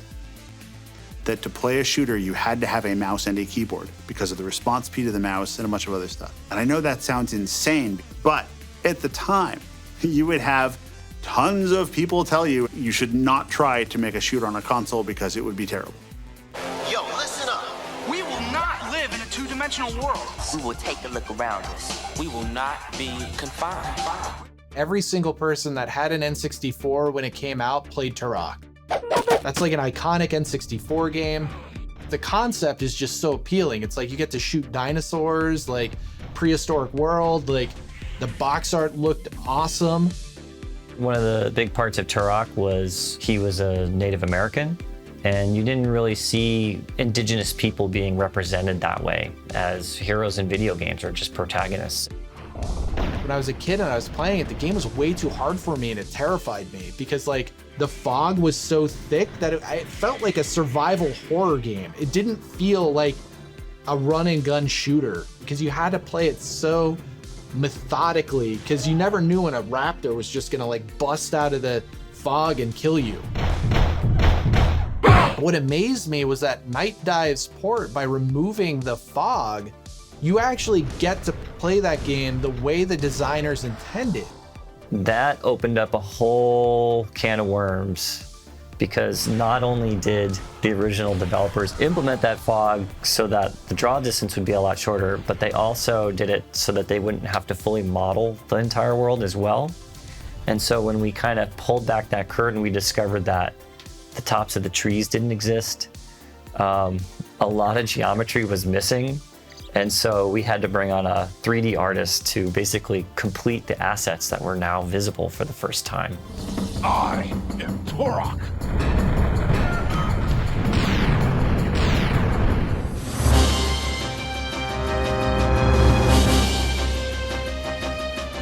Perfect Dark was created by us taking a load of words, describing words and verbs, sticking them on the back of a door, and then removing them one by one until we came up with 2 that kind of worked together. Perfect Dark was all about stealthiness and going around and trying to find out what's going on, and it's dark both in sense of light and also dark in terms of the sense of the conspiracy plot that we were trying to follow up. Hands up and step away from the alien. We'd watched a lot of X-Files. X-Files was big at the time, so there's a darkness there as well. So the whole dark thing just became sort of dominant for us. Of course, we'd all seen Lara Croft by that point, and we wanted something more real, something that we could aspire to and still have her as a spy character. Half the guns come from a book on Judge Dredd. Quite honestly, if you look at them, you can see that we've just stolen things straight out of them and adapted them for Perfect Dark. Joanna Dark's wetsuit comes from an episode of UFO, which was an English sci-fi show from the 60s. I mean, it's essentially the exact same wetsuit, but no one's made the connection yet. You know, if you look at the graphical quality between Perfectly Dark and GoldenEye, fundamentally the same engine and the same console, but it took a big step forward. There were lots of good design ideas that we didn't get into GoldenEye. We thought we should definitely have bots in this because it opens up so much more. It means you don't need to have 3 people around a screen or 4 people around a screen. You can do it against the bot. So it was an early thing. One of the first things I think we worked on was some basic bot AI. Gotta shoot.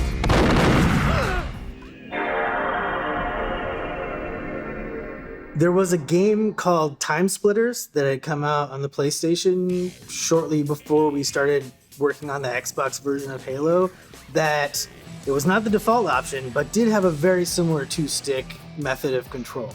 That 2-stick solution made a lot of sense to us. I remember when we took the first version of Time Splitters to E3, and we had 4-player split screen in the Egyptian level with 12 characters running around it, and it was running at 60 frames a second. And coming from GoldenEye and Perfect Dark, which struggled, it's like, this is, wow, We wanted to make a sandbox game, different scenarios and different weapons, and the way to do that obviously was to have different time periods and base it on classic film settings. So, you've got the Egyptian adventure thing, which is like Raiders of the Lost Ark and that kind of stuff. And then you had the classic robot sci-fi movie set in the future, and then stick a first-person shooter in there and have a bit of fun with it. Oh yeah, that's right.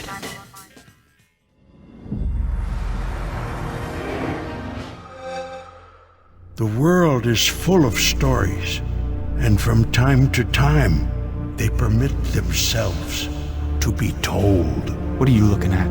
Prey 2006 is definitely a game that a lot of people would love to see come back. Tommy, a Native American, as the protagonist, who's more or less thrust into the situation against his will. I did a lot of research on different tribes, and the Cherokee mythology lined up really well with what we wanted to accomplish with the game. The inclusion of the spirit world and the spirit animals and diving more into Native American culture, I think, was a really strong element of the game. Uniqua, whose breath gives life to all worlds, help us in our time of need. There was an absolute intention to not make it joke-filled caricature of any sort of culture. We really wanted to treat this topic, with respect. Stop that thing! I'll find a way to get you off that. The big thing for Prey was portals, right? You have the ability to kind of put this portal in and see into a different environment or shoot through it or transfer through it and things like that, which later would wind up being the incredibly successful Valve games of Portal and Portal 2, right? We brought in Gary Whitta, who used to be the editor for PC Gamer magazine. He wrote the full game script for us. He later went on to write the Book of Eli and Rogue One. So, he's done pretty well for himself since doing our Prey script. Hey man, are you okay? Shit, guess not. Nobody threatens my planet. Now you see first-person shooters on consoles everywhere, and also even on mobile. All those people who said a shooter could never work on a console because the immediacy of the mouse look was lost, they were obviously wrong. The amount of care and design that goes into both the controller itself and the way that the signals from the controller are processed, that's an art form. And when it's done well, it is every bit as responsive, if not more responsive, than a mouse can feel. And that controller is specific to that console, and every developer and every player has the same one, more or less. And it gets really tweaked out to be really, really, really perfect. And that's critical. Ready for liftoff. That's religion. Sound the alarm, she's here! Lights out!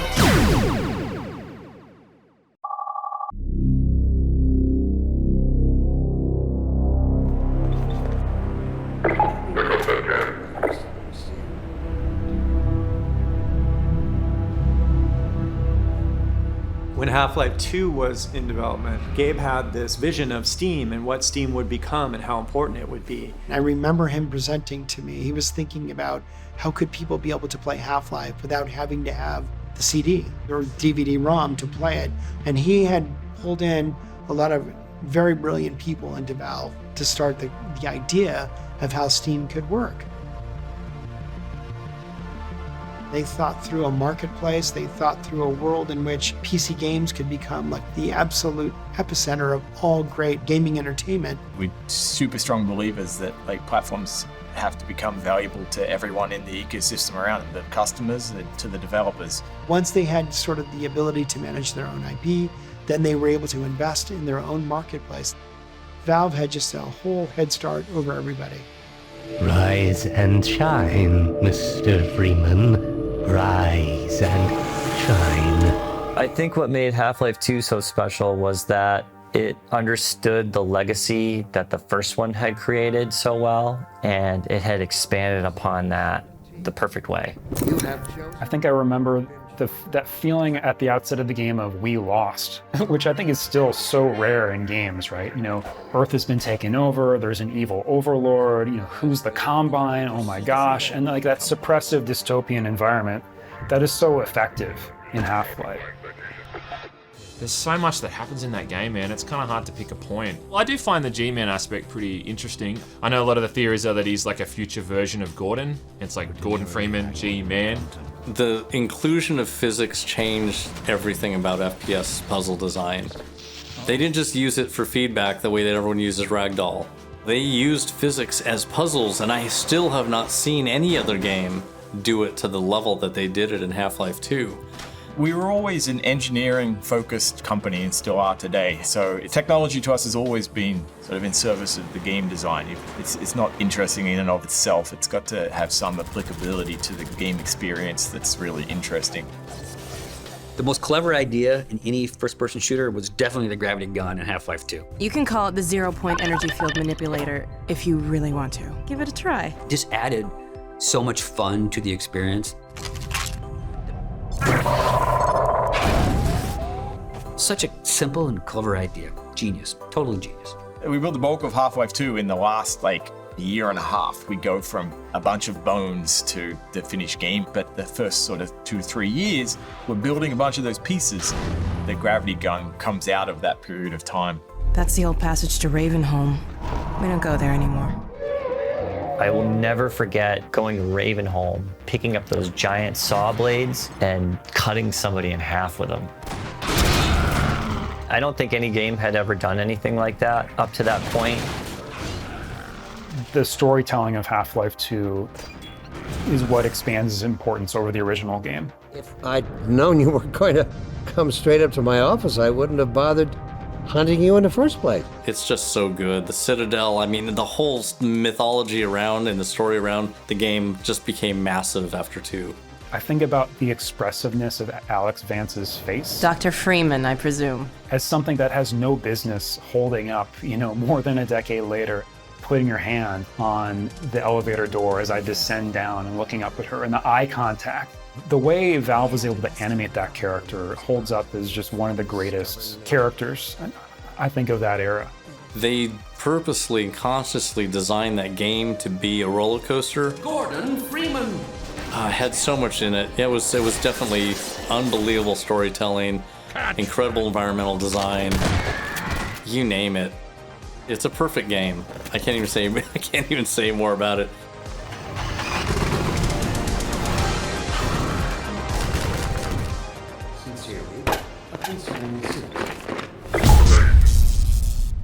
We always sort of said to ourselves, we'll never ship more than one game at a time, because every time a game got close to shipping, all the other games would sort of just bleed on, everyone would work on it.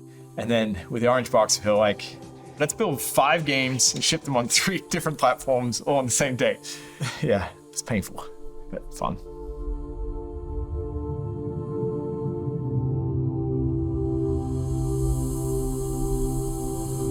One of my favorite games of all time, I still think it was just absolute genius, was Portal. And welcome to the Aperture Science Computer-Aided Enrichment Center. Portal was really fresh. Here's another game that uses the first-person viewpoint, but uses a gun that's very different than everything else. The Aperture Science handheld portal device. It was a super fun game to get through. Portal was very accessible to a lot of people because it wasn't violent. You have a gun, so to speak, but it's just meant for puzzle solving more than anything. There's these robots that are shooting at me, there's these turrets, and you can't directly destroy them or remove them. You have to use your brain and your problem solving. at the very end when you find the secret passages behind everything. So good, because it like transitioned from this really cool puzzler to like the end of a story and like what's going on at Aperture Labs. And eventually we hope you're going to be tied into Half-Life. Because at that point, I think the whole story of Half-Life was still pretty much up in the air. It was almost like the Marvel films like back then, where you just had all these different storylines and all this stuff connecting, so it was just kind of interesting to see where they were going to take it. Never mind, it's a mystery I'll solve later. And the other thing was, Portal was hilarious. Good job. As part of a required test protocol, we will stop enhancing the truth in 3, 2. GLaDOS and Shodan are often compared with one another because she's literally the only thing that you have to hold on to. But at the same time, she's also trying to kill you. You become so familiar with her that you form kind of relationship and a bond. And when you do finally meet her and you defeat her, there's almost this bittersweet element to it where you feel like you've lost your connection with the world that you're escaping from. It may be my favorite game of all time because I think it's just so exquisitely well done.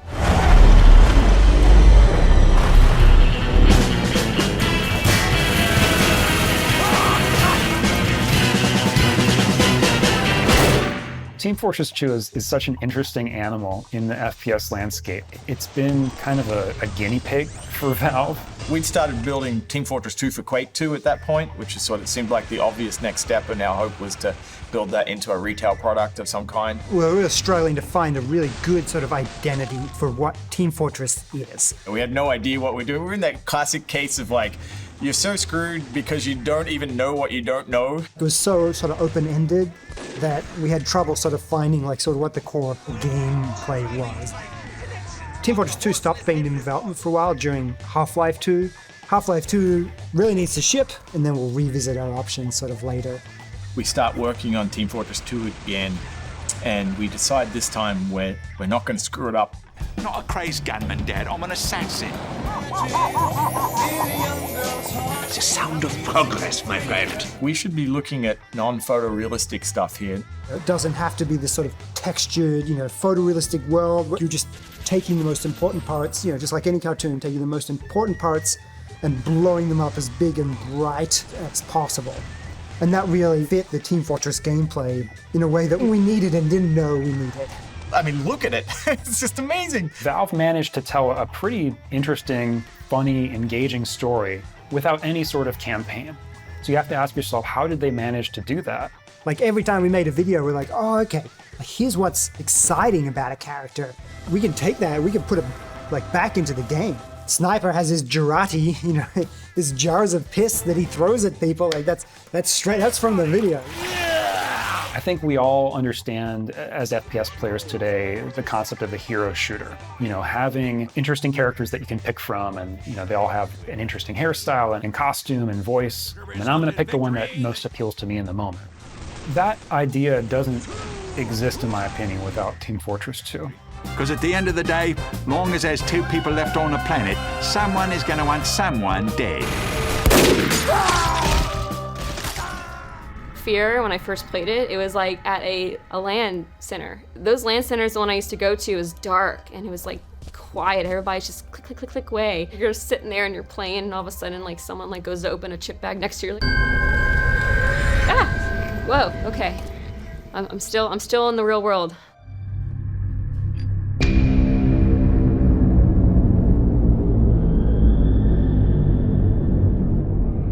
We really pushed the envelope on graphics. It looked amazing if you had the right hardware.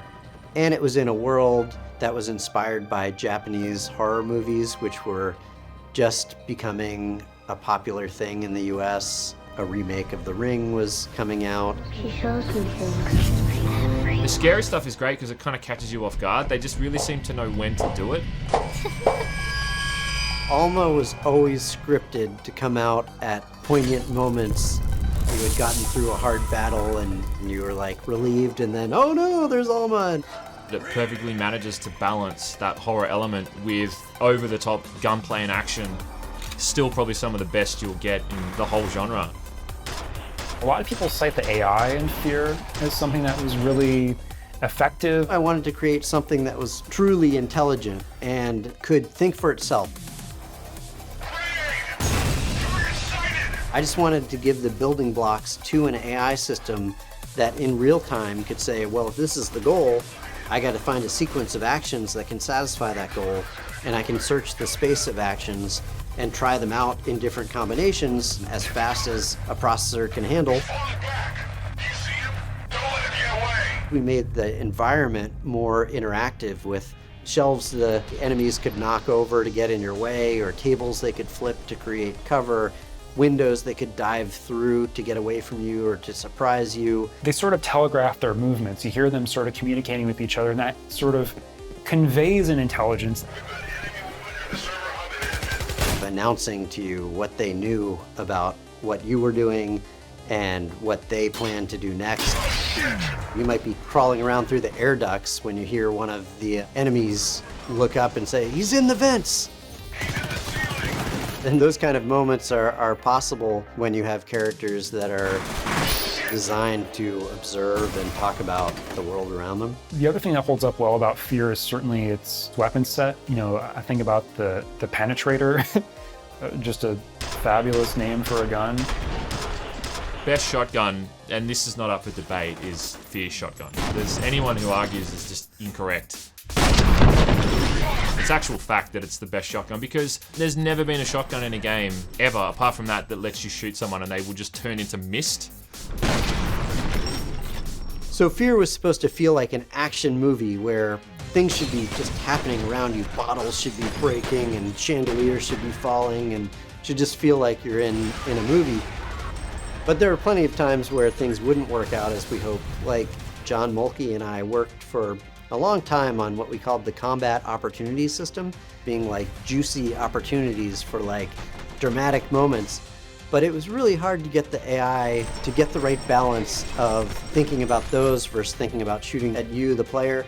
And so we'd have these test runs where you'd come into a room and the AI would come in and they'd go crazy. They'd be shooting chandeliers and bottles and like shooting like 10 different things, and you're just standing there and they're like bang, bang, bang, bang.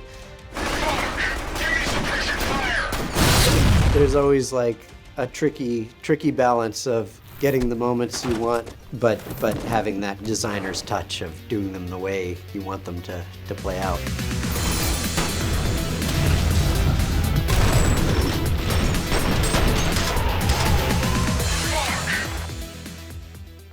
Some games start with an art direction or a story conceit. In the case of Borderlands, it started with a design idea.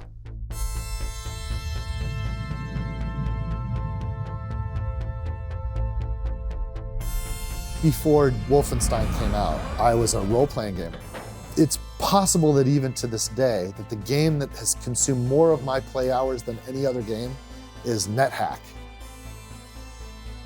I realized that what makes a first-person shooter fun, the moment-to-moment dodging and aiming and hitting the target, is a totally different thing than what makes NetHack fun or Diablo fun. What makes Diablo fun is becoming more powerful, collecting loot. And in that epiphany, I realized we can put these things together.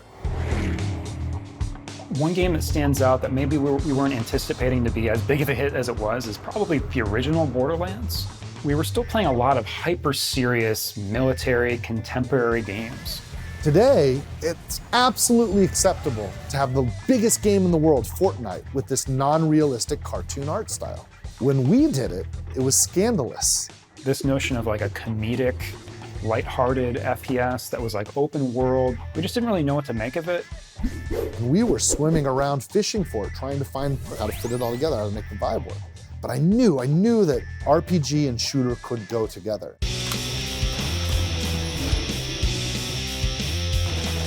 From the body Jack ditches in the glacier. I love the Claptrap character. Hello, traveler! Claptrap wasn't part of the plan, wasn't part of the design. There was a concept artist that was doing some interesting work, and Brian Martell was walking by and saw this guy was just doodling. Brian's like, that's cool. It's a perfectly symmetrical character, almost perfectly symmetrical, but it feels completely out of balance. How do you have symmetry and off balance in one simple shape? Buddy, what the hell are you We built a model of the robot, and he did some monologue, and then he would open the door, and the door would start to open. And then he ran, and he would go towards the door. And there was a bug where he was supposed to wait for the door to open and go through, but he went too early, and he bounced into the door and stopped, and then the door went open. And so I had him add an ow, like where he bumped into it and he said ow and kind of went back and then went into it again. And it was so fun to watch Claptrap hurt himself because he was kind of snarky. And that's when it stumbled upon me the secret of the character. And when he's up here, he's an absolute jerk. And he's the worst person on the planet. But something will happen which will tear him down. Right. The guests should be arriving any minute. Like when no one shows up to his birthday. Feel free to mingle with, nobody. You're just like, oh my God, I feel so bad for him, and you want to help him out. In Japanese culture, they say that everyone has 3 masks. It's the mask that they wear that everybody sees. And then there's the mask that they only let those people they trust and care most about see. And then there's a 3rd mask that no one ever sees. And it speaks to how we tend to feel afraid and uncomfortable to be our true selves. Tina, you know there are like other kinds of food, right? You haven't seriously been living on just crumpets for the last few years, have you? Tiny Tina is a character that a lot of people love. The thing that makes her special, she doesn't care about how people judge her. And she doesn't care how crazy she might seem. And I think all of us have some of that. But Tina doesn't. There's only one thing to do. Kill the living crap out of him! Tina is always her true self. It's just really cool to play a game with a friend because I haven't really had one. Whenever I go to PAX or E3, I still see, cosplayers and sort of people who are outwardly fans of Borderlands and its sense of humor and its place. It really captured people's attention in a way that we didn't necessarily expect. The legendary video game financial analyst Michael Pachter famously said Borderlands is being sent to die.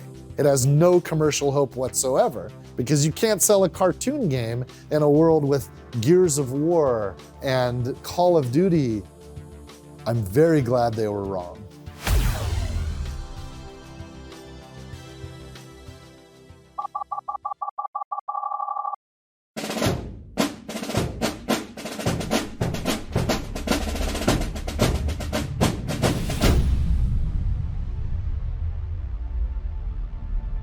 I think this happened around the early 2000s. With every new first-person shooter, making the world became so expensive, I think, that you can't really afford to make 4 or 5 different paths that has as cool scripted events, as big explosions and so on, because it's just too expensive. And then you'd rather take your resources and say, okay, this is the path, and then we can make this, feel like a Hollywood movie. We make it feel like you're, in Saving Private Ryan. Head for cover and get to the shingle. I'll see you on the beach. Allied Assault had the opening D-Day mission, which was unreal. They did this Saving Private Ryan moment where you're charging the beach, bullets are whizzing by, people are dying, explosions are happening, and you felt like you were in the action. Call of Duty was birthed from that. That group became Infinity Ward. Call of Duty was one of the first games to embody the sensibilities of film, I think, in a way that was very successful. You played Call of Duty and you had that mission in it where you're playing as like the Russian soldier. You don't have any weapons. You gotta run up to this beach for the first 15 minutes with no gun. Follow behind the guy in front of you, and when he gets shot, you pick up his gun. That's how you get a gun, which is apparently historically accurate. What must it have been like to be one of those soldiers in that experience, crossing this river and seeing the boats next to you blow up? That's the first game that tried to break away from the mold of like, let's just shoot the same soldier over and over and add to the production value of it with just explosions and action scenes that was out of like an actual film. The bridge between going to the movie theaters and video games are just so, the gap is closed. You can still get a cinematic experience and be attached to characters in a video game just as much as you can on a movie. And I think Call of Duty 4 was one of those first campaigns that really had a heartfelt story that you got attached to the characters. To this day, like if I've played Call of Duty for a few hours late at night in a dark room, you know, I do feel like I've been in some kind of a war. While we might kind of bemoan how scripted the Call of Duty style game is in 2022, at the time it was a very intense experience. Really, it's just easy stuff to digest. Like anyone can play those games, you know? Run around and shoot someone with a machine gun, and then when the game tells you to hide, just hide behind something, you know? A lot of those early military shooters are still tough as balls. The shooters that have focused on spectacle and scale, they resonated really well with audiences because there's something about seeing everything together in one environment, you know, tanks and aircraft and infantry kind of all rolled together and shooting down an air vehicle with a rocket and watching it fall out of the sky and fall on a base. The idea that you're an ant in this massive world that's so much bigger than you, that dwarfs you, is a really precious experience. When Battlefield 1942 came out, we lived in that game. The fact that you can like fly straight down into somebody's tank, that you could like have Jeeps blast into each other. We laughed so hard playing that game because it was so fun. I find it silly that people argue what's better, Call of Duty or Battlefield, because they're completely different play styles of game. People who want like a large scale game, yeah, definitely Battlefield's the way to go if they want to fly planes and helicopters, and you know, it's the map size, it's just a different kind of beast. When it went to World War II, it was like everybody understands this stuff. All the vehicles, all the weapons, the stories and the history and all this. So there's so much rich stuff there for their IP creation that they both knew that they had taken advantage of something that everybody still remembered as a thing. And then like they just raced each other and everyone else saw the race and how much money the race made. And everyone else was making World War II until it just became a big World War II genre for a really long time. There's certain games that just take the air out of the room. So when you get a game like COD, and you get a game like Battlefield, where the majority of people are gonna go regardless of your game, it's kind of hard to penetrate that market. They keep the gameplay nearly identical, but add new elements to each iteration of the series. It doesn't alienate the previous fans. The big AAA first-person shooters are sort of trapped in that same world as big Hollywood. They're not really going to be that original and fresh because they don't have the freedom to take those chances because it has to be a mainstream hit. Well, Call of Duty has almost become lifestyle today in console games, right? That's why they sell so massively and broadly, because that could easily be part of your lifestyle. And you don't have to play for 20 to 30 hours to really make progress. You can just play a little bit online and have an incredible experience. The audience is kind of only used to one thing now, you know? So I think it'll take something that's really innovative that's gonna steal those people away from that experience.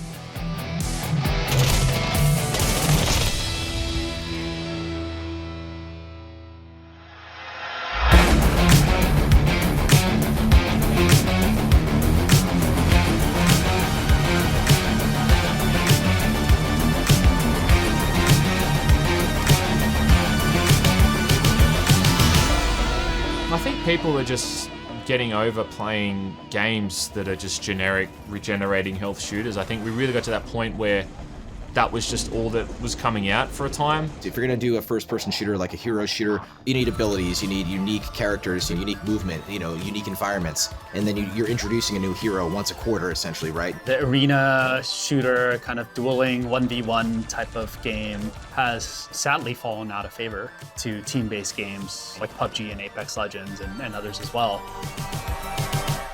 There's a lot of focus on the technical aspects of first-person shooters today, where I wish there was a little more of the personality-driven side of it.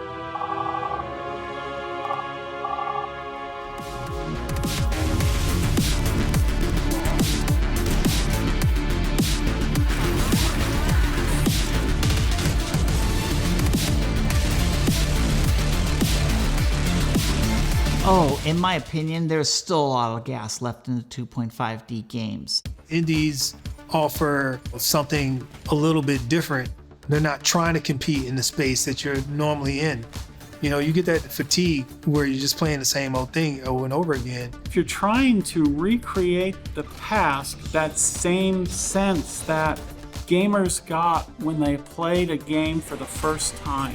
You know, it was long enough where we hadn't really had old school games, and then you just had all these indie people coming in and saying, I want to make a game that plays like the games I played when I was a kid. And that's why we got that resurgence, which we're still seeing. I mean, it's still going on. So I'm friends with this guy, Dave Austry. He's over at that company called New Blood, and they're the ones responsible for the games like Dusk and whatnot that are referred to lovingly or begrudgingly as boomer shooters. People were craving a return to old school level design, or return to speed and skill-based movement, fun weapons that were just fun, not necessarily realistic, ridiculous, ludicrous. People wanted the fun back in first-person shooters. The F stands for fun. Fun-person shooters. David Szymanski tweeted at me, I had no idea who he was. Hey, I think you should check out my game. It was called Dusk, and it was the best feeling first-person shooter I had ever felt in my life. The movement, the sliding, the shooting, the interactivity. You could turn the sinks on and off, you could break the sinks, you could throw stuff around the room. Dusk was pretty cool. It was actually one of the first games I think I really kind of like fought to cover on my YouTube channel. We put out the original trailer for Dusk, and it went huge. It was everywhere. It was on like CNET and stuff. 90s style shooter copies, Doom and Quake and stuff, and we're like, oh shit. We had a lot of eyeballs on us that were like, yeah, this looks cool, the graphics look like shit. I'm like, but I really wanted people to see that it's not about the graphics. It's about the gameplay. Looking back, Quake still looks great even though it's got that low poly style, because great game design doesn't age. And I think we proved that all over again with Dusk.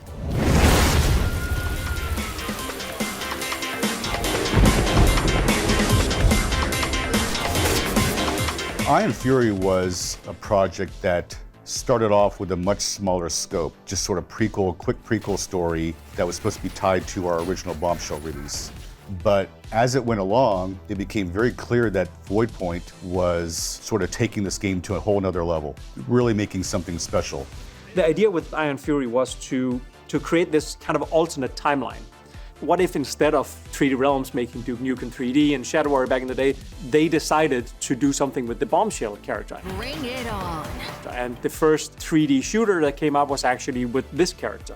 Well, the guys that were hired, several of them were from the Duke mod community and had worked with the build engine code, upgraded it in its abilities, like added lighting effects, voxel technology. That game in particular has just shown that engines can have an aesthetic, a world that is unique to them and kind of timeless and should be preserved. You don't have to spend half a year making a 100,000 triangle character with motion capture faces and so on. You can make beautiful pixel art and then be more efficient and still make fun games. Good morning. We needed the new Wolfenstein games. We needed the new Doom games to show people that this old style of game design isn't actually old. Machine Games took Wolfenstein in the direction that I would have taken it. I love the gameplay. I think they're the company to keep it going because they just have done such a good job. It had been a while since I had been into the FPS genre until Doom 2016 came out, and it completely blew away my expectations. I'm just like, this is exactly Doom. This is totally like the essence. Burning through Doom Eternal at like 100 million frames per second, and it's awesome. This is the attitude of Doom. It feels like you're Doom guy for the first time. I mean, the glory kills, adding that whole element, turning the weaker enemies into walking ammo boxes and med crates was just a symphony of violence that you just can't experience any other way. Great game design doesn't age. It doesn't go out of style. It just needed a fresh coat of paint. You could keep your Call of Duty Warzone. I'm playing Doom Eternal.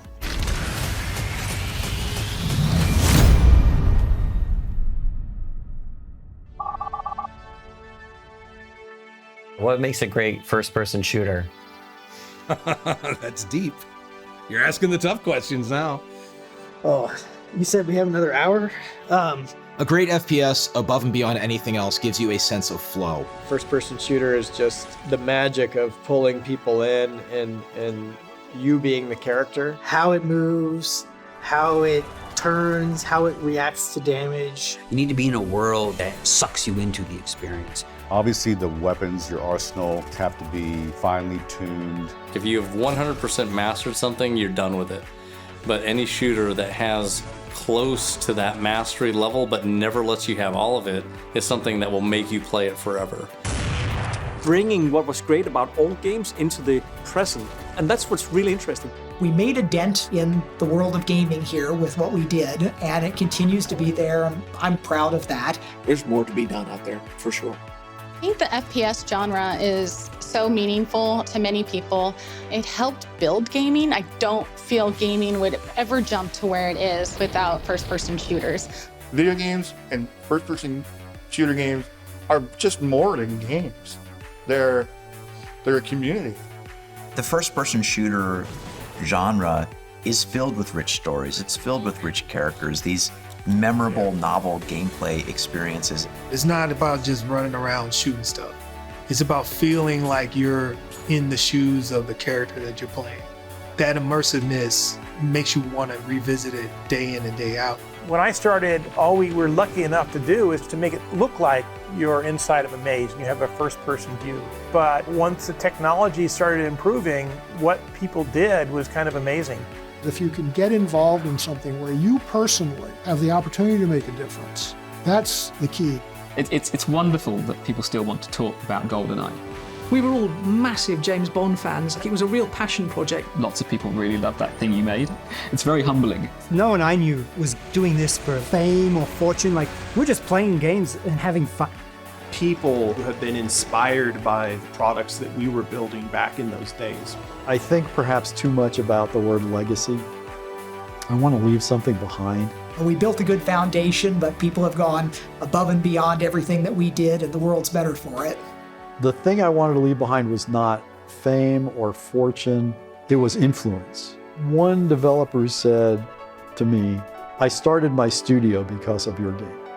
And what I want is for my teams to feel the same sense of pride that I do 20 years after their next game comes out.